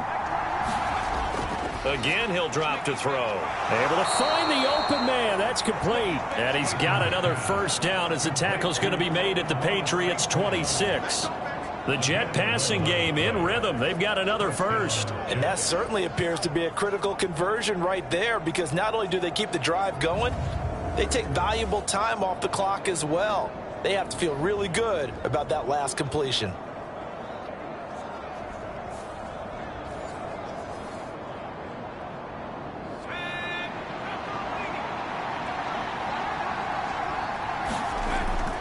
Throwing on 1st down.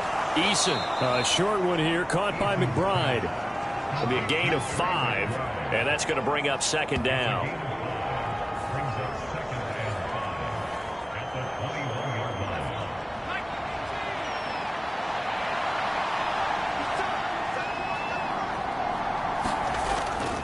Out of the gun, they run it with Hall.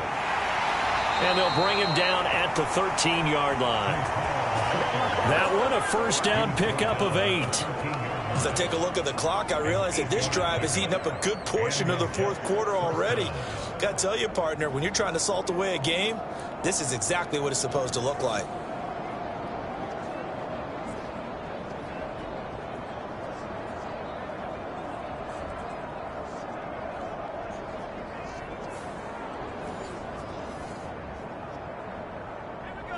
From the 13 now, they work on 1st and 10.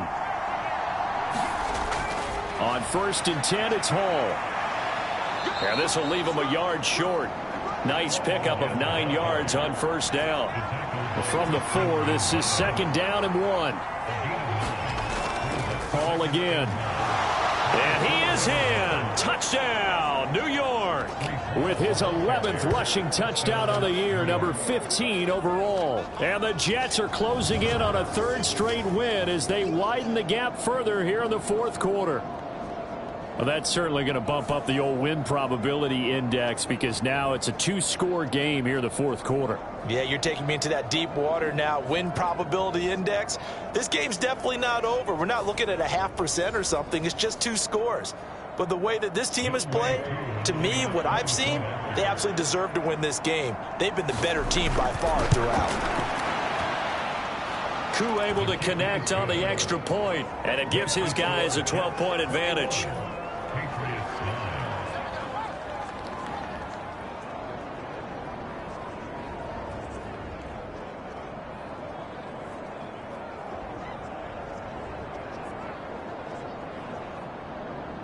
The Jets kick team out now to boot this one away.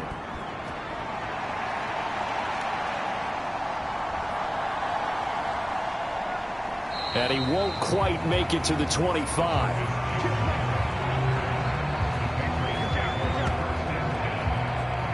The Patriots ready to try again on offense. And you figure after giving up that last touchdown, they trail by 2 scores here in the 4th quarter. This drive becomes very critical. Jones and the Pats now with a 1st and 10 at their own 24. It's Stevenson with a run to begin the drive. And he can only manage to get a couple. 2nd and 8 coming up.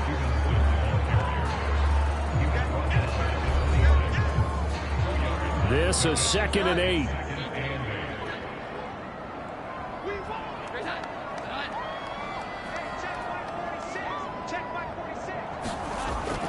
Looking to throw.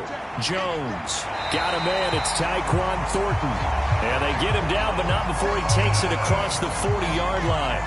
That his first catch so far. They've held him under wraps, but he's got a first down there. All right, this is the time of the game where they're down a couple of scores, and they've really got to get some yards in chunks, and they know the defense doesn't want to give those up, but they've got to find a way to take them anyway. Now the question is, can they string a few of those together?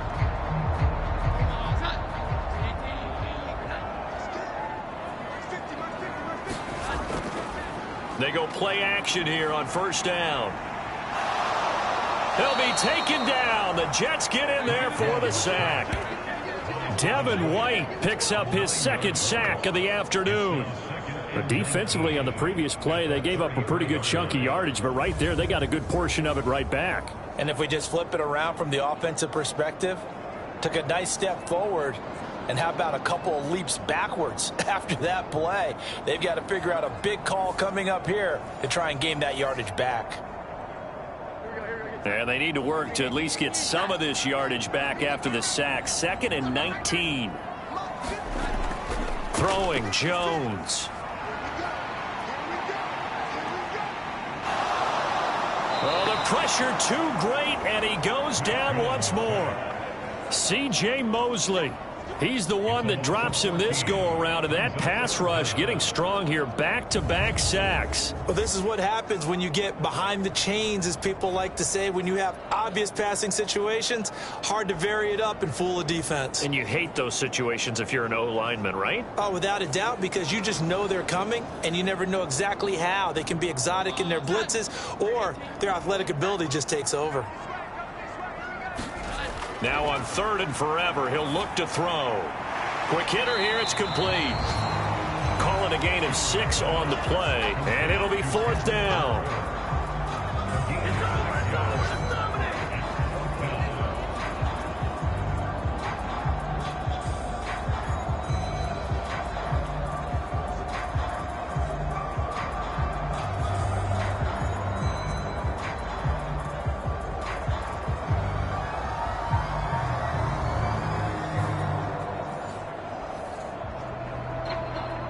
The Patriots send out their punter as he'll come on to kick this one away.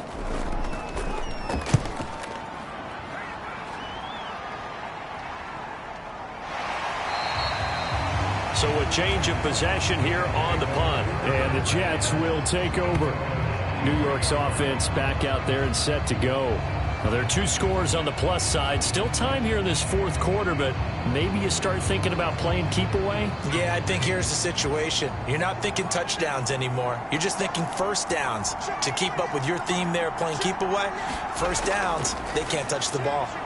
Eason's throw here going to be caught by Wilson. Now he's tackled a yard short of the marker. Good gain of 9 on first down.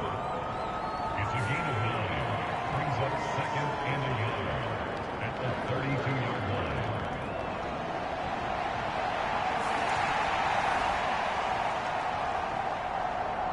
Second down and a little more than a yard here.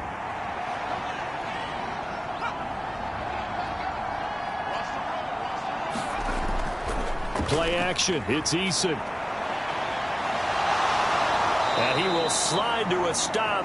He does have the first down. It's a gain of 8, and it'll wind up moving the chains. Well, this has certainly turned into a showcase game for what he can do on the ground because they're just continuing to give him chances to run it, and he's earning every additional carry by putting up positive yardage on each run. Back-to-back good plays have him on the move on first down. On the draw, it's Hall. And they'll get to him after a gain of 7 to the 47. If you can keep getting gains like that, Charles, with the lead here in the 4th quarter, I mean, keep running it, right? No doubt about it, but what the offense coordinator has to do is understand. They're going to continue to stack the line of scrimmage. What runs do you have in your arsenal that'll work against a stacked box and continue to move the ball? And he'll get it into enemy territory just across midfield at the 49. So on the other side of the field now, it's 1st and 10 as they've got things rolling on this drive. Now they'll switch it up here and look to throw. Got St. Brown running the quick slant here. And he is tackled inside the 40, not quite to the 35. It'll go as a gain of 11 and a Jets first down.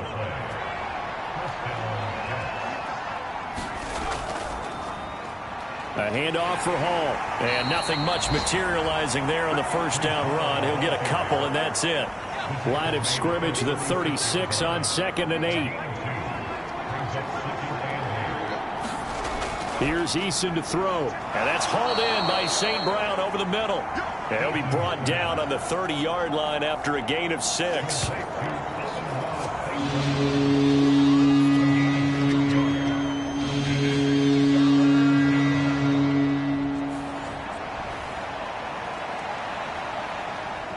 They're trying to keep the drive going. This will be play number 8. It's 3rd and 2. Eason. Pass taken in by his big tight end. And they'll have it in the red zone before he crosses over out of bounds. These two have hooked up 9 times now this afternoon as they pick up the first. And looking to put this game on ice in the 4th quarter, but still not afraid to throw it as they show there. You want to play the game with confidence, and they have a guy who's in control right now. Their trigger guy, throwing it, they feel just as confident with him doing that as they would if they tried to run the ball and run the clock out. On first down, Eason. Toward the left sideline, but it's incomplete.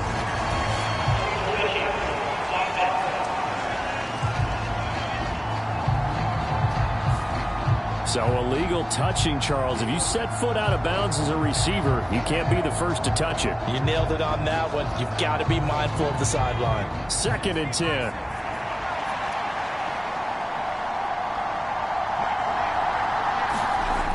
Back to throw. Eason. This to McLaurin out on the left side. This will be a 5-yard pickup as they move it from the 20 to the 15.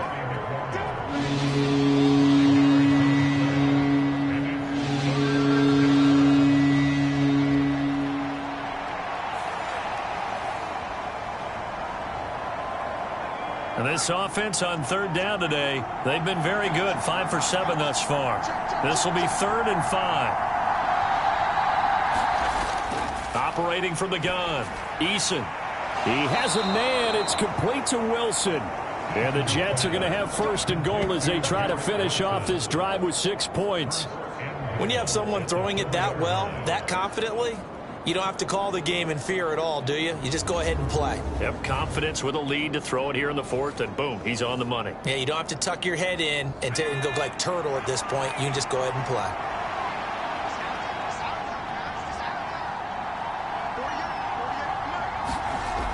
Looking to throw.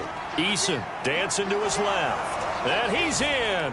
Touchdown, Jets. Jacob Eason with his 2nd touchdown of the afternoon. And the Jets are on their way to a 13th win on the year as they add on to their lead.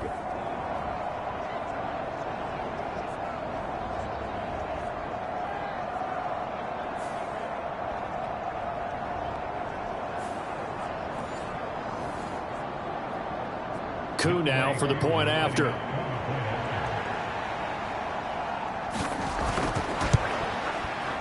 And that one makes this a 19-point game. So that one a long 11-play drive. And it results in a 4-yard touchdown run. Out is the kickoff unit as they run up and send this one away.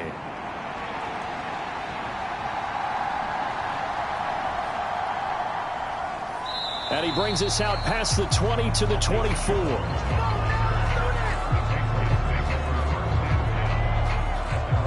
New England's offense set to go.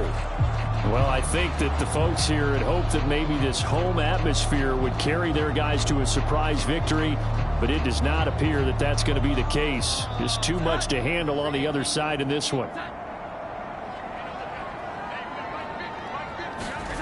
Now Jones. A quick throw there is incomplete. Here's 2nd and 10.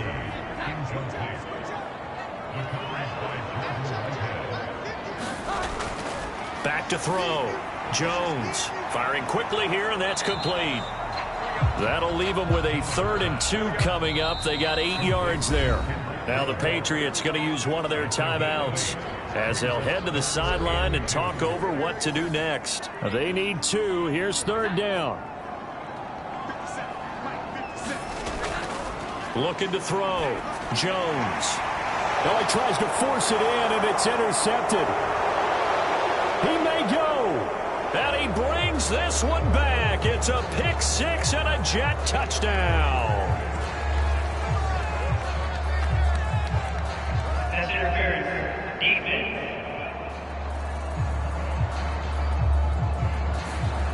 So call off the pick 6. Everything looked right. It looked like it was in their favor. Returned it for a touchdown, as you just described. But instead, the penalty for interference nullifies everything. Making the play defensively, Carl Lawson. From the midfield stripe, they'll look to throw. Now a short one to Gesicki. 6 yards to pick up, and that's a 1st down. They're going to need to get up and set in a hurry. Jones throw taken in by Bourne. And he's corralled, but not before getting it inside the 35. And they're going to speed things up here. And that's going to be incomplete. Too tough to hold on to that one. It's 2nd down.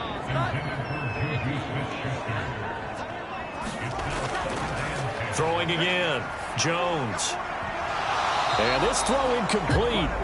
And the defender all over him that time, and it's going to lead to 3rd down. Well, it just seems like all game long there hasn't been a lot of sync quarterback to wide receiver on this side of the football. They haven't been on the same page, quarterback and receivers. Heck, they haven't been on the same grease board when you draw plays up. They haven't been on the same Surface tablet that you look at on the sidelines. Nothing's worked for them. They've got to find a way to start matching each other's movements.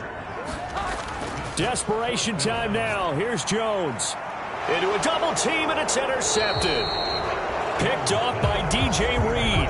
And the Jets are going to get the ball back on the turnover as they hold on fourth down. So many times we end a game, and as we're recapping it, we're talking about what offenses did and how they won the game. Let's flip this one over. The defense, they frustrated the offense the entire ball game. That's why they're walking out of here with a victory. And they're going to love to walk out of here with that as their final act, that interception. Good way for them to end it. The Jets offensive unit ready to get going here.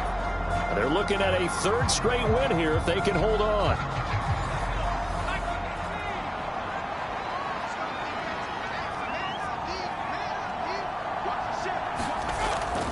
They'll start on the ground. Hall. And space opens a bit as he gets it across the 15 to the 17-yard line. 87 yards rushing for him now in the ball game.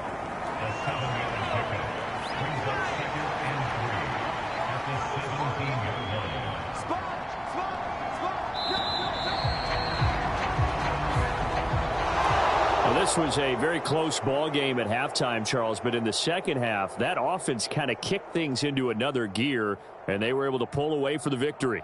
And, Brandon, I think they're the type of team that just looked in the mirror and said, hey, ton of pressure on, but we're the type of team that can flat out handle it. They stood up with confidence, and made it happen for a victory. So for the Jets, they earned one final victory and finished the regular season at 13-4. And now they'll await the final seeding for the playoffs ahead.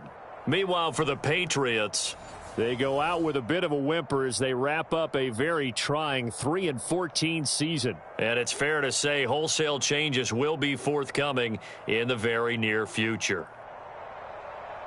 I'm Brandon Gaudin. Certainly have to thank Charles Davis, my broadcast partner, and our entire crew. We'll catch you next time right here. It's the NFL on EA Sports.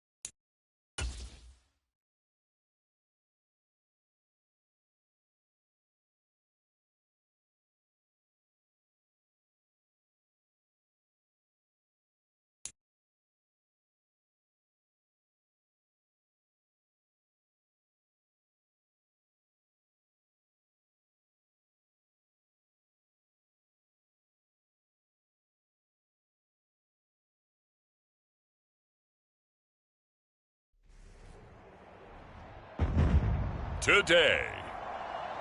From MetLife Stadium in New Jersey, it's Week 18 of the NFL on EA Sports.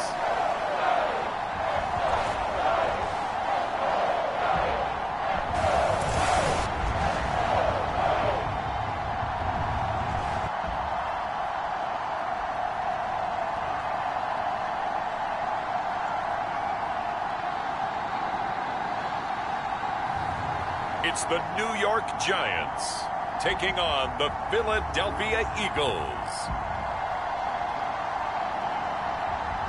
From the stadium that hosted Super Bowl 48 back in 2014, there's a look at MetLife Stadium here in East Rutherford. It's all about divisional matchups on this final day of the regular season, and we've got a compelling one in store here, as it'll be the Philadelphia Eagles taking on the New York Giants.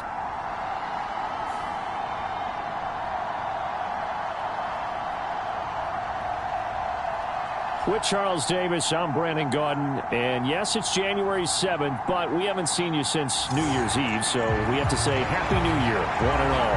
And partner, Happy New Year to you. This is it, the conclusion of the 2020.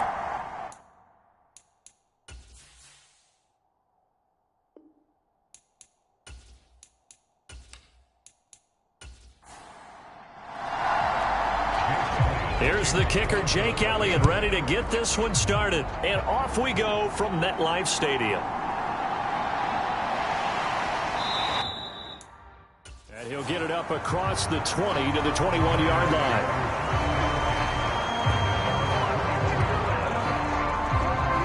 So here are the Giants ready to start their initial drive of the game. And they will be led out by the youngster, the rookie, their QB. I love just about everything about him. Love his game, love his makeup, love his moxie. One of my favorite words. This guy's a competitor. Gritty, tough, you name it, he's got it. But he did throw an interception in last week's game. That contributed to a loss. And despite the fact he threw 3 touchdown passes, he's going to be out there redoubling his efforts and trying to play better. And he gets this up just shy of the 30 to the 29 before he's out of bounds. From the 29, here's second down and 2. Play action. Now Richardson. That is caught downfield. It's Waller. And they'll get this well past midfield before being stopped just before the 35. The catch and run pays off to the tune of 35 yards. We expected this defense to be tested by this passing game coming into this one. And there's an example on this first possession of the game.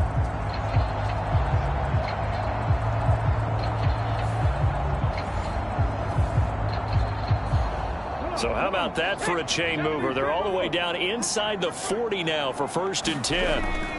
From the shotgun, Richardson. He gets this in the hands of Mixon. He'll be brought down on the 30-yard line after a gain of 6. And the ball on the 30. Here's 2nd and 4. A first carry for the former Oklahoma Sooner, Joe Mixon. And he's able to get it down to the 25-yard line. 1st and 10, it's Richardson. And Waller taking it in over the middle. They get him to the ground right on the cusp of the red zone after a pickup of 5 or 6. On 2nd down, it's Richardson to throw it. And that one behind his receiver and incomplete. Play number 7 now coming up on the drive. 3rd and 5. Here's Richardson to throw. Oh, it's intercepted. A drive killer there. And the Eagles are going to get possession here as they force the opening drive turnover. And that felt like a little extra pressure on that 3rd down attempt, and their mistake cost them points because they're inside the red zone. So you know you've got at least a field goal waiting for you. And in this case, they end up with nothing. Philly's offense getting ready, and Jalen Hurts ready to lead them. The 2nd-round pick who started his career at Alabama, then finished with an electric senior season at Oklahoma. And I thought it was a really nice performance last week by him. 3 touchdown passes. I think that signifies exactly what he was getting done. He did have the one interception. But that's the ratio you say you're okay with, right? If you go 3-to-1, you're going to be pretty happy over the course of the season. And let's face it, he'll never blame the receiver publicly. But behind closed doors, he probably told his agent, hey, what's the deal? I should have had a perfect game. And he gets this to the 35. Good for a gain of 5. Now 2nd and 5.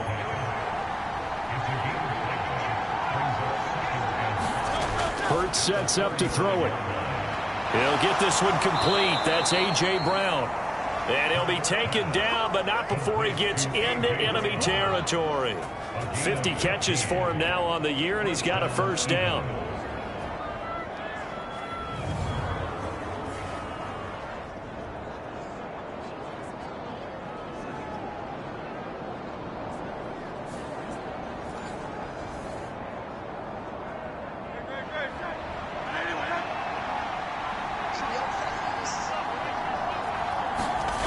Here's Hurts to throw.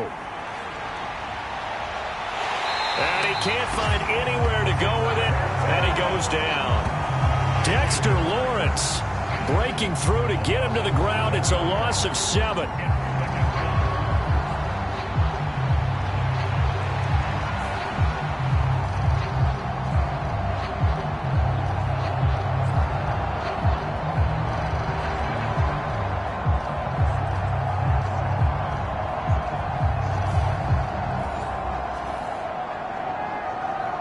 Don't need it all back at once, but you figure they're going to need something here. 17 yards to go on 2nd down.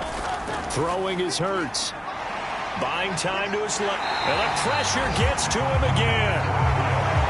Leonard Williams in there to drop him, and sacks on 1st and 2nd downs. Now leads to a 3rd and long. Now make that a 2nd sack here on their first drive out defensively. And not to get ahead of ourselves, but they're on pace for double-digit sacks at this point. Well, they're going to have to find a way to tamp that down, aren't they? So if you're the play caller, you're telling your quarterback maybe some screens, maybe some draws, hard count, use your voice inflection a little bit, anything to try and slow that pressure down.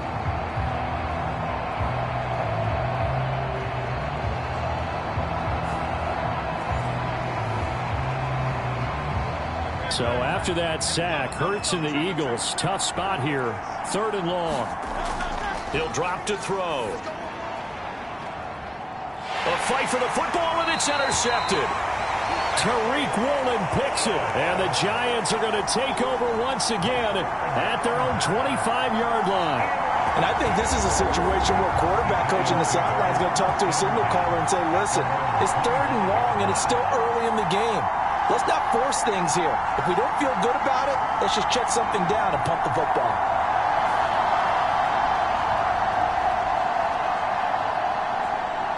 As the Giants head back out there, let's take a look at the playoff picture in the NFC. And it's all come down to this, hasn't it? Final week of the regular season. As this year's playoffs play out anything like the regular season has gone, could be in for a wild and fun month of January. And we can break the rules because we can look ahead. All right, there's not a coach out there that's ever said to their team, all right, let's look three weeks down the road. It's always right here, right now. Forget that. Think about what the playoffs are going to look like. The teams that we see that are already in, the teams that are trying to get in, we could have some great matchups. Only a couple there as he'll be brought down about the 28. Here's 3rd and 6. On 3rd down, here's Richardson. And that's going to be incomplete. The coverage too good there. The contact popped the ball free, and it's 4th down. And here's Gillen on now to punt as he gets this one away. Fielded at the 20. A nice job getting free on the return for 13 yards. And the Eagles will have it, taking over 1st and 10. So back onto the field here come the Eagles for their 2nd drive. And we'll see if they can bounce back from that last drive, in particular, if they can bounce back at the quarterback position, Charles, after throwing their first interception of the ball game. Yeah, and some guys, you know they're going to want to try and get a big play right away and take control back. Others, they're going to look to hit a couple shorter passes, get a little momentum back that way. But for the defense, that goal's not changing a bit. They want another pick. You're exactly right about that. In fact, you got to watch them a little bit because in coverage, they may cut down their gaps a little bit, maybe their splits a little bit in order to try and get to the ball even faster. And Devontae going to pick up the Eagles' first down as he'll be brought down just shy of midfield. First carry for DeAndre Swift. And he'll manage to pick up about 4 at second down.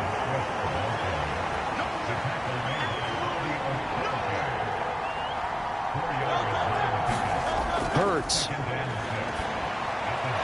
He finds his man complete. It's Watkins.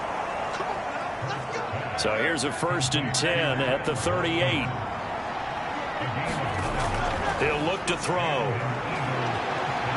Oh, and now some space to operate. And he'll slide to a halt here, still a little shy of the first down marker. The improv on the scramble there gets him 6, and it'll be second down. A handoff, Swift running to the left. And he's going to get this one down to the 30. Give him a yard on the run there, and that's going to set up a 3rd down and 2. They'll try and run for it with Penny. And shedding through the tackle. And they'll get this one to about the 20-yard line. 10 yards there and an Eagle first down. And the Eagles at 14-2 heading into this final week. And they come in on a pretty good roll here. Winners of 3 straight. And they were able to tough it out last week. A close one-score game. And those are the kind of wins that pull you together as a team because everyone gains confidence and they feel like they can continue to get better.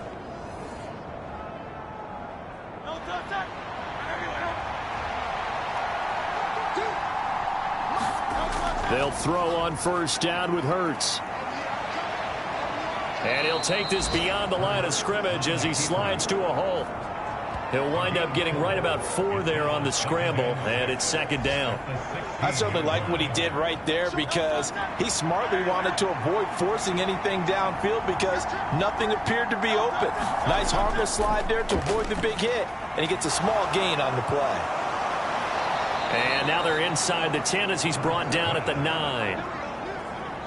Here we go now on 1st and goal. Out of the gun, they'll look to throw. And he's got it. That's good for a gain of 6, 2nd and goal.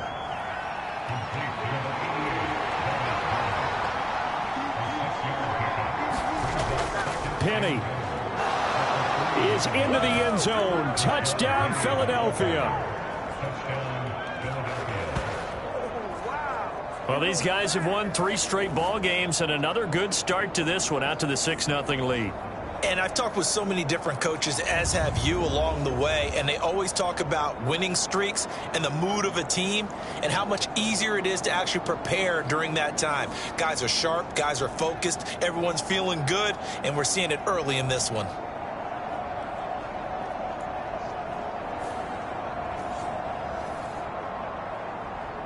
On for the extra point, Jake Elliott.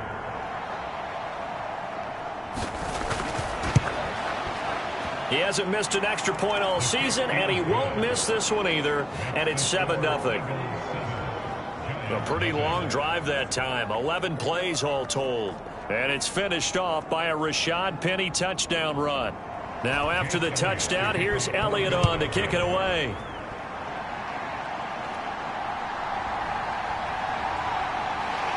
And he'll get it up just past the 20 as his guys will go to work at the 21-yard line.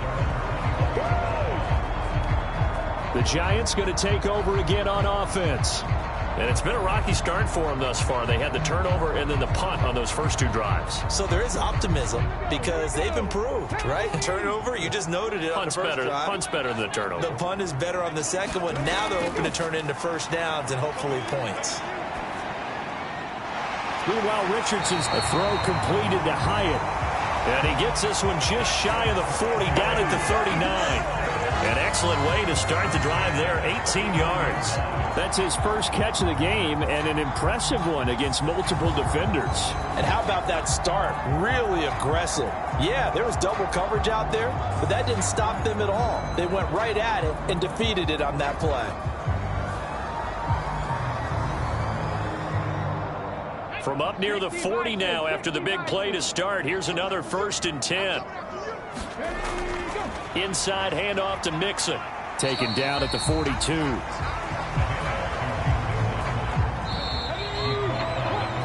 After one, 7-0 on EA Sports.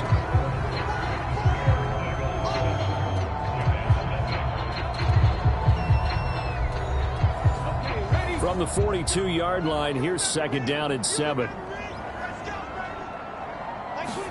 Back to throw. Here's Richardson. Oh, he's hit. He lost the football. Put it on the carpet. And it's picked up by the Eagles. And they have possession, and they have it at the 38-yard line. Thank goodness for heaters up here. And thank goodness I don't have to carry the football in this game. It's January. It's cold out there. Trying to clutch the football and absorb the hits, not easily done. Yeah, we saw a product of the elements right there. Eagles set and ready for their next offensive drive. Things progressing to plan so far. Their defense has been solid, and they've got themselves a 7-0 lead after the touchdown the last time they had the ball. And this is no time to even think about, hey, are we going to milk the clock? Hey, are we just going to do ball control? This is the NFL. 7-0 leads, they don't last very long unless you continue to push the envelope on offense. Looking to throw on 2nd down. Hurts. He's got Dallas Goedert, his tight end, over the middle. And taking it across midfield and inside the 45. Second catch for him today, and it'll wind up a 1st down.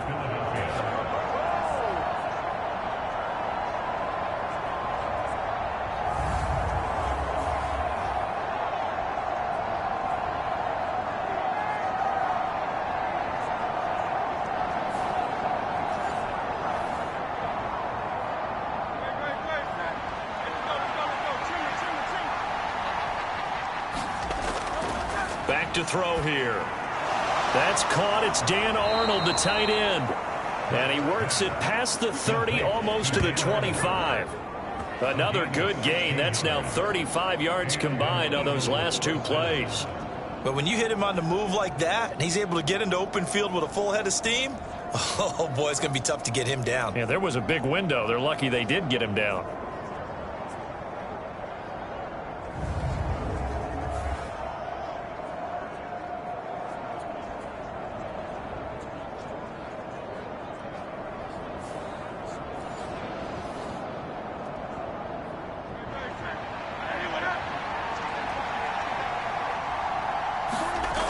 On 1st down, Hurts.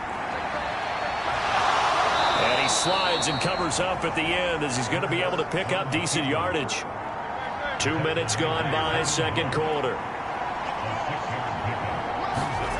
2nd down, here's Jalen Hurts. He finds his tight end, Goddard. That's complete. And a couple of yards as they move it from the 21 to the 19. They'll come to the line, needing only 2 yards to gain the first here. On 3rd down, Penny. And he's going to be a yard short. A 2-yard pickup leads to 4th and 1. In order to play really good run defense when you're playing a 3-4, those 3 guys up front, the nose tackle and the guys they call the defensive ends, they're usually big, big people because they're going to have to eat up a lot of blockers because it's usually 5 on 3. And when they do their job well, guys who play on the inside, those inside linebackers, they're able to just roam and hit.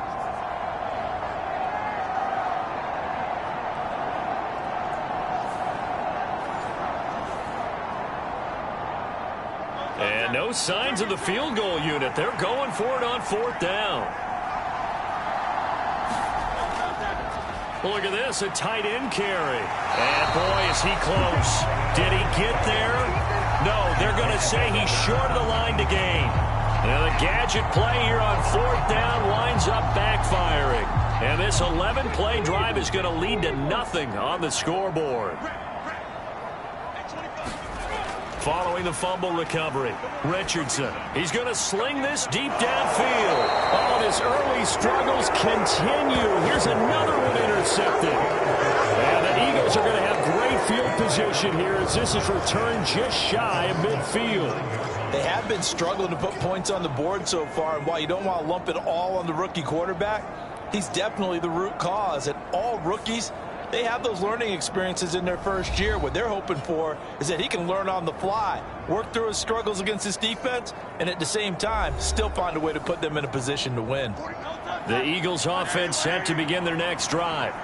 Well, they've got some stuff to build on from that last drive because they moved the football, CD, and then they tried to go for it on fourth down, didn't convert, probably left a bitter taste in their mouths. I would say so, and I think that they go out in this series determined for that not to happen again. In fact, they don't even want to get to a fourth down opportunity.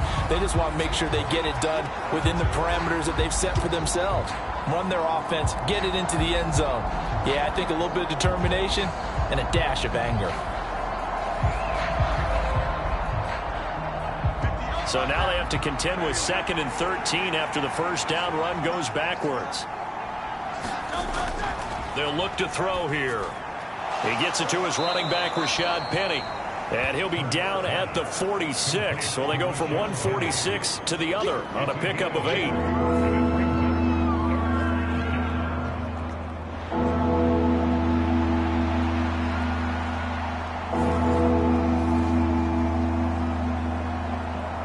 This offense so far on third down, just 1 for 3 thus far. This will be 3rd and 5. Work in the middle of the field, and he's got a man complete. And he is going to have an Eagles first down as he's able to get 8 yards there on 3rd and 5. An 8-yard pickup. First down, Eagles.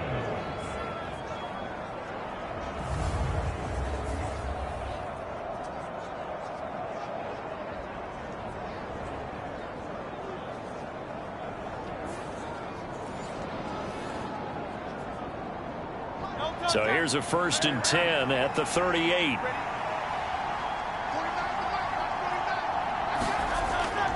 They go play action with Hurts. And he'll protect himself at the end here as he winds up getting pretty decent yardage. Here now, 2nd and 4. Looking to throw. Over the middle, complete. That's Brown. And A.J. going to pick up an Eagles first down as he'll be brought down at the 27. Hurts connecting there with Brown for the Eagles first.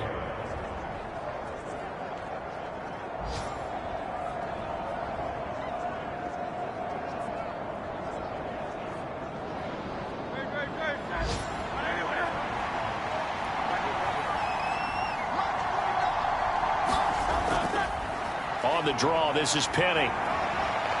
Down he goes at the 23, a pickup of 4. From the 23, here's the 2nd down and 6.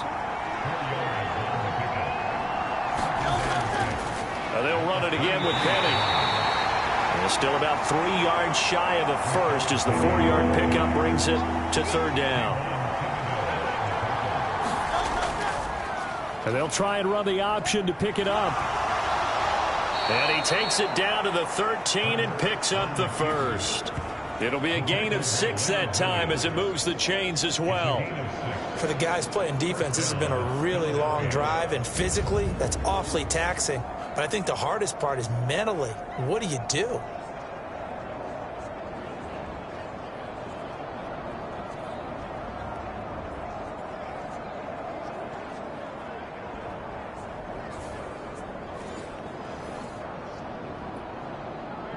From the 13 now, they work on 1st and 10. Now it's Penny running right. And strong running there as he's inside the 10 and down to the 8-yard line. 2nd and 5 from the 8. He'll look to throw. And he just chucked that one out of bounds, out of everyone's reach. Maybe a wise call not to take a sack in this part of the field. It brings up 3rd down. They'll set up to throw.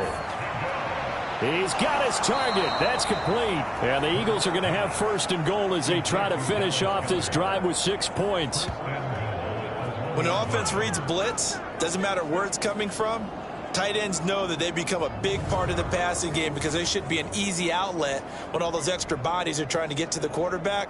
A hot route, so to speak.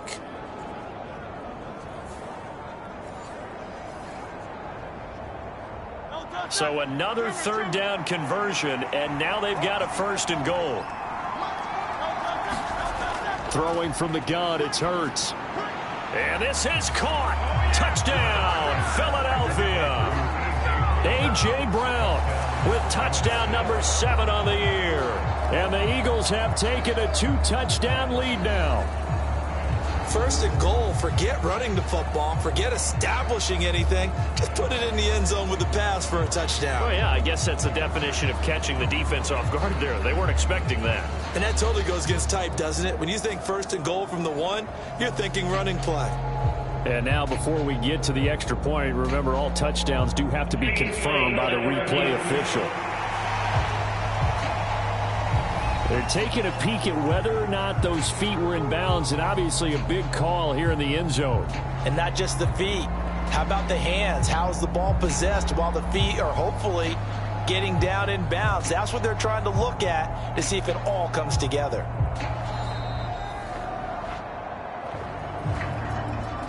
So they called it a touchdown originally, and this will stay a touchdown after the video review, so they had it right. Elliott good with a PAT, and that'll make the score 14-0. So that drive, 12 plays in length. And it's capped off by an A.J. Brown touchdown. Now after the touchdown, here's Elliott on to kick it away. And he'll very wisely take a knee here as they'll bring this one out to the 25 on the touchback. The New York set to take the field. And for this offense, Charles, you got to think kind of crucial here to put something together on this drive, because remember last time out they threw the interception on the very first play. And you can't afford to let this defense keep building any more momentum. They're playing awfully well, and they're awfully confident right now. To me, it's time to attack and take some of that momentum back, but make sure you're selective in doing so. Understand where you want to throw the football and make sure it's open before the ball leaves your hands. 2nd and 10, a very chilly day here, but no snow. And I got to say, if it's going to be this cold, I want snow. You should see Charles' face. He's looking at me like I'm crazy. They come up to the line now facing a 3rd and 10 after the incompletion. And Richardson back to throw it. Pressure comes, and down he goes. The Eagles get there for the sack. Fletcher Cox gets in there to drop him for a loss of 13 yards, and it's also 4th down now. Well, you're already up a couple of scores here in the first half defensively, and Charles, they just seem to be playing really free on that side of the football. I love the observation, because with that type of a lead, they feel like they can take a few more chances and be even more aggressive, and it's been paying off for them so far this game. On 4th down, here's Jamie Gillen on to punt.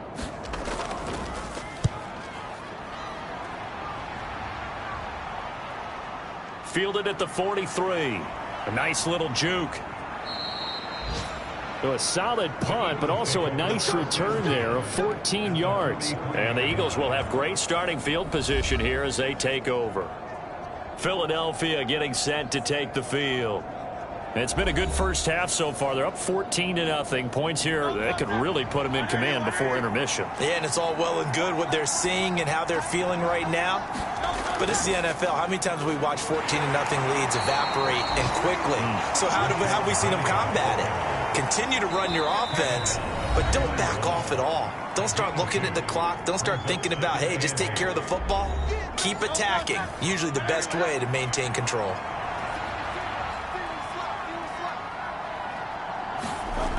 Second down, here's Hurts. And this one complete to Smith. And Devontae going to pick up the Eagles' first down as the tackle made down at the 33. So they'll come up 1st and 10 now from the 33. Here's a throw to his running back. It's complete. And he is out of bounds inside the 30. From the 28, it's 2nd and 5. to throw. They set up the screen to Penny. And he's brought down at the 24 after a gain of 4. The key to any screen play is all in the deception, and that means everyone on the offensive side of the ball. But someone gave it up because that one wasn't very well concealed. And the defense able to rally to him and hold him for just a And he's going to have to eat this one as down he goes. The Giants going to go ahead and use the first of their timeouts, as the stoppage will come with a little under a minute to go in this first half. And this is just outside the right upright. It's no good, and this will remain a 2-touchdown game.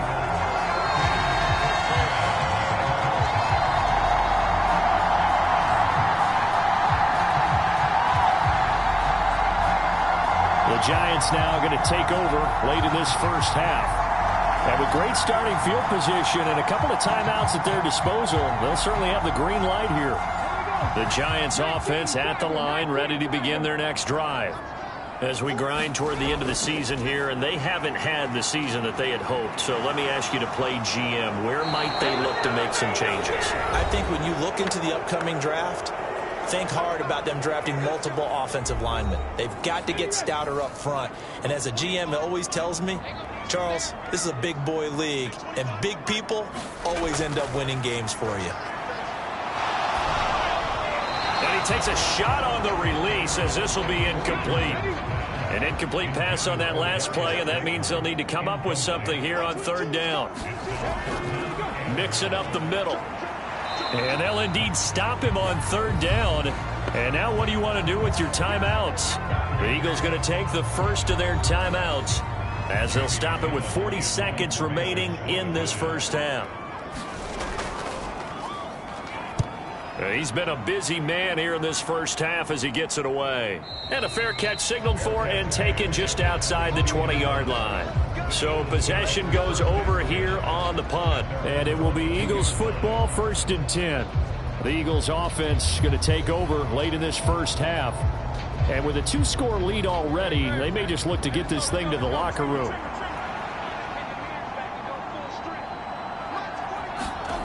On 1st and 10, it's Hurts. This short throw caught by Goddard. And he'll be corralled right around the 34.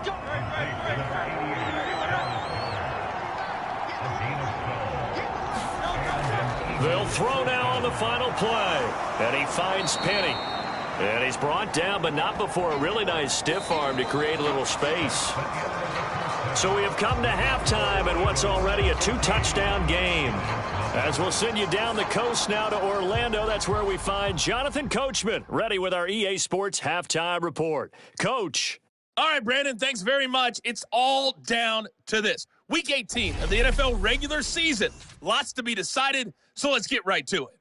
We'll begin up at Bank of America Stadium in Uptown Charlotte. And it's the Buccaneers who are out in front in the second quarter. Baker Mayfield with a touchdown pass.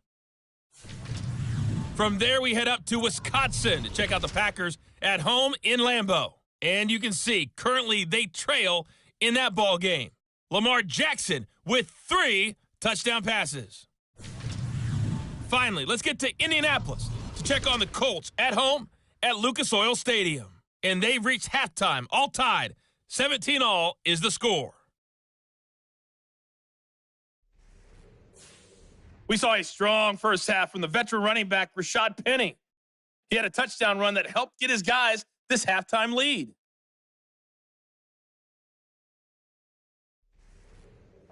All right, Coach, thank you, and we welcome everyone back for quarter number 3. A 2-touchdown game, 14-0 the score as we get rolling again here in this second half. Boston Scott on the return from his end zone.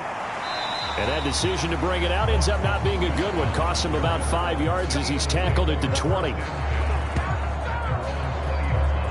Out come the Eagles now as they'll go on offense first here in the third quarter. And they've got the lead. CD, what do you think the message was at halftime? I don't think the message was too drastic, I think, at the half, or that they need to change things too much. I do think the offensive line could play a little bit better.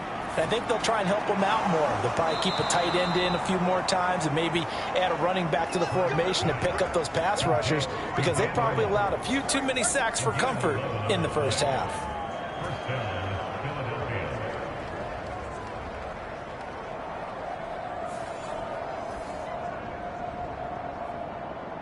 Line of scrimmage, the 31 now on 1st and 10. They'll drop the throw. That is incomplete. These two teams they met earlier in the season in Philly with the Eagles winning that ball game. So they are looking for the sweep here at MetLife. And he can't get rid of it. He's taken down. Devin Bush driving in and picking up the sack. Now how about that? Defensive coordinator perfectly in sync, dials up a blitz, and the man in the middle, he's the one who gets home. Big Mike. Big Mike.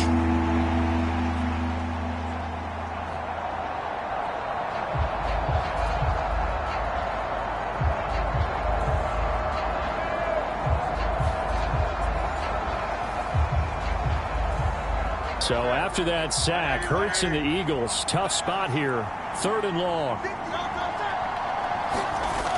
They'll look to throw. And he slides and covers up at the end as he's going to be able to pick up decent yardage. The Eagles send out their punter now. And the way this offense has moved the ball, he hasn't been needed till here in the 3rd. He was only asked to punt once in the victory last week as he sends this one away. Fair catch made at the 19-yard line. The Giants take over 1st and 10. Now we take a glance at the offense as they work their way back out for their first possession of the second half. And, Charles, they're certainly still right in this game, but they need that offense to wake up and in a hurry. Yeah, I like the way you put it. They certainly did seem to sleepwalk a bit in the first half. Now that their defense has done its job, it's their turn now to go out and try and get some points. And he's brought down at the 24 after a gain of 4. They'll come up 2nd and 6 now from the 24. 2nd down, here's Richardson. This goes out wide for Mixon. And he'll be out of bounds across the 30-yard line.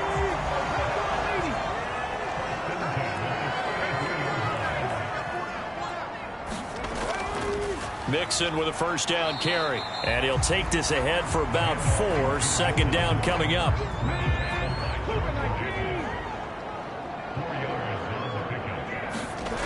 Richardson working from the gun. That's caught by Waller out left side. And now for him on the season, that is his 80th catch, and the result is a 1st down.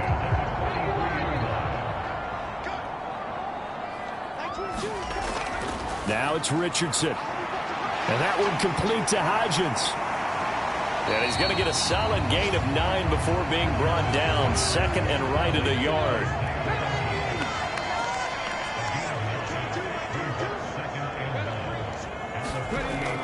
They go back to the ground now with Mixon. And he'll get it down to the 47 here. Able to get the 1 yard he needed, but nothing more. Well, they still have time to get him established, but in my estimation, they've got to pick up the urgency here. They've got to get quickly in and out of the huddle and run off a bunch more plays. Richardson off the play fake. He'll find Paris Campbell. That's complete. And he is tackled inside the 40, not quite to the 35. Still in search of their first touchdown of the game, but they're on the move. 1st and 10. Here's a give to Mixon. A solid run on 1st down. Gain of 7 leaves him with a 2nd and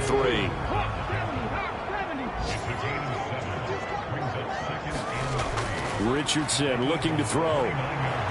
Oh, it's intercepted. A drive killer there. And the Eagles are going to take over at their own 28-yard line. What did you see there, Charles, on that interception from the rookie?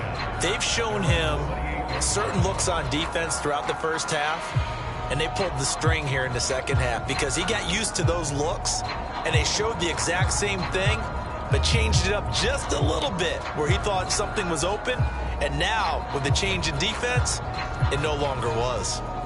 Hurts and the Eagles come up here 1st and 10 at their own 28-yard line.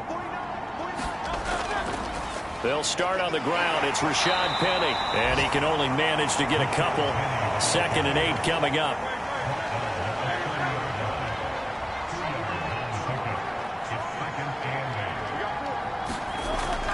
Now back to throw. He'll get this out wide to Penny. And he'll be out of bounds across the 30-yard line. This now a 3rd and 4. They're going to look to throw.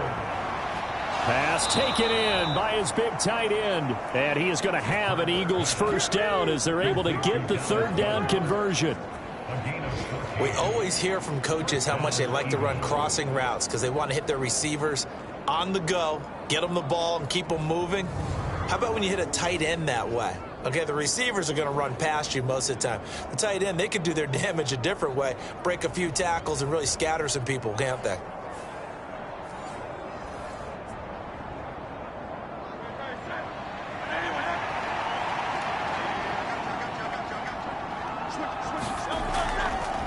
And they'll let the quarterback keep it here on 1st and 10. And he is met at the line of scrimmage, and he goes down right there. Now a 2nd and 10. Hurts sets up to throw it. This short throw caught by Goddard. And he's going to be out of bounds, but not before he takes it inside the 40. A 14-yard gain there as they look to improve this 14-point lead. Nice job, nice patience right there. Put him on the right side, let him work his way across, put the ball in his hands, and let him work his way upfield with a catch. So the drive takes him into Giants territory now, 1st and 10 at the 38. From the gun, a give to Penny. And he's going to take this ahead for right around 3 yards, but no more than that. 2nd down.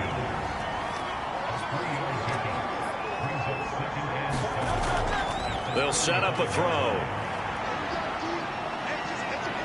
Fighting through pressure. And he works free. And he'll go down at the 28. Give him 7 on the tuck and run, and it'll get him a new set of downs. At least this time he's getting hit after a positive play for his offense. The pressure was coming through yet again, but he certainly didn't stick around for the sack on this occasion. Found an escape route and ended up getting the first down before taking the hit. Hurts throw taken in by Watkins here. And he'll go down right on the edge of the red zone following a pickup of about 7 or 8. From the 20, here's 2nd and a couple. Throwing is Hurts. Out route, and it's complete to Brown. And that'll be enough to keep the drive moving forward. Another first down on the pickup of 5 yards. Here's Hurts to throw. This is complete to Watkins on the slant. And the Eagles are going to be looking at 1st and goal as they move this down to the 4-yard line.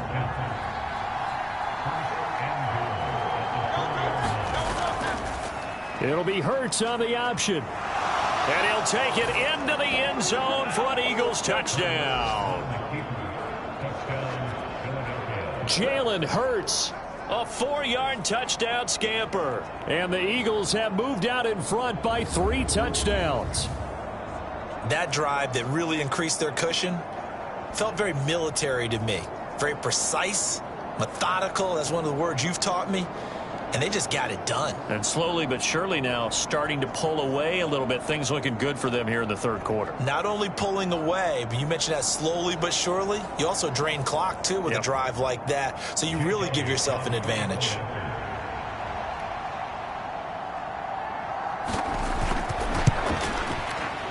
Elliott good on the extra point, and that makes the score 21-0. So that one a long 11-play drive, and it results in a 4-yard touchdown run. Now after the touchdown, here's Elliott on to kick it away. No run back here, down to a knee, and this drive will start at the 25. The New York set to take the field. I kind of feel like they've reached a do-or-die point in this game, Charles. If they're going to try to pull off an impressive comeback, it has to start right here, right now. Yeah, now they've got a final chance to get out of this situation, but they also understand they've got to move the ball and move it fast. In addition, they need to save as much time so they can get 2 more possessions. Kalijah Cansey in there to drop him, and that will go in the books as the first sack of his young NFL career. Congratulations, young man. Well, this certainly feels like complimentary football to me, partner, because the momentum from the team's touchdown drive looks like it's made its way over to the defense. They're working together in tandem now. Offense gets in the end zone, defense with a big sack on the first play of the following drive.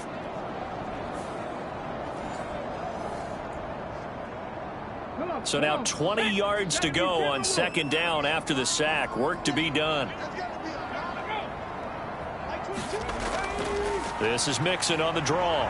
And a nice gain there as he'll be taken down just shy of the 20. This offense in desperate need of a conversion as they come up on third down. 3rd and long for Richardson. Launches deep. A jump ball, and this is caught. 1 quarter remains here as the regular season starts to wind down. You are watching the NFL on EA Sports. So the big play moves them all the way across midfield. It's 1st and 10 from the 45. Richardson. A short one here secured by the tight end Waller. They'll give him 4 yards there, and it'll be 2nd down.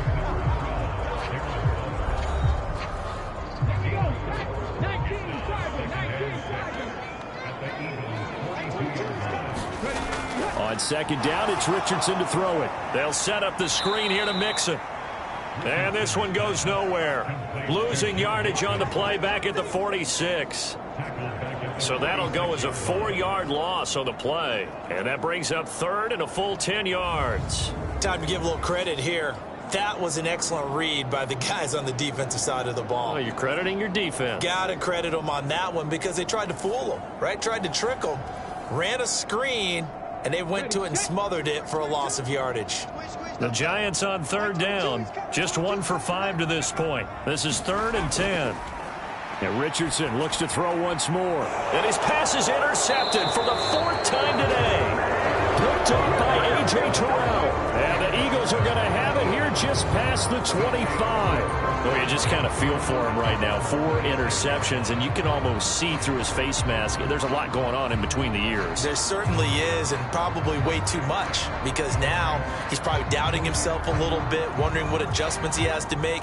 But here's what he needs to do. Get through this game. Go to the press conference, meet it head on, and show your teammates you're ready to shoulder what happened today, and you'll be ready for the next game. And if he can do that as a rookie, that's a great sign of maturity. They'll fake it on the jet sweep, and instead a handoff up the middle.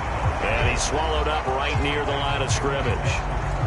No gain on the play there, 2nd down.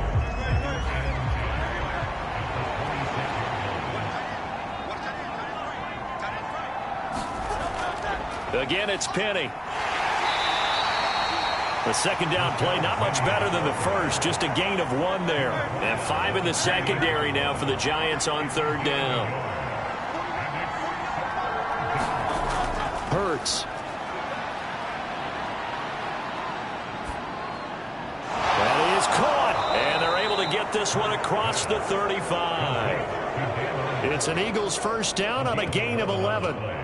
And that's patience to be admired right there because he looks left, looks right, and waits for the right guy to come open, spots him in the middle of the field, and delivers.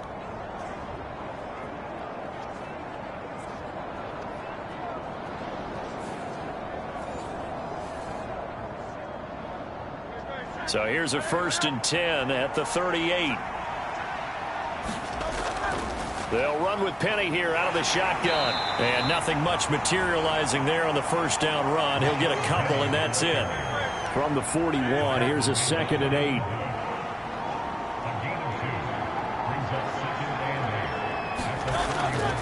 8. Inside handoff, Penny. And he takes this up right near the 45-yard line. And still about 3 yards shy of a first as the 4-yard pickup brings it to third down.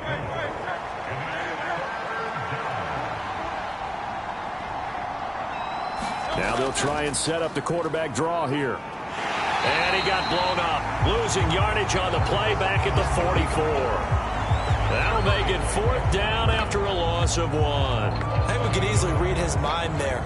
There was just no place to go. Tried to bounce it and get outside on the draw.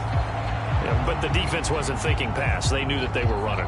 And I love the way that they covered all the gaps. You know, we can do all the lettering and the numbering and all those things, but those run fits that we talk about all the time, each person fitting in the proper spot on defense, you see the end result when they do that. First kick, 47. This one looks good as well. And he couldn't get it to check up. That kicks all the way into the end zone for a touchback. And the Giants ready to come out now. Facing a big fourth quarter deficit here, things not looking good. You know, this offense, though, they've been in the top half of the NFL so far this season, but in this one, well, their defense has really struggled. They go back to the air here after the INT on the last drive. Dumps it off to Mixon. And they'll get 8 out of this before being stopped at the 28. Line of scrimmage, the 28 now as they come up on second and a couple. Richardson looking to throw this. Pass thrown right back to Joe Mixon. Nothing on the screen that time. Now it's third down.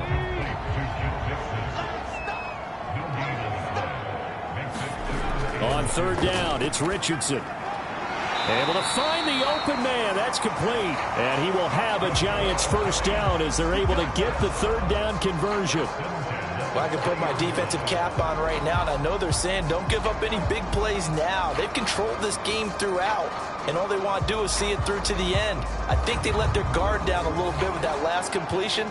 Sometimes when you're trying not to give up bigger plays, you don't react as fast as you should on other throws.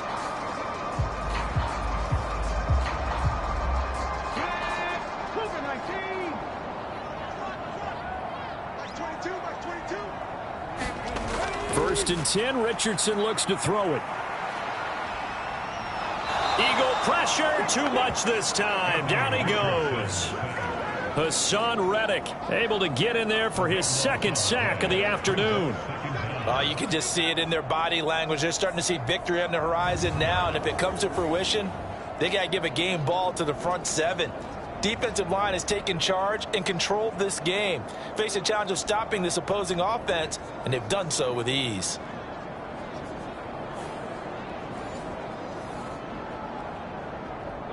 That huge loss on the sack makes this job much more difficult. It's now second down and 22 yards to go. Here's Richardson to throw. And that one too wide and incomplete. Another throw there off the mark, and obviously he's battled all of the interceptions. Things just haven't been true to form for him. I don't know. What do you think's going on out there, CD? That's a great question, and my suspicion is he's been coached really well to not show that he's having a problem. You know, they always tell you no matter what, you keep throwing the football with confidence. Well, we're not seeing a confident thrower right now. He's off balance, the passing game's off balance, and the defense is taking advantage. Did they maybe play that too safely on third down? I know you don't want to just throw a ball blindly downfield, but that didn't help them a whole lot. I think they probably said if it's open, take the shot. If not, get something safe because we do have fourth down to try and pick it up. All right, they're going to try and keep hope alive here on fourth down. They're going for it. Fourth down, desperation time. Here's Richardson. And it's going to be batted down. It will go the other way with a football. The Giants go on fourth, but come up empty. And the Eagles are going to take over in great field position. Now, that's just simply good coaching and excellent technique on that play. You know why? Because everyone wants to rush the passer when they want to throw the football, but you're not always going to get there. So what are you taught to do?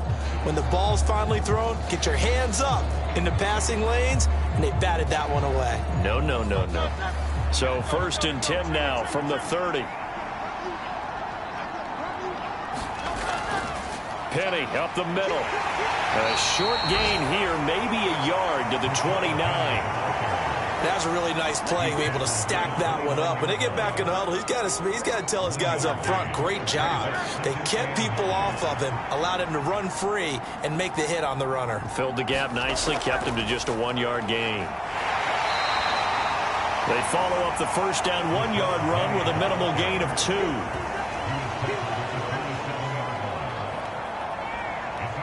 They got to get to the 20 to keep the drive alive on 3rd down.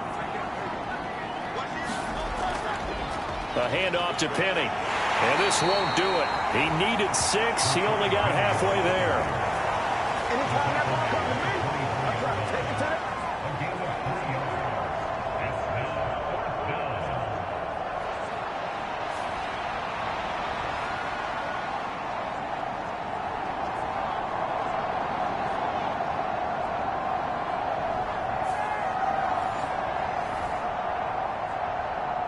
So Hurts is off, and on comes Jake Elliott for the Eagle field goal. From the right hash, it's a 41-yard attempt. The kick by Elliott is good, and that will extend their lead even further.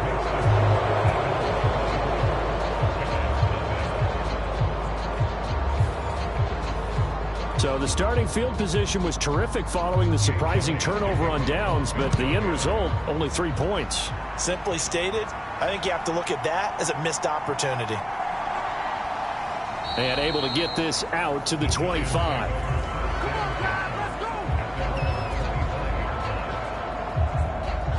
And New York set to take the field.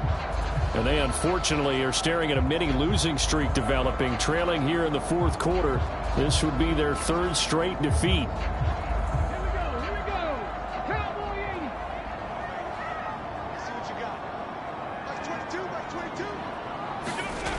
Richardson to the air on 1st down. He gets this in the hands of Mixon. Now this will leave him a yard short. Nice pickup of 9 yards on 1st down.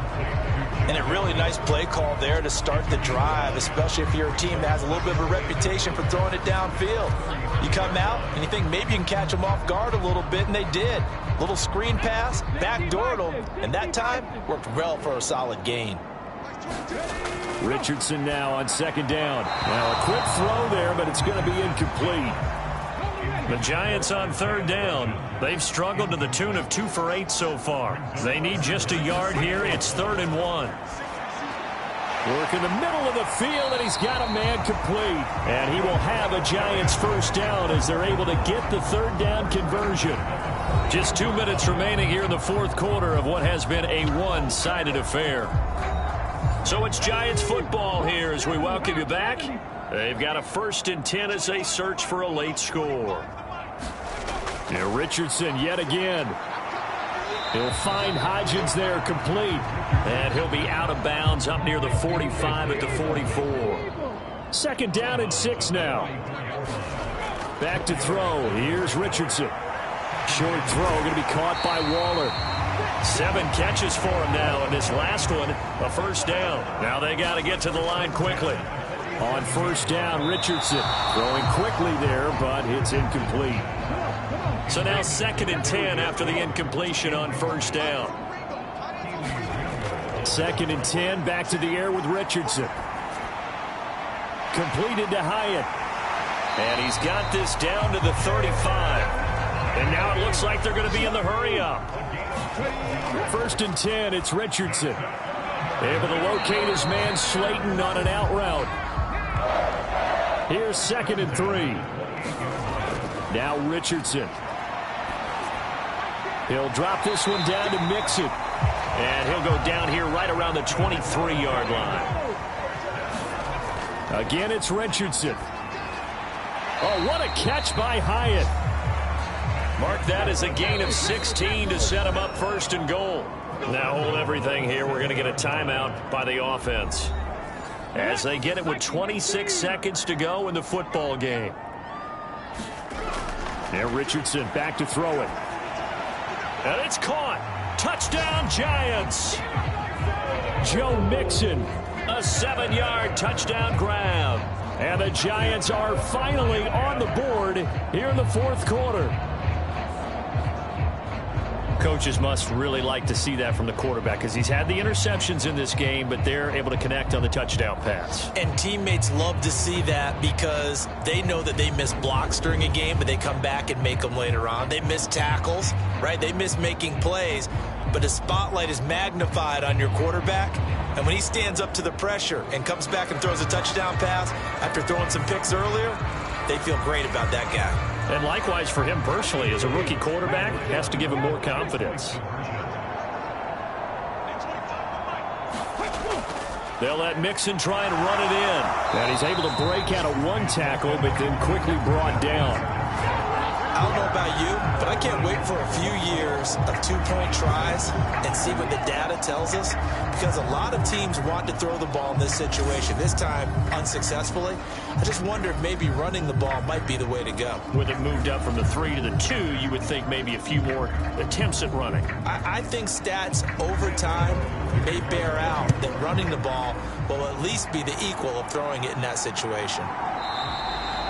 And the drive will begin at the 25 as Scott is going to stay in the end zone. Here's the Philadelphia offensive unit now as they head out to take over possession. And it would seem as if their 3-game winning streak is about to go to 4, but still a little work to do as they start 1st and 10.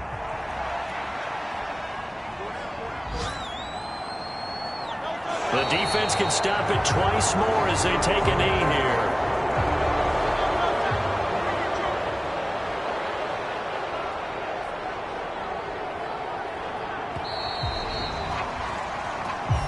So fly, Eagles, fly. It's a victory for Philadelphia. And I think the game balls need to be distributed on the defensive side of the football, and I bet that you would agree. Yeah, if you hold a team under 10 points, that's a job well done. Really well done. So I would say game balls for every starter and every key player who participated in this game. Now, see, I only like one game ball. You're handing out multiple. Although I set you up by saying game balls plural, but I like where we're going with this. Though you say one to represent like the best player of all of that, and I say multiples so that you keep everyone motivated and involved. You're a man of the people. I'm a man of the people. I thought I was the only child. You get a game ball, and you get a game ball. Game balls for everybody. So for Philadelphia, they finished the regular season with another win. They're 15th against just 2 losses. And now they'll have the week off as they get set to go after a Super Bowl title. Meanwhile, for the Giants, they'll finish a less than stellar campaign with a mark of 6-11. And this is a team that has a few good pieces in place, but could stand to get deeper and younger all around.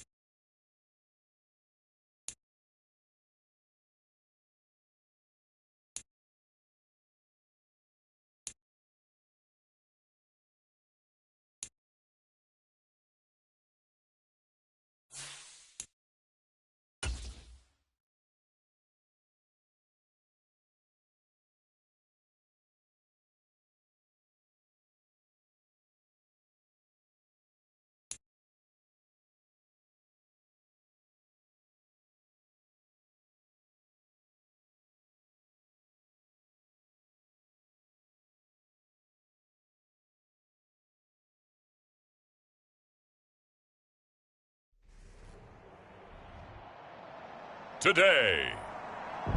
From M&T Bank Stadium in Baltimore, Maryland, it's Week 18 of the NFL on EA Sports.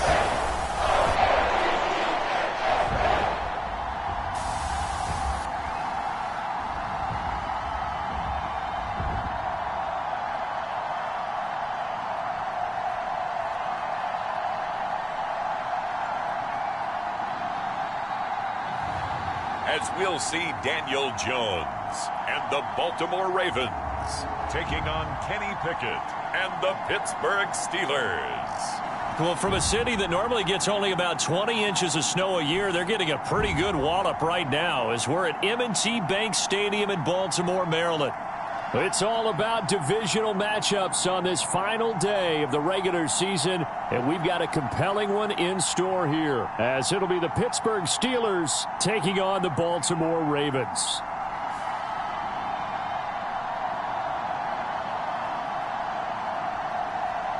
With Charles Davis, I'm Brandon Gaudin, and yes, it's January 7th, but we haven't seen you since New Year's Eve, so we have to say Happy New Year, one and all. And partner, Happy New Year to you.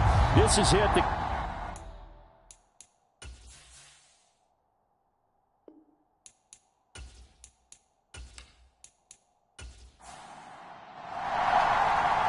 Two hard-hitting blue-collar franchises, one of the better rivalries going. The Ravens and Steelers are underway. Taken at the goal line. And makes it across the 20 as his guys will set up shop at the 23-yard line. So here are the Steelers now to take over for the first time. And they will be led out by their 6'3" quarterback. And it felt like in watching the game tape, he got everyone involved last week. He was a manager. He really was. That's a great way to put it because they ran the ball some. They threw it accurately. One touchdown pass. So he didn't, break the bank doing that, but he didn't throw any interceptions. That's the bottom line. That's why a defense loves a quarterback like that. Doesn't put them in bad situations. They'll run with Pollard to begin the drive. The game's first play produces 6 yards, brings up second down. Well, this defense for the Ravens, they were very solid last week in the victory over Baltimore. And I think our statistician, we ended up having to bring the blue tent and put it around him for a while because he was developing a hand injury from having to write down all the turnovers this team forced. 5, 6, 7, 8. Absolutely unbelievable. I hope he'll recover.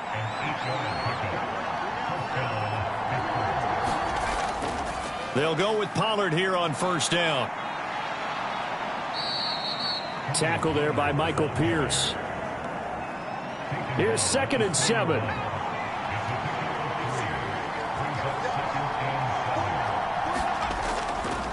Here's Pollard again. And he is going to be stopped cold behind the line of scrimmage. Now they're staring at a 3rd and 8. That last play backwards a yard. You look at this Baltimore defense. They really played well in that win last week against Miami. No matter what coverage was called, they were in the hip pockets of the receivers all game long. I mean, they were running the routes with them. Turned out they were right there on every single ball thrown and came away with 5 interceptions.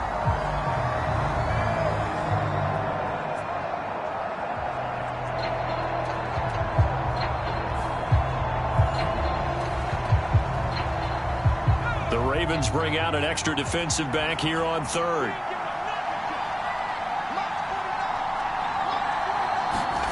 Looking to throw, Pickett. He's got his target. That's complete. And he's going to be taken down with the first down at the Ravens' 44-yard line. That one good for 16 as the drive continues.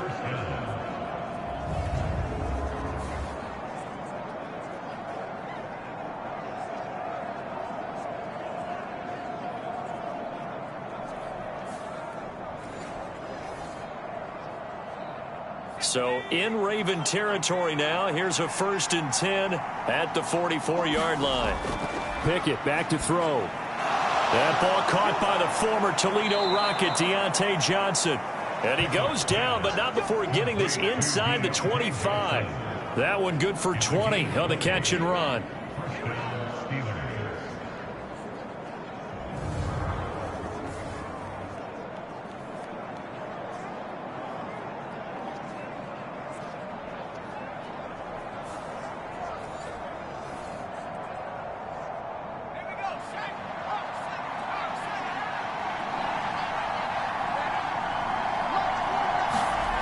1st and 10. Here's Pickett. Man open is Robinson. And able to get him down, but he does reach the 5. Another big gainer that time. This one goes for 19 yards. Well, no question, this is exactly how they wanted to start this football game. And nice pass there. And now they're set up beautifully, Charles, to finish this off with a touchdown. Yeah, but they've still got to finish it off, partner, and that means they've got to execute at this stage of the field. So we've seen many teams march it right to the goal line and not cash in. They've got something dialed up here that puts it in the end zone. Working out of the gun, it's Pickett. Open man is Johnson. Touchdown Steelers. Deontay Johnson, his 5th touchdown now on the year. And the Steelers are on the board first on the road here in Baltimore. I do believe we came here to see a game, didn't we? And it looks like he's running what we call routes versus air. You just go out there with your offensive unit and throw the football with no defense. He's 5 for 5 on the opening drive. He was on his game there for drive number 1, but my only thing is now he can't go any higher than that. He was so perfect. Can he do it again later? Yeah, all he cares about right now is making it 10 for 10, 15 for 15. Keeping that going. And he feels like he can get it done. You always worry about the plant foot in the snow, but no problems there. And that makes the score 7-0. Here's the Steelers kick team as they'll boot this one away. Devin Duvernay now returning from the end zone. And ultimately cannot get this out to the 25-yard line as he's dropped at the 23. So here come the Ravens now, ready to get the football for the first time. And trotting out there, their tall quarterback standing at 6'5". And you and I both know that any win is a good win, and that's what they did last week. But there's also plenty for him to work on in his game, wasn't there? Yeah. 2 touchdowns, an And interception. Yeah, you know, he wants to increase that a little bit in terms of ratio. But first and foremost, they did win the game. Now Jones. This throw taken in by Isaiah Likely. And this will go as a gain of 7 as he gets it to the 30-yard line. Brandon, to me, what's important right here on this drive is for them to get at least 2 first downs. They've got to give their defense a chance to settle down, catch their breath a little bit after they give up a touchdown on the opening drive. Ball on the 30 now. Here's 2nd and 3.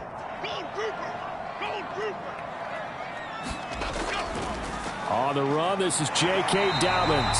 And he'll get it up near the 35, right at the 34 here. From the 34 now, here's 1st and 10. More the motion man. Right back to Dobbins on 1st. And forget about finding a lane. He barely had time to look up before he was planted in the backfield. A loss of a full 3 yards, and now it's 2nd down. I think Cameron Hayward's ability to take on blocks, hold the point of attack, and get upfield serves him very, very well. What a nice play there. Yeah, he can take on blocks because he's built like a block.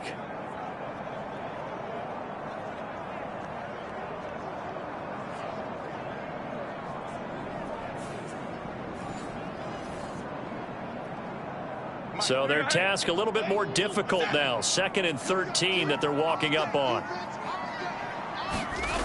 Throwing Jones. Well, looking deep here for Flowers. Oh, a leap, and he will make the catch. It's a big play there for Baltimore. And even 50 yards. Already over 1,000 yards receiving this season. That catch is just going to add to his total. Certainly not resting on his laurels. He's trying to continue to gain as many yards as possible and continue this big season.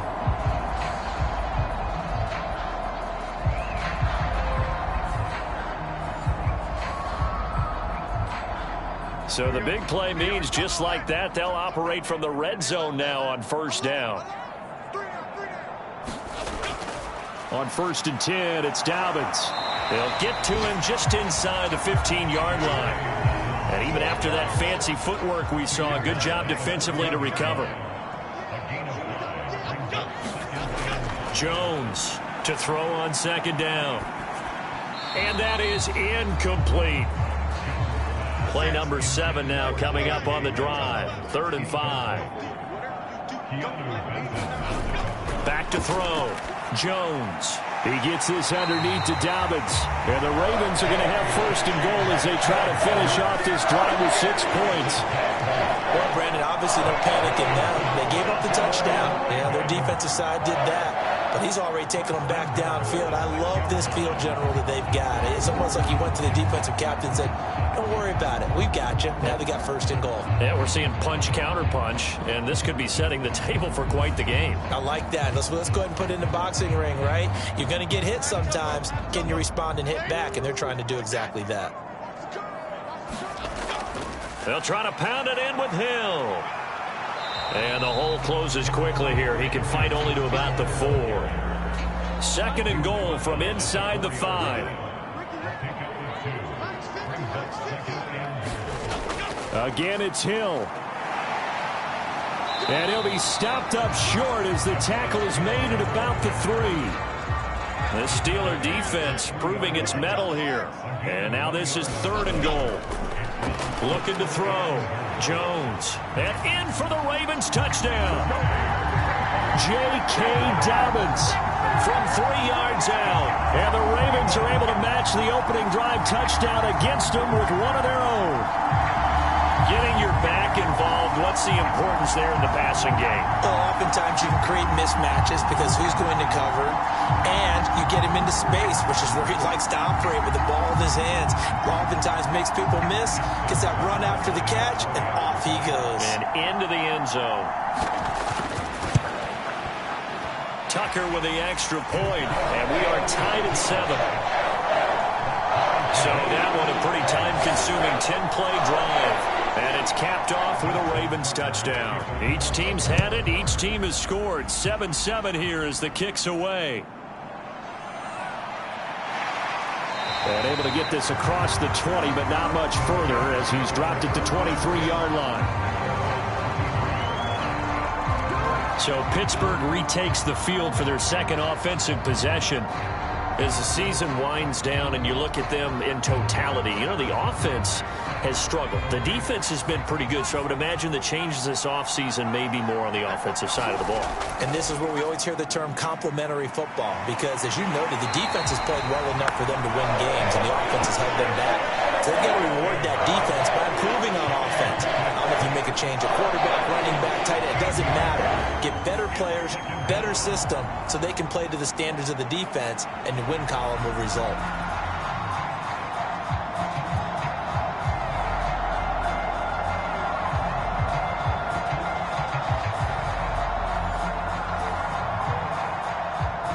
Now then, after the sack, it'll be interesting to see what they have planned for 2nd and 23.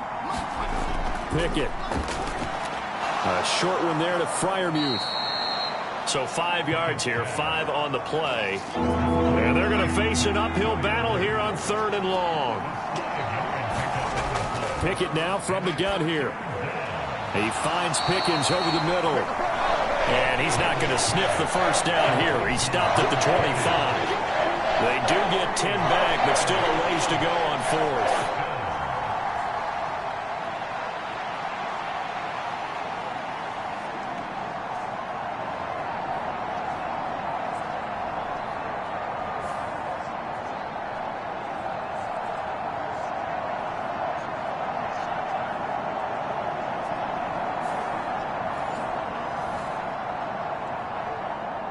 So on 4th down, the Steelers going to bring in Braden Mann to punt. James Prochet deep for Baltimore. And the win last week punted 4 times as this one's away. Ooh, the juke. That'll be a net of only 30 here. 40-yard punt, 10 on the return. And the Ravens will take over. The Ravens heading out on offense as we look at the playoff picture in the AFC. And it's a good news, bad news proposition for them. Mostly good news, and that's that they clinched a playoff spot. That's the important thing. Bad news, though, if they want to make a Super Bowl, for the moment at least, they'd have to do it out of the 6th seed. And bottom line, everybody wants to play at home during the playoffs. We know that's a given. But nothing builds character for a ball club quite like winning on the road in the playoffs, especially when no one thinks you can do it. And if you win one and gain confidence, who knows? You might get on one of those magical runs. And this carry not as productive. He's swallowed up at the line of scrimmage.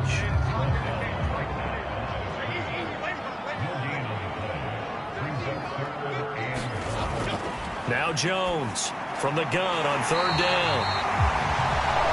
5 yards is the pickup there as that extends this drive.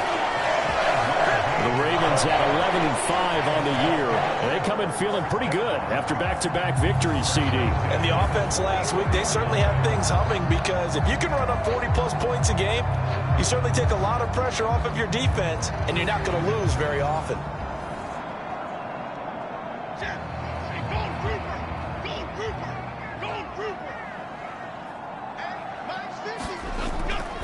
A give up the middle to Dobbins. And a good push up front, and he's able to navigate his way down inside the 30. That's good for a Raven first down, 15 yards there. Although his reputation as a speedy runner precedes him, it's always fun to watch him work. It is eye-opening, isn't it? Because when you see him get the ball and just go, in addition to that speed, it helps out his blockers. They don't have to hold blocks for long because he's just going to speed right past them.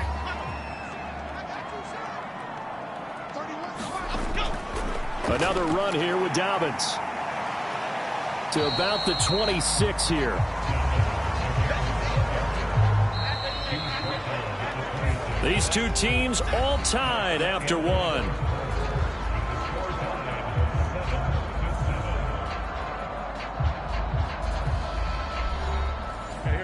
Here's a 2nd and 8.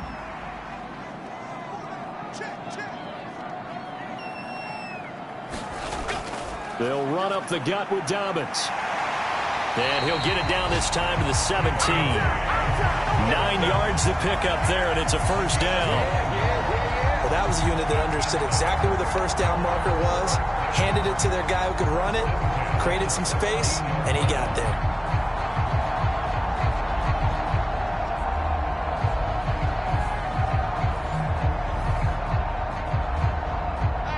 So from the 17 now, here's a 1st and 10. Here's a give to Dobbins. Down he goes at the 10 with a solid pickup of 8. Decided to hand it off that time on the run-pass option. Appeared to be an easy decision. Just gave it inside. Nice steady gain. 2nd and 2. First down marker at the 8. On the counter, it's Hill. And he'll be brought down this time at the 5-yard line. 4 yards on the play, and that leads to the 1st and goal. Not too many more ideal situations in 2nd and 2 in order to try and pick up a first down. They ran it and picked it up. They stick on the ground on first down with Hill. And the hole closes quickly here. He can fight only to about the 4. 2nd and goal from inside the 5. They'll try to pound it in with Ricard. And he gets halfway there from the 4 to the 2 on a gain of 2. The Steeler defense proving its mettle here. And now this is 3rd and goal. Again, it's Ricard, the fullback. And he'll get in. Touchdown, Baltimore. Patrick Ricard. His first touchdown on the year. And the Ravens have taken the lead. Well, if at first you don't succeed, try again. They go to the big man. Second time he gets it done. Almost as if they were feeling like he was establishing a rhythm. Give it to him again and again. And how about the end result? Finishes it off in the end zone. Touchdown, great run, and the score. Now Tucker to add the PAT.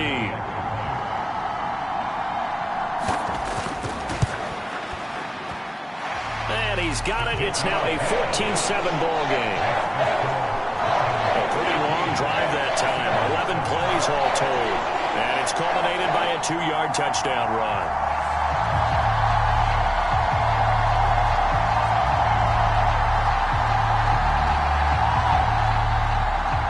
Tucker now to kick it away following the touchdown.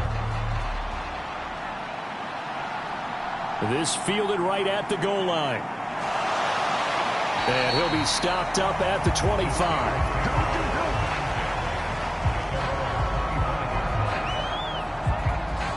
Pittsburgh getting set to take the field. That 7-0 lead of theirs short-lived as they've now given up 2 straight touchdowns to fall behind by 7. Yeah, but no cause for discouragement here. Yeah, they've fallen behind, but haven't they proven that they can go down and score? So what was the formula that got them down there the first time? Get back to something close to that, and maybe they can get this game tied up. And the running lane's non-existent in this first half as they'll stop him behind the line. He'll lose a yard there, and it's 2nd and 11. Normally, that's not the down and distance that you call a draw play. You usually want to wait to 2nd or 3rd down with a definite passing situation before that play is dialed up.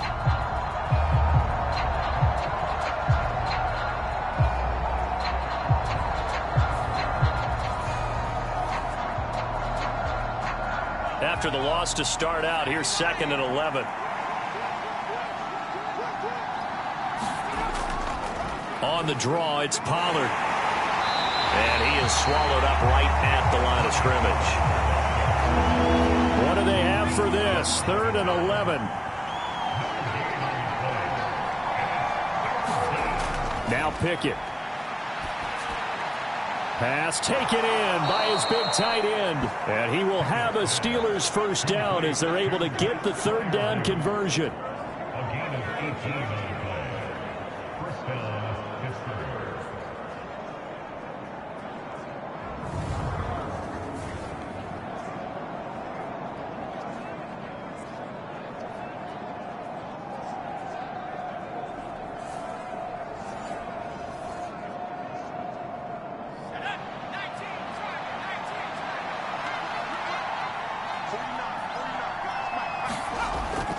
Out of the gun to give to Pollard.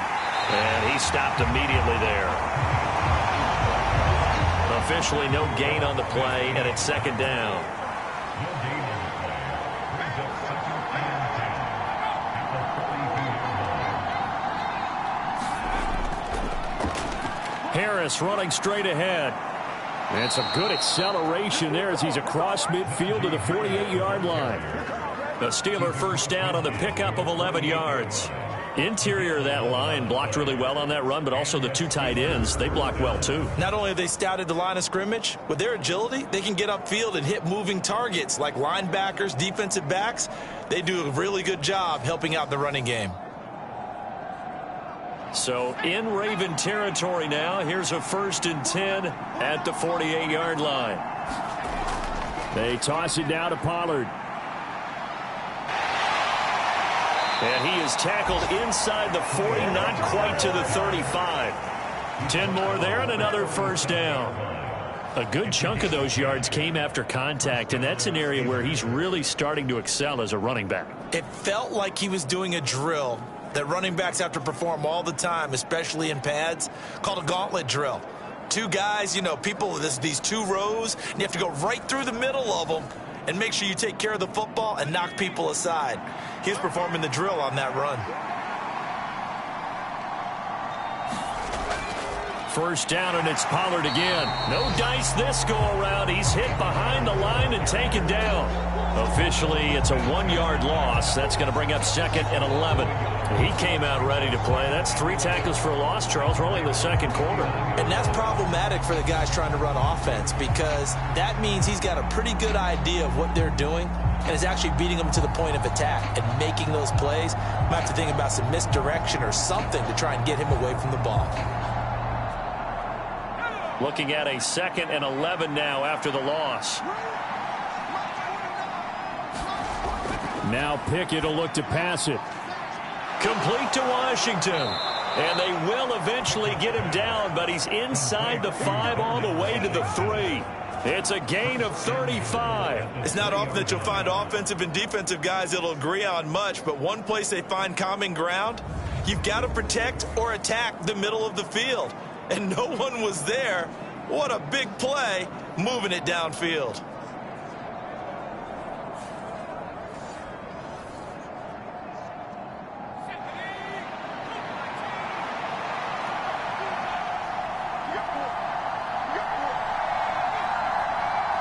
They'll motion out one of the tight ends. Harris going to be stopped before he can get moving forward as he'll lose a couple back to the 5-yard line. It's a loss of 2 there, bringing up second down. The job of any linebacker involves having enough strength to fight off a blocker and get to ball carriers. But in this case, I think we can safely say he beat him right off the snap to get into the backfield and make that play.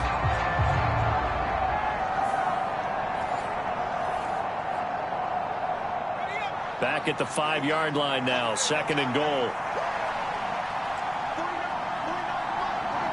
Now they'll bring one of their tight ends in motion right. Back to throw, Pickett. And down he goes. Pressure gets him back at the 14. And that one really pushes him back. A loss of 9. And now it's 3rd and goal after the sack. 2nd goal, last thing you need to do is get pushed backwards to take a sack. But he couldn't find anywhere to go with the football. Had to eat it and ended up on the ground.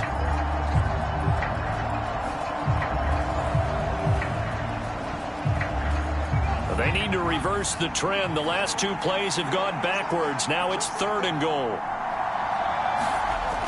Pickett, he'll look to throw it. Hit as he throws. He lost the football. It's loose. And it's picked up by the down the numbers. There he goes. And this is going to be brought back for a Baltimore touchdown. And that's a linebacker showing he can move pretty good with a football in his hand. That's not just a short shuttle now. He took it and went a pretty good distance, didn't he? Did you get the 40 time on that? I didn't, but he got 6 points out of it. I know that in a great play for that defensive unit. Tucker now for the extra point.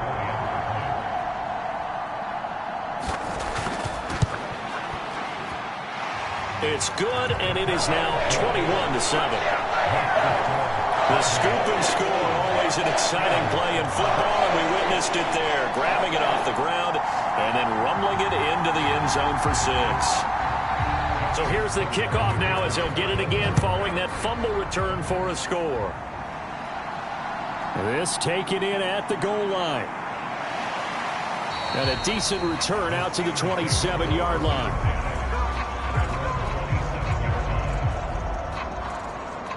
And Pittsburgh getting set to take the field. And this not an easy situation. You're down early, in the elements, you're on the road. How do you get the mojo back? Well, one thing is to remember that as an offensive player, you have a much better idea of what you're trying to accomplish and where you're trying to go than the defender. So in this case, because you know it, you can make your cuts with a little more decisiveness, maybe a second fake, some double moves, things of that nature, to go ahead and try and put some pressure on the defense.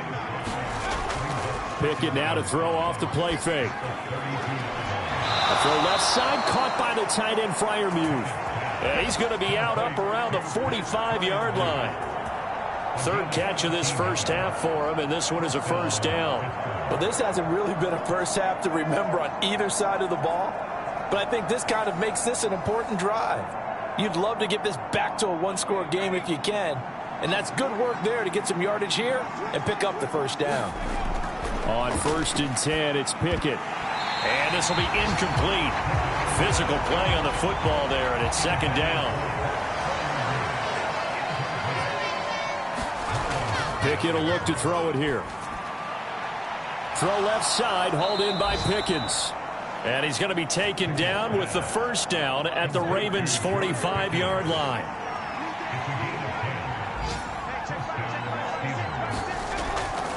They run straight ahead here with Pollard. And he still has yet to get on track in this first half as they're going to stop him behind the line. He'll lose a yard there, and it's 2nd and 11. Brandon, that's what you call being manhandled at the point of attack. And I know the offensive line gets a lot of blame for that one. But occasionally, the defense just knows what you're going to do. Maybe they scouted it perfectly. Maybe someone tipped it off. But on that play, it had no chance. 2 minutes remaining in this first half of football.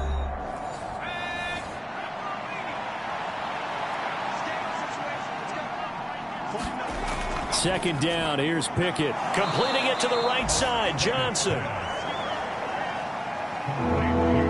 7th play of the drive now as they come up on a 3rd and 3. Here's Pickett. That is caught. And he'll be taken down, but he does have first down yardage. An effective 7-yard third down conversion. When this offense can get their tight ends involved, they can move the football. Here, a nice route, able to look it in, and picks up the first down.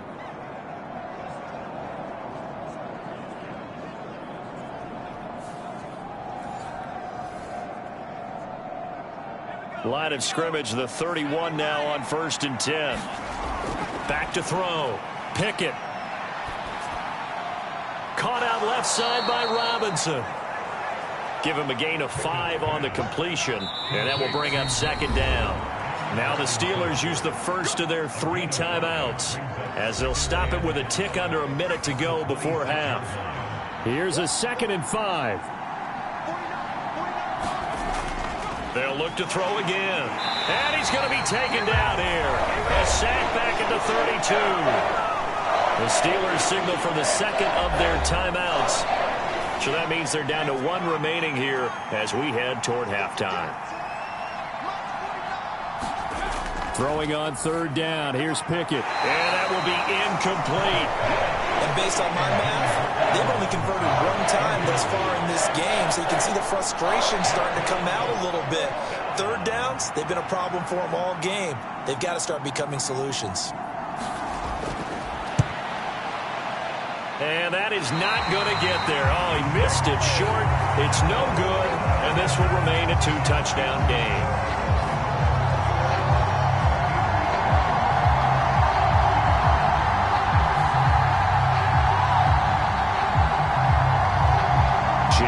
Dobbins leading the way as the offense returns to the field. He's over 40 yards here in the 2nd quarter. Been nice and effective for them, hasn't he? He has definitely been dependable, and really shouldn't underestimate what he's getting done here, because anytime you're on a pace that's going to approach 100 yards, you've really done some damage in an NFL game. And now he's looking just to add to his totals.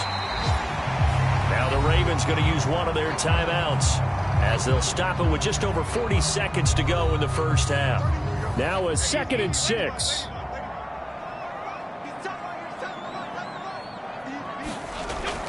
Looking to throw. Jones. Got his man complete over the middle. It's Flowers. The Ravens going to use the 2nd of their timeouts as they stop it here with just under 40 ticks to go in this first half. Jones now on 1st and 10. That one will be incomplete. He caught it but could not stay in bounds for the long connection.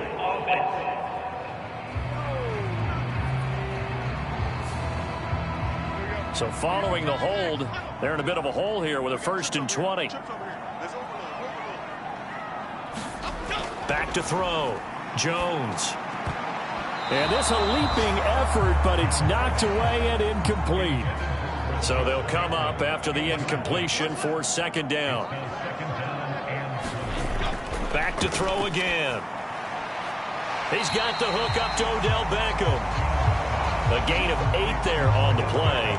And that's going to lead to a 3rd and 12. We didn't need to ask around the league, but we got to confirm this guy's a good player. They've got to find a way to get him more involved, call a few more plays that target him. Absolutely, because here we are toward the end of the first half, and that's the first target, not just the first catch, first target. He's going to throw one up for the end zone. Now a battle for the football. It's caught. It's a touchdown. Zay Flowers in the final seconds of the first half. And the Ravens will extend their lead here just before halftime. And just before the half ends, the prayer is answered. Defensively, a disaster there. I know often we're surprised when this actually works. I mean, the excitement level goes way up, but maybe we shouldn't be, because I know as a defender, you've got to play the ball in this situation, but you can't interfere with the receiver because, remember, it's a spot foul, and it'd be 1st and goal if it happens in the end zone, and you don't want to give up that play. And that little bit of hesitancy often works really well for offensive guys.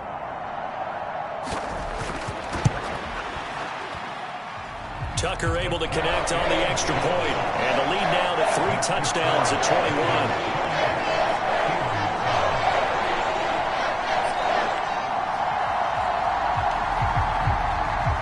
So barring a touchback, this likely the final act of the half as the kick is away.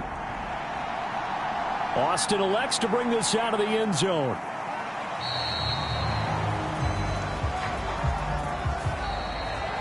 So we're at halftime here in the Inner Harbor with the hometown Ravens on top. As we'll send you down to Orlando, we check in with Jonathan Coachman for our EA Sports Halftime Report. Coach. All right, Brandon, thanks very much. It's all down to this. Week 18 of the NFL regular season. Lots to be decided, so let's get right to it. We'll begin up at Bank of America Stadium in Uptown Charlotte. And it's the Buccaneers who are out in front with that game closing in on halftime. Baker Mayfield with a touchdown pass. From there, we head up to Wisconsin to check out the Packers at home in Lambeau. And you can see currently they trail in that ball game. Lamar Jackson with 3 touchdown passes. Finally, let's get to Indianapolis to check on the Colts at home at Lucas Oil Stadium. And they've reached halftime, all tied. 17-all is the score. It was a terrific first half from quarterback Daniel Jones. He fired his guys into the lead with 2 first-half touchdown passes as they were looking like a well-oiled machine in the first half of play.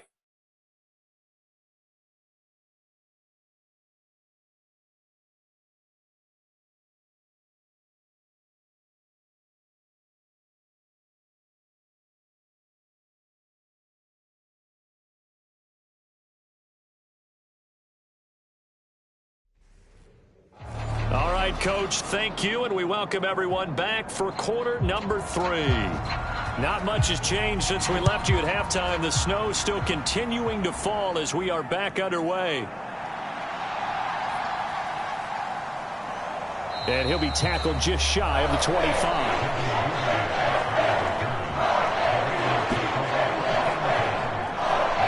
As this offense makes their way back out, it's AFC playoff race time as we give you a look. And certainly they are pleased to know that they will be in the postseason. That's the good news. They've clinched a spot at least. The bad news, at least for now, they would have to make a run out of that 6-hole CD, and that's not an easy prospect. Not at all, especially with how loaded this conference is. And think about the thought of trying to run through 3 road games just to the Super Bowl. It seems unlikely, but we have seen it happen before. So not quite a first down just yet as they come up on 2nd and less than a yard. Looking to throw. Jones. And that falls to the ground, incomplete. A nice job of bodying him up defensively. And now it brings up 3rd down. They'll try to run for it with Dobbins. And he will have a first down here at about the 40. It's a 7-yard gain and good enough to move the chains. I always appreciate runners who understand situations. That was just 3rd and inches. No reason to dance around in the backfield and try and break off a bigger play. Just go pick up the first down, and that's exactly what he did.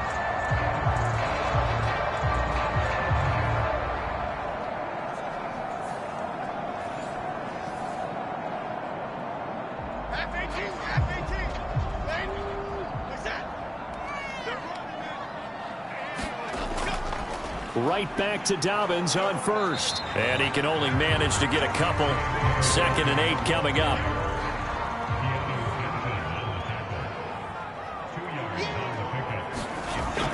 Back to throw. Jones to the right side into the hands of Flowers. And he's able to get this one out closer to midfield across the 45. Here's Jones from the gun on 3rd down.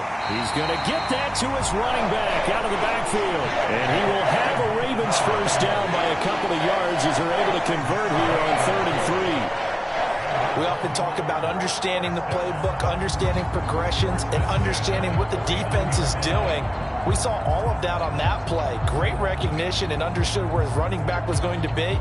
Found a way to have him leak out underneath, hit him with the football, and they picked up the first down. So 1st and 10, and if they score on this drive, might have to start digging in our second half blowout material. They go back to the ground with Dobbins. Just a yard on the pickup there, and it'll bring up a 2nd and 9. Moore, the man in motion. Jones looking to throw on second down. He's got the connection to Moore. So the completion good for 6 yards.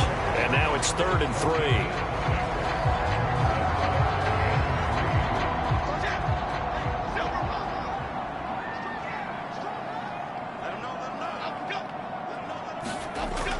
Looking to throw. Jones. Work in the middle of the field, and he's got a man complete. And they're going to have themselves another first down as the tackle's made at the Steelers' 32-yard line. Just his second catch of the game so far. This one moves the chains.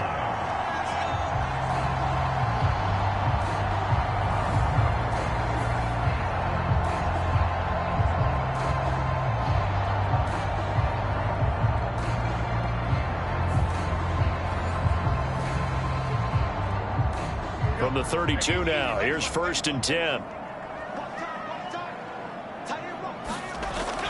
Operating from the gun, Jones. Quick slant, caught by Moore. And he's got this down almost to the 20 before he's dropped.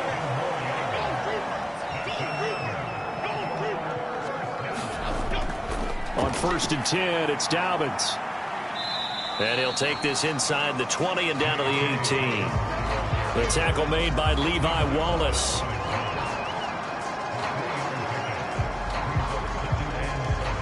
Second and 7. Flowers going to go in motion right. They stay on the ground. This time it's Hill. And they'll get him down right around the 16. They'll come up facing 3rd and 5. Operating from the gun, Jones. He's got his running back out of the backfield. And the Ravens are going to have 1st and goal as they try to finish off this drive with 6 points. A lot of deflated looks on that defense. It seems like they just cannot find a way to get a key stop on 3rd down. Here's another conversion. And now this offense, they're in a position to go up even further as they've got it 1st and goal. So another 3rd down conversion, and now they've got a 1st and goal. Dobbins will get about halfway there as he takes this from the 4 down to the 2. From the 2 now, 2nd and goal.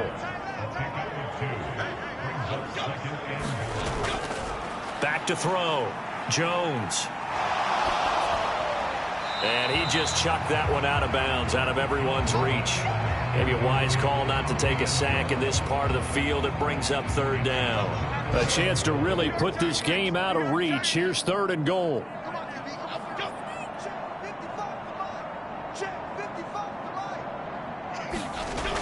Looking to throw. Jones. There's Flowers. He's got it. Touchdown, Ravens. A great play there. His 2nd touchdown of the game and his 9th on the year. And the Ravens take the opening kickoff of the 3rd quarter and drive right down the field to extend their lead. So another touchdown there, and even though we're still just here in the 3rd quarter, kind of hard now to see them giving up this lead. And this is just an offense that's imposing its will right now. You name it, they're able to do it. If you're the play caller, whatever you want to select is there. You want to run it, you want to throw it, pick a play, any play. They're rocking and rolling right now. Tucker with the extra point, and that'll increase their lead to 28.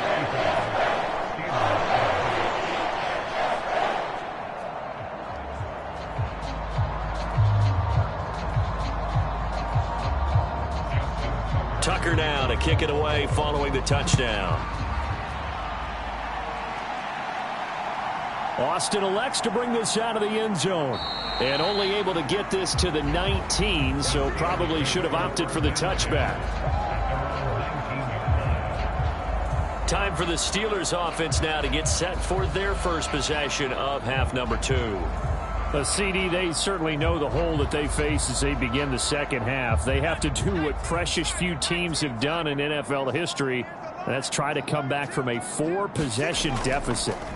And, partner, you know, as that team gathers, they're saying to each other, you never say never, right? Because if you're on an NFL roster, that's how you have to think. You can always come back and win a ball game. And let's let's face it, we saw a certain Super Bowl, a 25-point lead late, that wasn't enough to put someone away. But that being said, this task is near impossible. Let's face it. And bottom line is, it officially becomes impossible if this possession is an empty one. That huge loss on the sack makes this job much more difficult. It's now 2nd down and 22 yards to go. All right, rifles one, and that's going to be intercepted. And he will bring this back. It's a pick 6 and a Raven touchdown. Well, whatever adjustments they're trying to make over on that sideline, Charles, this defense, they just seem to be a step in front of them and not giving them a chance to implement any of those changes. And here, a pick 6, and they widen the lead. At least a step ahead, maybe even 2 steps. And right now, they are thinking hard about putting this opponent away. That turnover, it grew their lead and just totally deflated that offense. Now, these next couple of series, you can take them out of the game entirely if you continue on this pace. Tucker now to add the point after. And the lead grows even larger here in the 3rd quarter. So the defense creating some points, not only getting the interception, but then returning it to the end zone for the pick 6. So they throw the pick 6. They'll get another shot at it now as this one's in the air. Austin elects to bring this out of the end zone. And he's able to get this across the 20, but not by much, as he's marked down officially at the 21. The Steeler offense set to regain possession. Well, we're still in the 3rd quarter, so there's some time to kind of clean this up and make it look more respectable. Now, a win, that's probably gone out the window, Charles, but I don't know. Do you look at this as a time to just improve and maybe start to look towards the future? I think you have to find something to play for, something to grasp onto until the clock runs out. But, Brandon, we've been around this game a long time. This is an outlier. You don't get many blowouts like this no matter how the game looks on paper going in. This one has turned out to be everyone's worst nightmare realized. And he slips up past the 45 before being tackled. Pittsburgh getting 16 yards there and also a 1st down. First downs have not come easy, and neither have runs like this throughout this game. Absolutely not. He finally felt like, whoa, a sigh of relief. We got something going in the running game.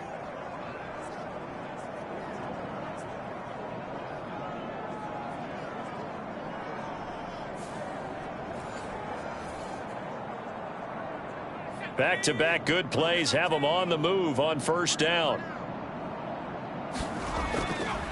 Going to run again here with Pollard. Knifes his way forward here, but just 3 yards on the play. 2nd down. Well, just shy of midfield. Here's a 2nd and 7.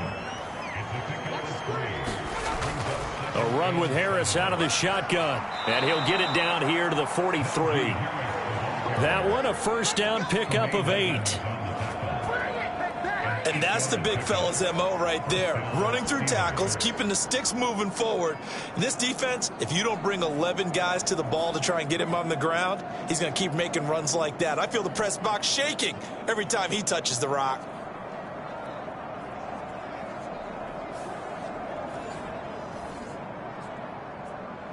So in Raven territory now. Here's a 1st and 10 at the 43. On the give, this is Harris. And some good tackling there as he stopped up at about the 41. And we're at the 41, 2nd and 9.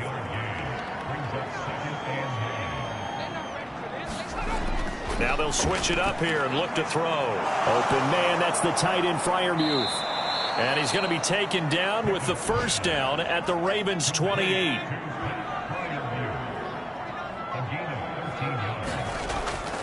They run the play fake. Here's Pickett. That's swung out wide to Harris. And he went backwards. He'll be down at the 30. That one unable to develop, never got going. A loss of a couple, and it's 2nd down. That play was well covered. Just tried to check it down. Unfortunately, we're not able to find any yardage on that one.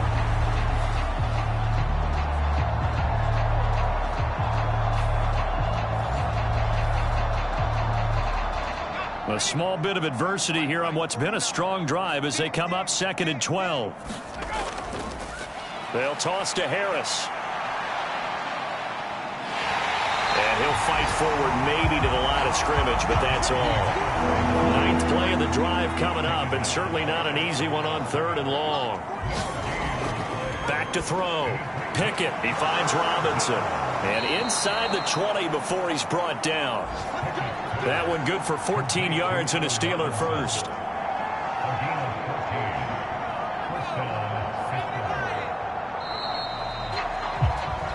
One quarter remains here as the regular season starts to wind down. We'll return with more after this break. You're watching the NFL on EA Sports. So the ball down to the 16 here for 1st and 10. 49.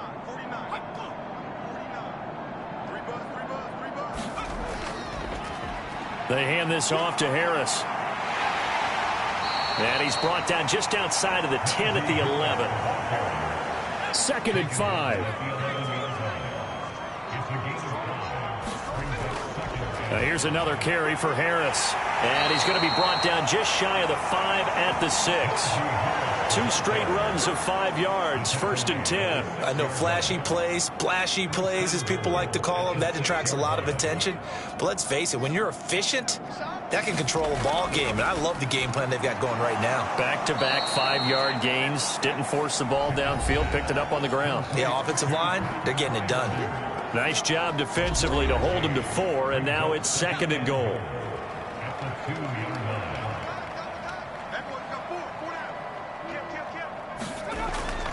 They'll try and run with Harris. And this is not going to do it as he's stopped at the 2-yard line. 3rd and goal, trying to make that scoreboard at least a little more respectable. Again, it's Harris, but he will lose yardage here. Back to the 4-yard line. Losing 2 yards that time, and now it's 4th down. There's no question that coming into this game, this defense is pretty vocal about its desire to take this running back out of his game. And all that pregame wolfing has turned into results.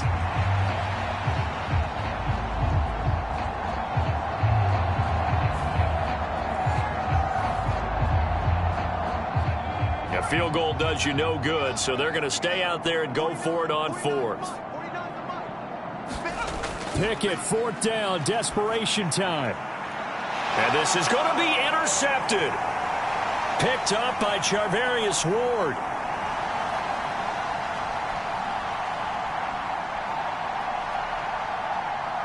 And he will bring this back. It's a pick 6 and a Raven touchdown. So they go for it on 4th and goal, hoping to get 6, and it's 6 the other way. If hindsight is 20/20, they would have gone ahead and kicked the field goal, but by being aggressive, it actually cost them. Gave up 6 points going the other way.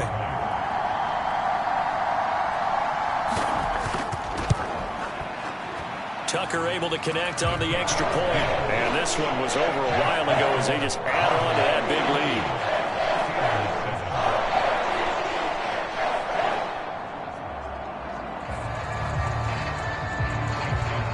So they'll get another shot on offense following that pick 6. And now the kick is away.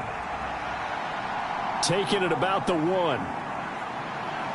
And he won't quite make it to the 25.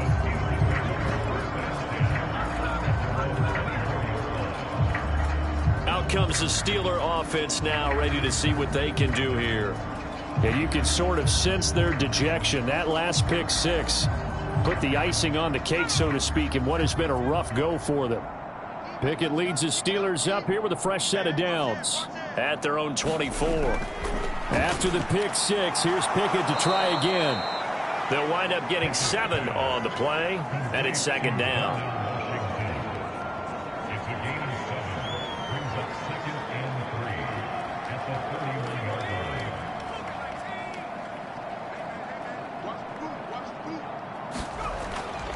Looking to throw. Pickett, middle of the field, it's Robinson.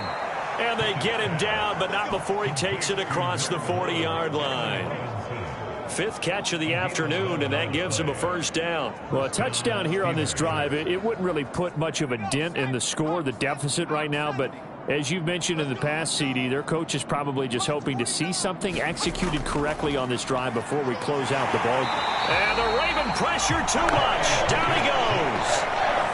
He couldn't get rid of it. He takes a sack for a loss of 6 to bring up second down. Partner, my vocabulary isn't that great, but to me, there's only one word that fits this front seven today, and that's dominant. 4 and 5 sacks is already rare in one game. Getting to more than 6 in one contest while winning by this many points, an absolutely astounding effort by every player involved. Work to be done here on 2nd and 16 after the sack. Back to throw. Pickett under pressure. They got him again. It'll go as a loss of about 6, and now it brings up 3rd. And you could say that is just another cherry on top for this defense and that entire team. But really, this defense has sparked what's been an impressive effort here in this one. And I notice you used the word sparked because you're not seeing that on the other side of the ball, are you? The offense right now, the spark has left their game, and it's been because of what you described, that defensive pressure. Pickett and the Steelers in need of a big play here. 3rd and long after the sack. They'll drop to throw. That'll be taken in there by Miles Boykin. And he'll be out of bounds, but able to get it up past the 45. It'll be a pickup of 16, but they'll remain short of the marker, and it's 4th down. The Steelers send out their punter now, as he'll punt it away for the 2nd time. And he'll get off a fairly short kick here, as this is toward the sideline.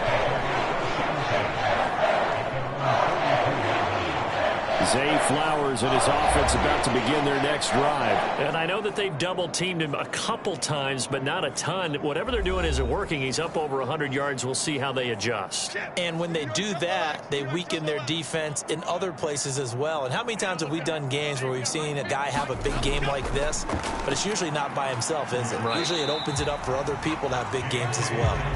And not a whole lot of room to operate there on the 1st down run. He gets maybe 3.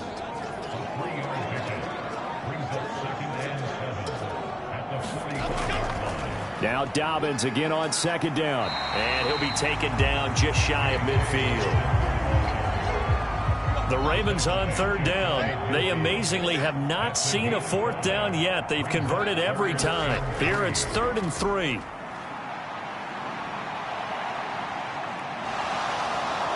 Jones in trouble here, and down he goes. Finally hauled down for the first time this game. Multiple defenders in there to drop him. That's their first time getting to the quarterback, sack number 1. And, you know, they had 5 last week, I'm remembering. And you have to find a way to slow down the pass rush, not necessarily with just protecting your quarterback, but you show them a lot of different looks, and they did that in the first half. You know, different angles, different things to slow down the speed.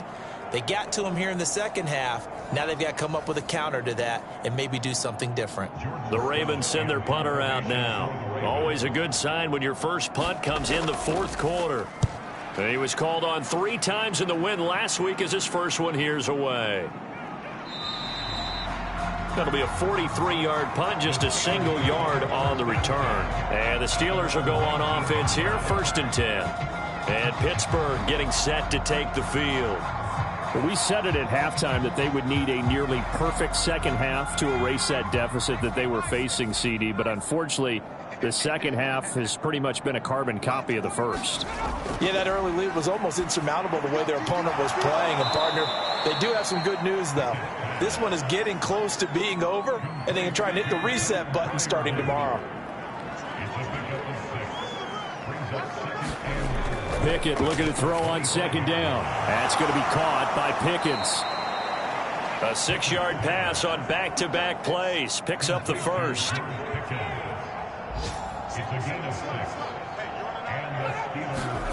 Looking to throw, Pickett. He gets it complete to Harris. And he'll be brought down shy of the 40 at the 38-yard line. From the 38 now, here's 2nd and 2. Pickett, he's going to throw it again. Finding Harris on back-to-back plays. And he'll get up to the 43-yard line. A gain of 5, good enough for the 1st down.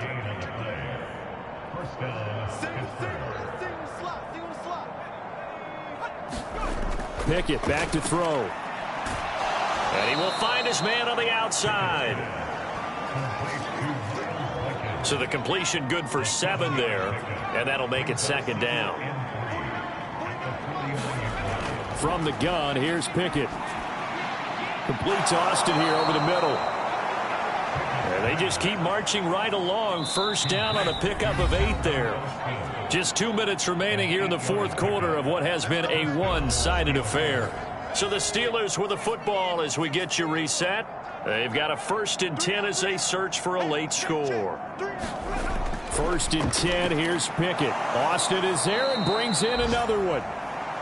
And they'll get him down after a pickup of 8, 2nd and 2. Dialing up another pass here, Pickett. And he's going to be intercepted a 3rd time. Kyle Hamilton picks it. And he will take this all the way down to the 38-yard line. Another great play defensively. They've been sharp on both sides of the ball, Charles, but that interception means that this defense very well keep them down to single digits on the scoreboard in this game. And that's certainly something to smile about, isn't it, partner, if you're on defense? Because your goal every game is to pitch a shutout, but you and I both know that's pretty unrealistic. But to hold a team below double figures in a game, in an NFL game, that's certainly something to take pride in. Dobbins running out of the gun. 69 yards rushing for him now to this point. 2nd down and 4.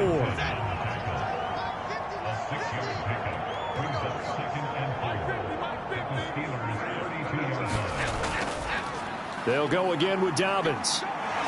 And he's able to get it down to the 25-yard line. 7 yards there and a 1st down. Offensive linemen are famous for doing their job no matter who's carrying the ball. But when they have the confidence that the person carrying it can break off big-time runs, that makes them block just a little bit harder. They'll run up the gut with Dobbins. And he'll get it down inside the 20 to the 18-yard line.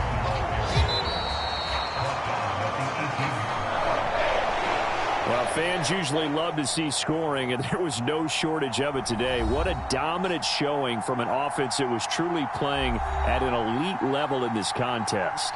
Partner, this game was over a long time ago, and you noticed they did not want to slow down anything. Absolutely a dream scenario for everyone on that offense, and they took advantage of every second. Guaranteed popcorn for everyone in their film session. So for Baltimore, a win here in Week 18 means they'll finish off the regular season at a very strong 12-5. And now they'll await the final seeding for the playoffs ahead. Meanwhile, for the Steelers, this loss will mean they finish the season on the wrong side of 500 at 8-9. And they can take solace in the fact that this team never quit all the way to the end. So that'll do it for us. For my partner, Charles Davis, and all the hard-working men and women on our crew, I'm Brandon Gaudin. You've been watching the NFL right here on EA Sports. The Ravens are victorious here as we say so long from Baltimore.